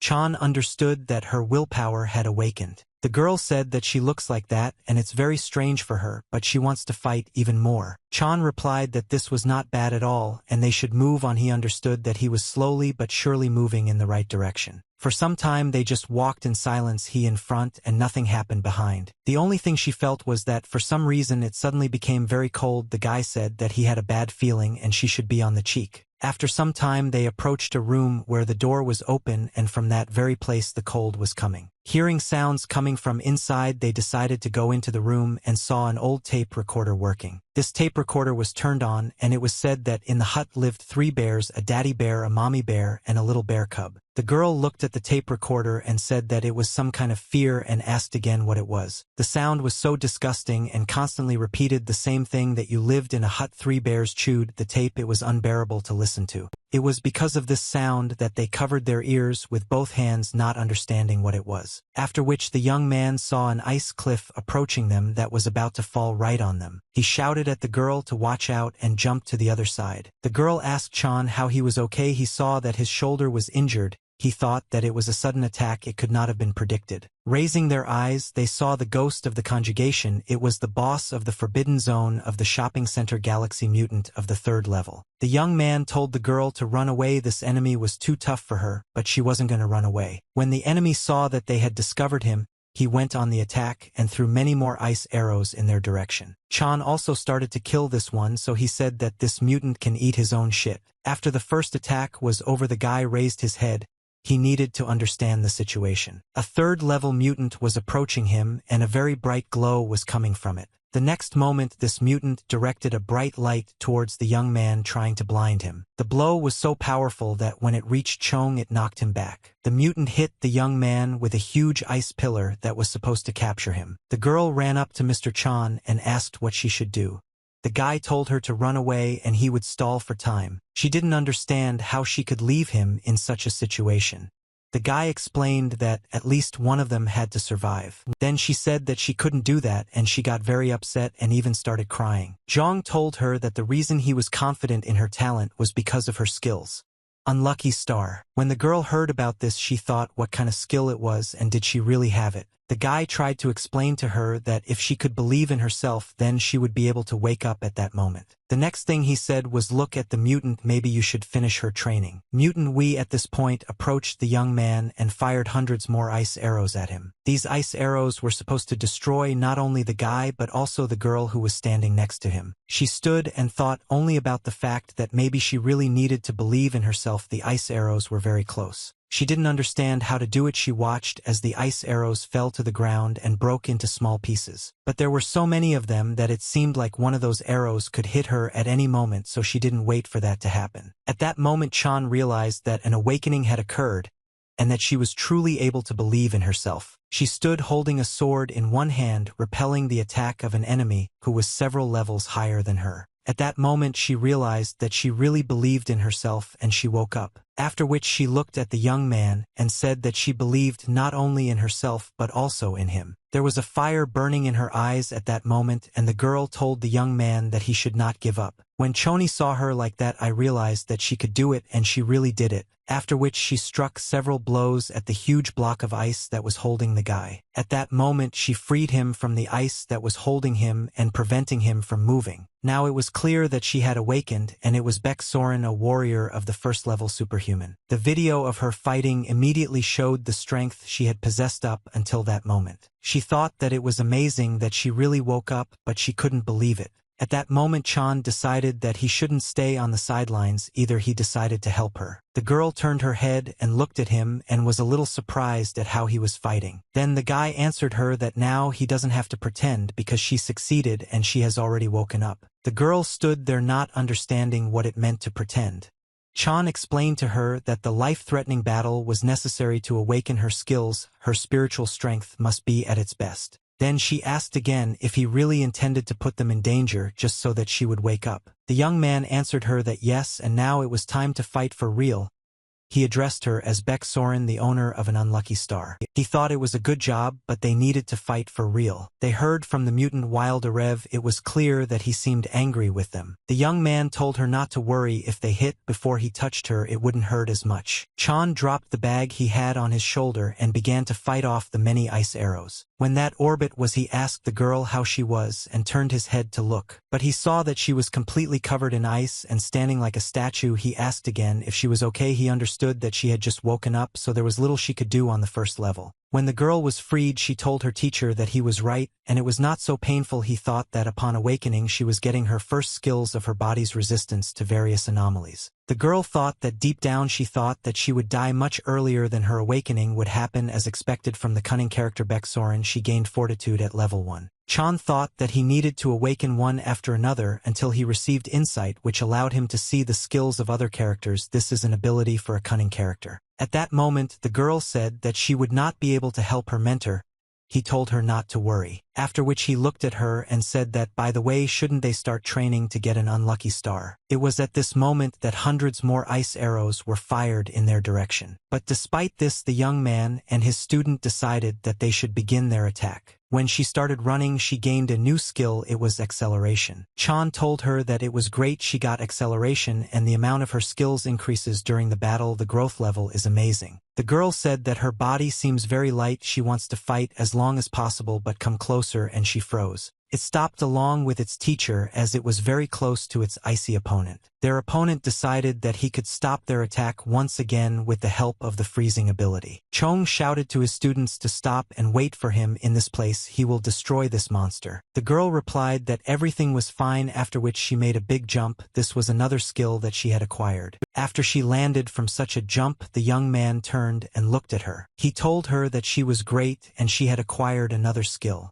The girl said that she felt as if she had learned to fly. Zhang caught himself thinking that the same thing was happening to her. As to Xiao Wujin, the girl wanted to know what happened next. Then the young man told her to distract the monster using her skills, and he would deal with it. Although she agreed with her mentor, she thought that thanks to the lessons she would be able to cope with him herself. After which she took a step forward, pushed off with all her might, and jumped in order to attack the enemy. It moved so fast in the air that it was unbearable to follow it. The girl shouted at the monster to try to attack her. At this point she also had two skills, movement speed and breakthrough, and these skills suited her very well. Chan said if he made a big contribution to the development of PJK Soren, then it was time to put an end to this matter. He prepared his fire sword. After which he pushed off and swung to strike his opponent. As soon as he struck the blow, a very bright flash came in, and everything in the room seemed to be under the influence of this flash. The mutant who tried to attack them could not withstand this fiery flash and was destroyed. The young man struck again and destroyed the mutant so that no trace remained of him. There was just one more flash that was several times brighter than the previous one. The girl, when she watched everything that was happening, was delighted and said that it was very cool. The only thing they saw was that an object that strongly resembled a smartphone fell from above. When they got closer, they picked up the object, and Chan said that it was his magic core. The girl didn't understand because it looked like an ordinary smartphone with a broken screen.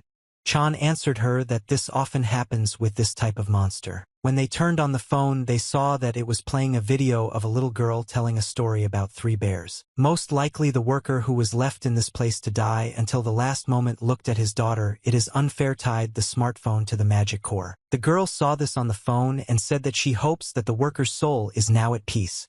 Chan replied that he thought so too. The very next moment, the smartphone that was in their hands slid up and a bright light appeared around it. Then 2 crystals appeared. One was clear and sky blue, and the other was dark and black. Chan thought the crystal, if you use it correctly, you can get a weapon with useful properties. This is an excellent reward that can be obtained by defeating the boss of the Forbidden Territory Galaxy. They stood for a while holding 2 crystals in their hands, but suddenly small stones began to fall from above. The girl didn't understand what was happening. Then the guy told her that after the destruction of the boss, the territory is always destroyed. They had to decide what to do. Then the young man said that they could use the movement skills she had acquired. Chan then added to her that the most important thing is time. If she doesn't want to die, then she needs to run as fast as possible, and he ran himself. He moved very quickly forward, warning the girl that she should run as fast as she could. If she didn't make it, it would be the end for her. Of course, she couldn't keep up with him because she didn't have that level of skills, but she still tried and ran. At some point she shouted that this was her maximum and she couldn't run faster. At that moment Chan, seeing how far she was lagging, thought that the exit was still far away and something needed to be done. She had to go beyond the limits of possibility to save herself and get out of this place. At some point she tensed up, concentrated, and said that she could. Her face was completely different. Her speed was even greater. She screamed that she would be able to wake up and would not die such a stupid death. Behind her everything was collapsing. At the last moment she made a jump. This was another of her skills with acceleration to escape destruction. Chan stood near the exit and showed her where to go, since that was where the exit was. He understood that he couldn't help her, and Baek Soren already had all the necessary 3 skills that made her a captain of the warriors. Her unlucky star develops faster in combat speed, defensive trait that allows to effectively block mental debuffs from unlucky star. The girl made one last leap with all her might to escape the destruction that was behind her. Despite her efforts, one of the fragments hit her on the shoulder and caviar splashed out, but she did not stop and continued moving. After which she landed because she had taken damage and needed to regroup. She stood in the middle of the ruins where everything was collapsing and falling, holding her shoulder. She was not going to give up. She set herself up in such a way that she would survive no matter what and made another jump. She understood that she needed to move only forward. At that moment she discovered another skill: locomotive racing. It was thanks to this skill that she was able to slip past the stones that were falling on her head. Chan watched as everything around him collapsed and thought only about the fact that for some reason he still didn't see her. For a moment he even doubted and wondered if she couldn't and wouldn't get out. But the next moment he saw her approaching him, and all they had to do was go out. At that moment she approached the young man, hugged him, and shouted that she was coming and that we needed to be careful. He felt something special that he had never felt before. It was at this moment that everything happened. This place was completely destroyed, and they began to fall into the abyss, going down lower and lower. It was at this moment that they developed another skill: near death. They were given a second chance at life on the brink of death. After this skill, they both woke up in a shopping mall with many people standing around them and looking at them. Nobody understood where he suddenly came from and what kind of things he was and why he suddenly appeared in this place. Chan wiped under both, told the girl that it was a great job and he knew she could do it because she had collected all 3 basic skills and even received a near-death experience. The girl turned to him as a mentor. He looked at her and saw that something was wrong with her. So he started asking her how she was. She should be much more careful. The girl, without raising her head, said that she was fine. Chan asked again what fine meant and why her face was so red. The girl did not raise her head. Not only her face was red, but even her ears. She asked him to let them sit like this for a little while longer because she wasn't feeling very well. She said that she wanted to stay in his arms a little longer. That's why her face was red. She was embarrassed. The girl suddenly moved away from him and said that she thought she needed to unbutton her blouse and began to unbutton it. At that moment she saw that her blouse was already unbuttoned and thanked him. He said that it was nothing because she had scared him very much. The girl said that it was a dangerous adventure, but she was glad that everything ended well and they were not saved. The guy thought that even after waking up she continued to laugh, and it was different from the game. He thought that it could be because he didn't wake up during the massacre. It should have been according to the plot. He told her that they now needed to get out of this annoying mall and they headed for the exit. As he walked out of the mall, he handed her a white crystal and told her to hold it. The girl was a little scared and asked again if he was really giving her the crystal that they had received. She didn't understand because this crystal costs tens of 1 billion. He agreed that the price of these things is growing very quickly. The girl held the crystal in her hands and thought that it was a very valuable gift. She didn't even know if she could accept it. Chan was pleased with what he had done. He told her not to worry because she would soon pay for him. The reason for his favor in waking up Baek Soren lies in Moss Gladiator. In the game is one of 3 fencing techniques. It increases the growth of opportunities as soon as you get used to it. Only Baek Soren can use it, but this technique can be mastered even if you have to share the data chip. The girl took the crystal and thanked her mentor. He did it this way. In response, he said that everything was fine and she should not think about it. The next day, early in the morning, one of his students woke him up and asked him to go outside. As he walked, he thought of only one thing: he wanted to lie down and sleep a little longer. So early in the morning, he was waiting in the car, and his student Chan thought that the world of this game was not leaving him alone. When he sat in the back seat of the car, all he saw was Seo Woojin. He asked the student how long it took him to get to this place. Seo Woojin told his mentor that he was happy to repay his friends for helping him. The boy thought that he was going to tell him not to come, but I told him that the armor master had a busy schedule, so he was waiting for them. He understood that he couldn't refuse. It was a reward. In fact, it was a world where good items become power for the player, and the work of a master who can make high-level items is scheduled down to the minute. Yujin said that the master he turned to would be able to create level 7 armor. The guy was very surprised. Really, level 7? So he immediately said that he was ready to go because it was just cool. When they arrived at the master's house, the young man was very surprised by these apartments. It seemed that in this house lived not a master at all, but a rather wealthy and rich man. When Chan saw all this, he asked her if she was really serious about the master living here, to which his student saw that he was quite famous, so the house corresponded to his status. Chan asked his student again if he knew what religion he adhered to. Yujin was surprised why he suddenly asked. Zhang replied that just like that, considering the poor treatment from the Church of the Ancient Father with Yujin, he may well not know, but this is the house of Master Chochul, who works specifically for this church. And those who will be fiercely holding the faith of Chochul in the future will lead the war. He will be called the Master of Death. Chochul Episode 3, the boss of the middle level. The young man did not understand. After all, he had saved him from the holy flame, and what Yujin was thinking about when he negotiated with him about the armor. As they approached the entrance to this house, a huge hand appeared in front of them and someone's voice said, "Insto." It was a man dressed in full armor.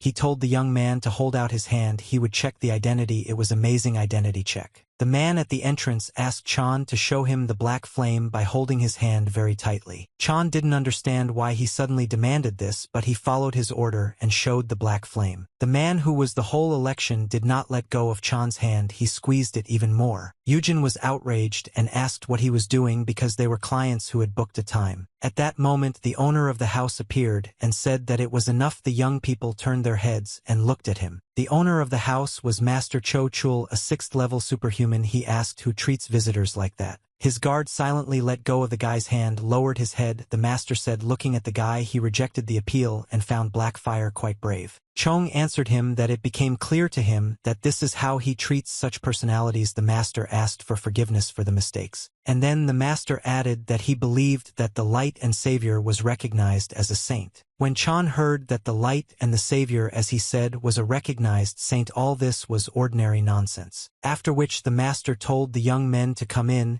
and he was ready to discuss their uniforms. Chan thought it was very strange but decided that he should go in and talk to the master. When he went inside, the master said that his specialty was to finish him off, and there were several mannequins with armor near him. He showed this armor and said that he ordered it sacredly.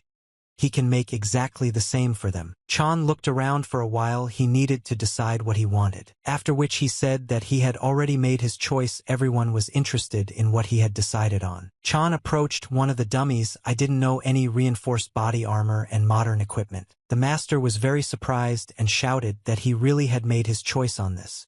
The young man replied that it was just his. Then the master said that it is impossible for such armor to be magically affected for change. It is practically impossible to forge twisted armor from it. Chan answered him like this, and he doesn't need holy armor. He's just a master and needs to add the giant and extreme characteristics to his existing equipment. Holy armor is a paladin armor that has excellent characteristics for crows who prefer defense, but the cat of such armor has a huge drawback. A large amount of holy power is required for proper use. Otherwise, they say that in order to use it, he will have to convert to a religion from which he recently fled.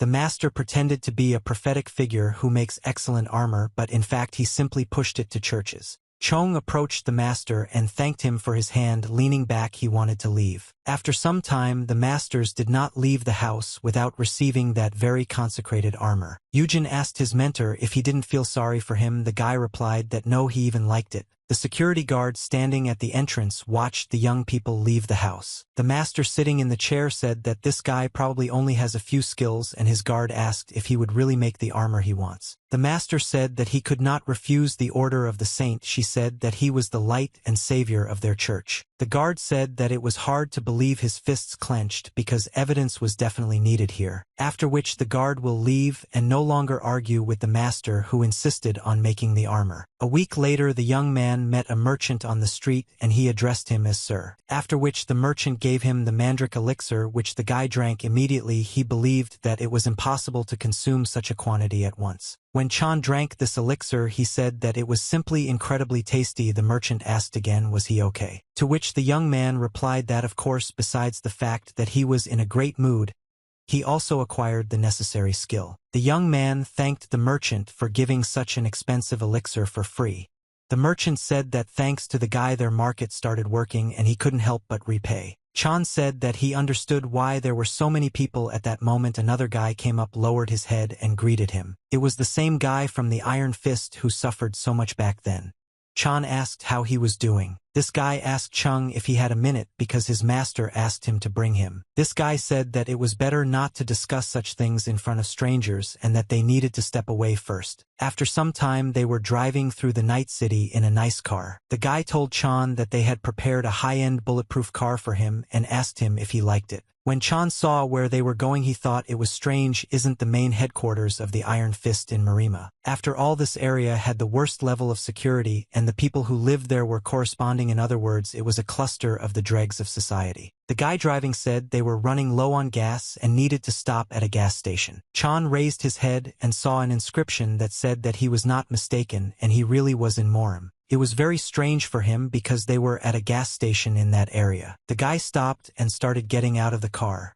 He was happy with everything that was happening. He looked at Chan and said that this is where he could take a break, and at that moment he opened the car door. Only when this guy started to come out Chan is his task, and it was actually just a trap. He felt that there were a lot of explosives with a remote control in the trunk of the car. At that moment Chong grabbed the guy by the hand and said, "Does he really think that he really looks like a moron?" The guy was a little confused. The next thing the young man did was open the car door and jump out of it as quickly as possible. When he was already standing next to this car, he realized that he was already in a safe place. So he told this guy that he himself would stay in the car with the bomb he made. The guy sitting behind the wheel was in shock because he didn't have time to jump out of this car, and the bomb was really nearby. He only had time to shout no. After which a loud explosion sounded and the car was blown to pieces.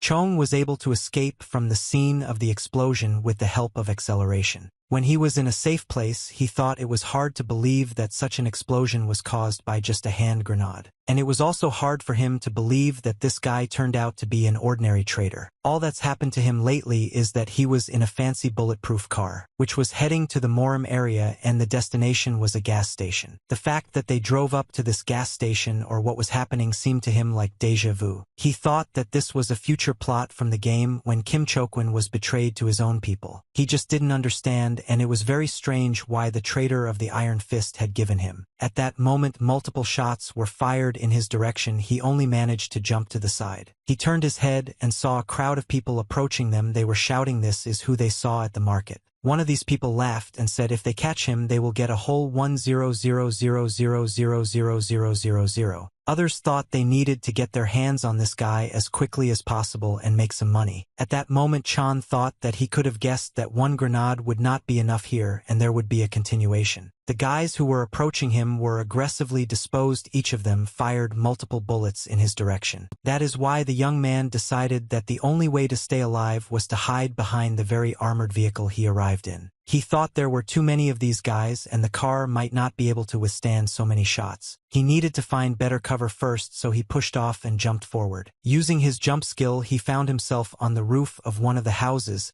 He thought that his opponents did not expect this. The guys started shouting that they needed to shoot him from above. They all had him at gunpoint. Chan thought that this was really a threat to him and he needed to do something more substantial. So he decided to use another one of his skills, a magical defense that was supposed to hold back this onslaught. The only thing he didn't understand was that they weren't superhumans, so why did they react so quickly? One of the main people who attacked him shouted that all the targets of the center had to be finished with him. The attackers did just that. They all aimed at one place in order to break his protective shield. Chan didn't understand how this could be because despite being at a great distance, they were hitting him straight away. He didn't understand what kind of nonsense this was and why these people who were attacking him had such marks. In order for him to survive, he realized that he only needed to dodge these attacks. Well, when he dodged, one of the bullets damaged him and blood spurted out on his hand. The young man thought that it was not as easy as he thought to dodge the bullets. He held his hand. And he also thought that he was very sorry to use it at this moment, but he had no other choice. So when he got it out, he threw a grenade at them and shouted that they should get what the freak deserved, after which he threw a second third. When these grenades fell to the ground, gas began to come out of them and the attackers froze in anticipation of what would happen next. But none of the attackers fired since there was nothing but gas around them. And the most terrible thing is that it was tear gas and these people could not see anything. Each of them tried to protect their face. The commander of the attackers shouted that they needed to catch this guy to get the antidote for his head.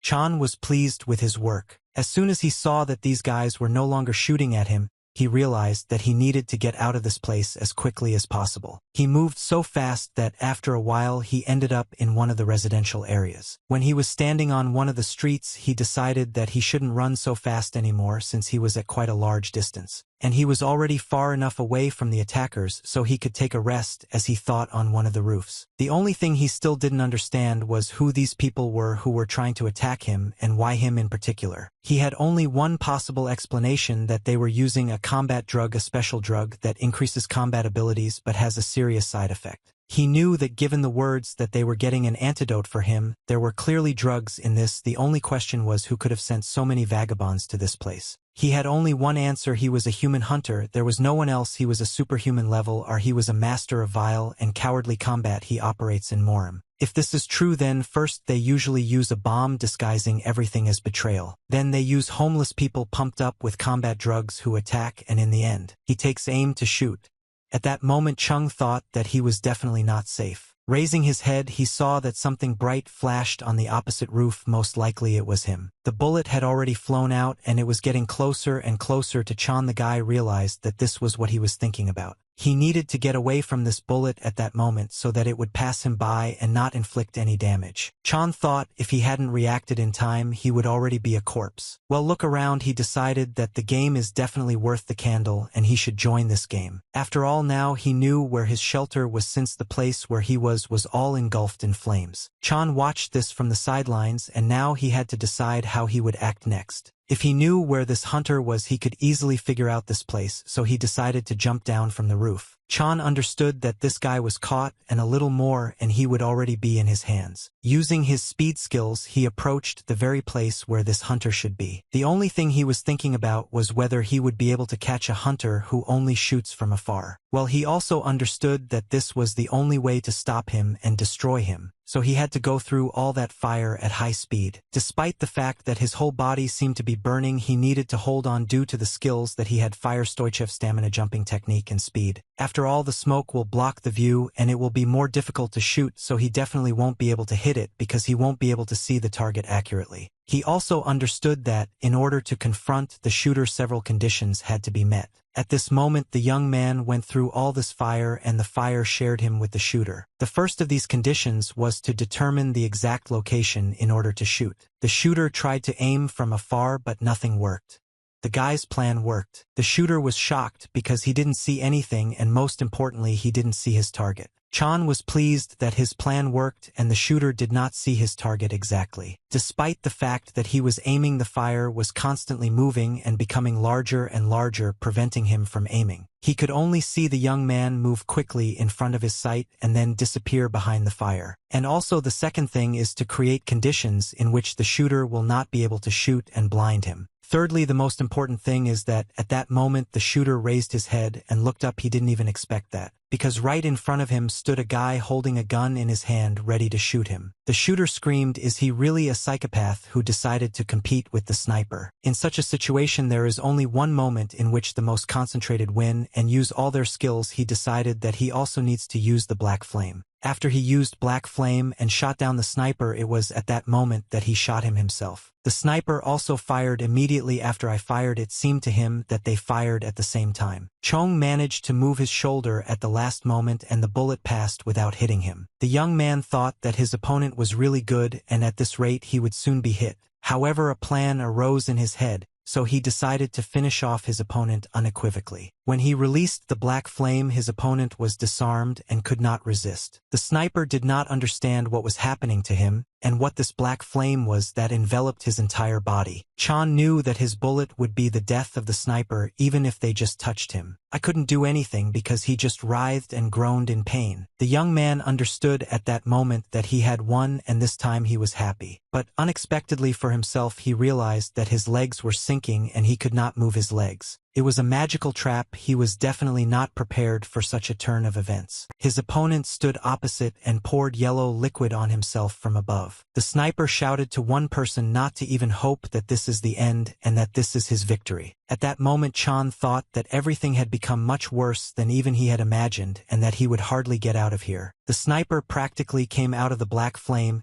He shouted to the young man to be afraid because he would riddle him with bullets. Chan thought if his opponent put out the black flame with holy water, it would definitely be the end for him, and he didn't think that everything could turn out like this. The only thing he needed to do and understand was first to choose whether to absorb the magic damage or stop the traps from working. He definitely did something stupid, but he shouldn't have done it, so now he had to make the right decision. He pressed his hand against the surface so that it wouldn't be pushed further, and it was a magical trap. He understood that the most important thing for him was to hold out for a little while longer to make a decision. Half of his body was already in this magical trap, and everything depended only on him how he would act next. He remembered that he had a purification skill that would help neutralize the trap's magical power. This is exactly the skill he used, but imagine his surprise when he saw the shooter in front of him. He stood right in front of him, ready to attack the young man and destroy him. The shooter told the guy if he really decided to get out, Of course it's brave, but it's too late for him. Chan didn't understand if the effect of the black flame had already ended and his opponent could move freely. The shooter at that moment bent down to pick up his weapon and said that he had already won. After which he said that with his capture, his life would sparkle with new colors and aimed his weapon straight at him. After which he pulled the trigger and screamed that it was time for this guy to die. Well, when he fired the shot, he saw that there was no one in front of him. He was surprised. Unexpectedly for the shooter, he received a blow from the side from Chan, who was able to get out of the magic trap. Chan told him that a new balance of power is always exciting and no one knows what will happen next. The young man realized that he was very lucky to have such a skill of grounding resistance. He got this skill at the last moment when he tried to resist the magical power. He succeeded. Chong held the sniper and said that it was not worth counting on the fact that the sniper was capable of killing a warrior. He wanted to know who sent him. The sniper said he agreed and he lost, and he was ready to say everything, but the guy had to give him a smoke. Chan agreed and said that he was glad that they couldn't find common ground. The sniper took out a cigar, took it in one hand, and in the other a lighter which he was supposed to light the cigar. Chan looked at the sniper without taking his eyes off him, and so that he didn't do anything else. When the sniper took one drag, the young man asked him how happy he was. The sniper replied that he was damn happy, but his face began to change dramatically. He began to mutate. The sniper began to speak because this is a great way to punish the arrogant puppy. At that moment he was already a mutant. The sniper stood up to his full height and was ready to attack the guy and destroy him. But what a surprise it was when he felt one bullet go through him. The sniper asked the guy if he knew that he would turn into a mutant. Chan answered him that of course, since he is a player with 10,000 hours of experience and is able to recognize a cigarette that turns into a mutant. The sniper tried to say that he was unlucky, but before finishing he fell to the ground. Chan, seeing this whole picture, thought that it was a bit unexpected, but still he won. Human hunters are mostly nasty cowards who usually give up when they are cornered, but this one decided to turn into a mutant. The young man wanted to know the reason why he did such a thing. He approached him and decided to examine him. After which he found a flash drive on this guy, which he took out to see what was on it. Chan looked at this flash drive and thought he needed to see how good it was. After some time, the young man returned to the main office of the Master of Power. On TV, they reported that yesterday in the Moram area there was a large-scale shootout, as a result of which a powerful explosion thundered at a gas station, killing 10 people.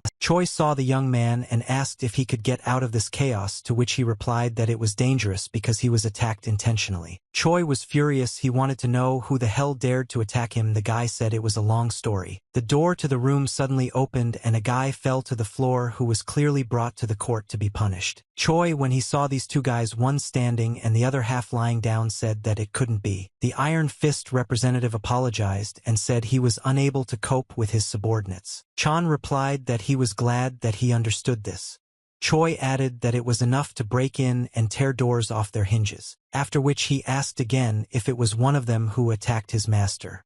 They answered that yes, one of the last set. The commander of the Iron Fist said, and yet he was able to find out something from the one who gave the orders to these 6. Chan was very surprised. Wasn't it about money? The commander of the Iron Fist said that he had already guessed that the bastard simply lost in gambling and constantly used the services of the usurers. In that case, the reason was betrayal. Obviously, the commander said that the reason is not important, it is still his fault, and asked again. Chung accepted the apology and said that even a boss has a hard time keeping track of all his subordinates, because the commander does not know that if it were not for his intervention in the plot, he himself could soon become a target and be destroyed. Then the commander said that he would take full responsibility and reveal the truth about this incident. Chan smiled and said that he already had evidence and showed the flash drive that was in his hand. Chan said that this flash drive was with the Superman who was going to kill him and asked if they knew how to use a computer. Choi said that he has a level 1 certificate in computer work and was happy that he can finally show what he is capable of. After which he sat down at the computer and tried to open the flash drive that they gave him with one finger. After which he noticed that this was a very interesting character. At the moment he had 20 kills on his account. He was called a hunter of people. They all wanted to focus on the last task. Choi said that he received this task 4 days ago. And for this task, if he completes it, he should be paid a reward of 20 billion. When everyone heard the amount of 20, they were just shocked. Who could pay that much money to kill Chan? The young man asked what big children, who is the real customer. Choi then looked and said that it was a conglomerate, someone from the Ascension Company. Choi repeated once again again who the customer was and then turned the laptop over and showed the customer to the young man. Chan then shouted that it was crazy, could it really be he who ordered it?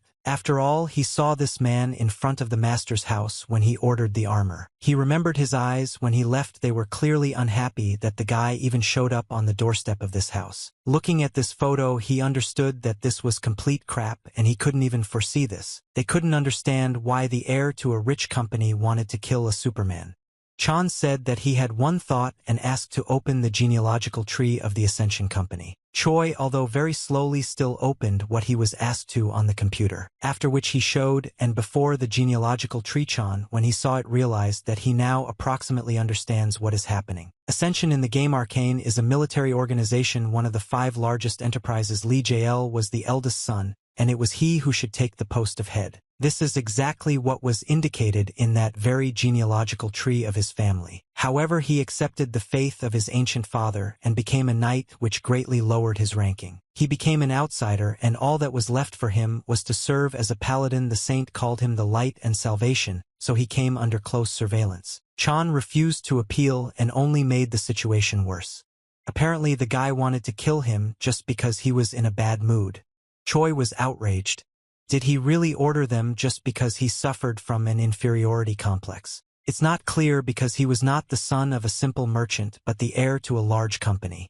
If something were to be done to him, he could become a target for the entire organization. Choi then asked again if they would really just sit back and do nothing just because he was the heir to this organization. Chan replied that no way, and he had a great idea. The guy explained that if they were going to take on such an important person, their weight class should be strengthened. At that moment, Seo Woojin burst into the room screaming that fucking son of a bitch, how dare he. Chan hurried to calm him down because in fact everything was fine with him and he was alive. Jong thought that he had no stronger ally than his student Seo Woojin, who would also introduce the Golden Youth, who believed that it was impossible to leave everything like that, and it was necessary to hire a killer. Choi did not understand whether it was really necessary to kill the eldest son of the Ascension Company. Chan tried to calm everyone down again, told them not to worry, and came up with something. Jung then said that he was going to challenge Lee Jae-yeol to an official duel. Everyone heard the word duel. They were a little shocked and did not understand because it was very dangerous. Chan tell them that it can't be any other way. If you just sit and wait, he will only hire more skilled killers. Then they said that such a scoundrel would never agree to fight personally, and instead of a duel he would call a great warrior. Chan then said that the world is unfair when he has neither money nor power. If he wins the duel, he can get an apology and compensation. In fact, it was quite real, and those present in this room supported him. He said he had evidence that would definitely be enough to challenge this guy to a duel. And so that he doesn't put someone else in his place, we need to discuss the conditions so that the duel is closed, in which case it would be necessary to send an official challenge. They will also need a notary. Seo Woojin said that he is ready to help. His parents know a lawyer who was once a Supreme Court judge. Chanpa thanked everyone for participating in this and then looked at the chair and said that it was not very sturdy. Chan looked at those present at this table, and the way they were looking at him, he said that he was not going to die and did not understand what was wrong with them. The commander of the Iron Fist asked again, does he really think that he can win? The enemy knows about his abilities and therefore will call a great warrior of at least the 4th level. The young man understood that it would not be easy for him during official duels. Mutant skills cannot be used. So the fight will be more difficult than with the head of the Cleaners Association, who was also on the 4th level. But he will be able to predict who will be his great warrior, and this will be one of his advantages. The commander asked again if they would really find out who he would be fighting against. The guy replied that yes, and therefore it was worth preparing a little.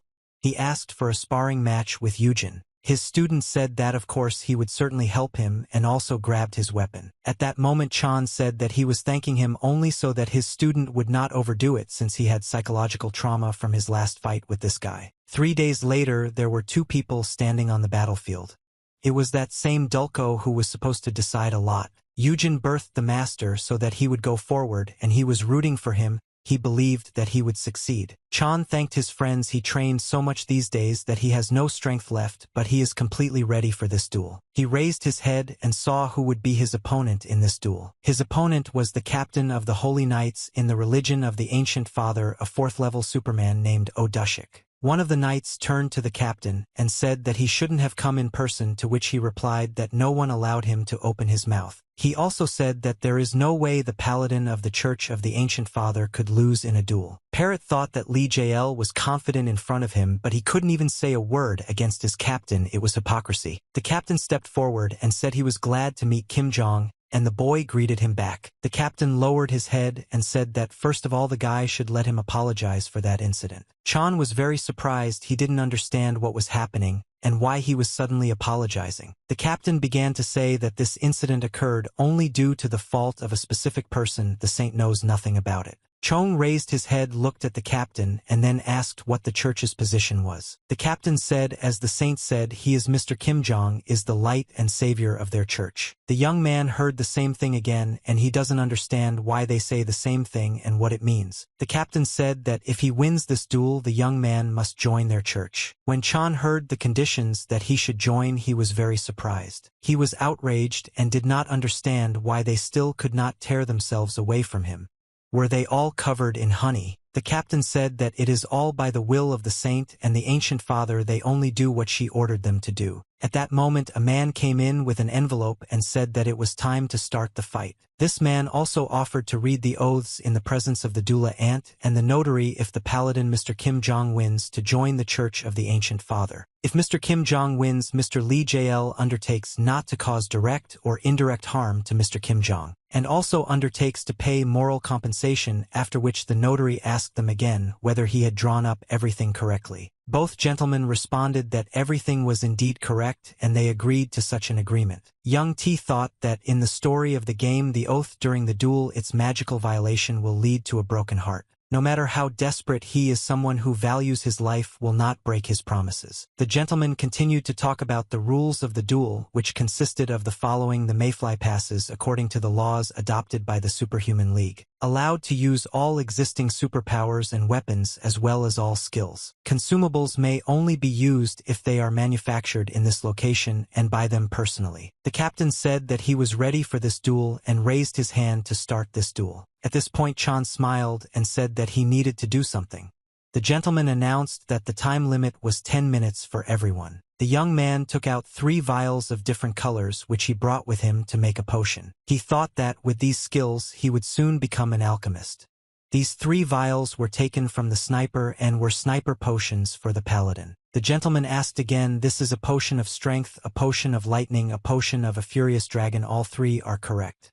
Chan replied that these are the 3 he will drink now. After all, in this situation it was his necessary duty. Before the battle he drank them all at once. The gentleman, after he drank, said, if both opponents are ready, then it's time to start the duel. The number 10 appeared on the board. It was exactly 10 seconds before the moment when this duel was supposed to begin. 2 opponents stood on each other's chests waiting for the moment when this duel would begin. The captain turned to the boy saying that becoming part of the religion of the Ancient Father is truly an honor, and why not change his mind and join them at that moment. Chan answered him that he shouldn't carry any feelings here, he won't do that. Then the captain said that in that case he would have no choice, and he swung to strike the first blow. He told the young man not to worry about this loss that was already very close to him. He repeated once again that he should join their religion so that he would not kill him, and struck the first blow. He is a man. When I looked at him I thought that he certainly has enormous magical power, and he definitely has a higher level. He understood that no matter how well he was prepared, if he did not risk his life, then victory would not be on his side. But the board showed the number 1. Exactly 1 second later this milking was supposed to start.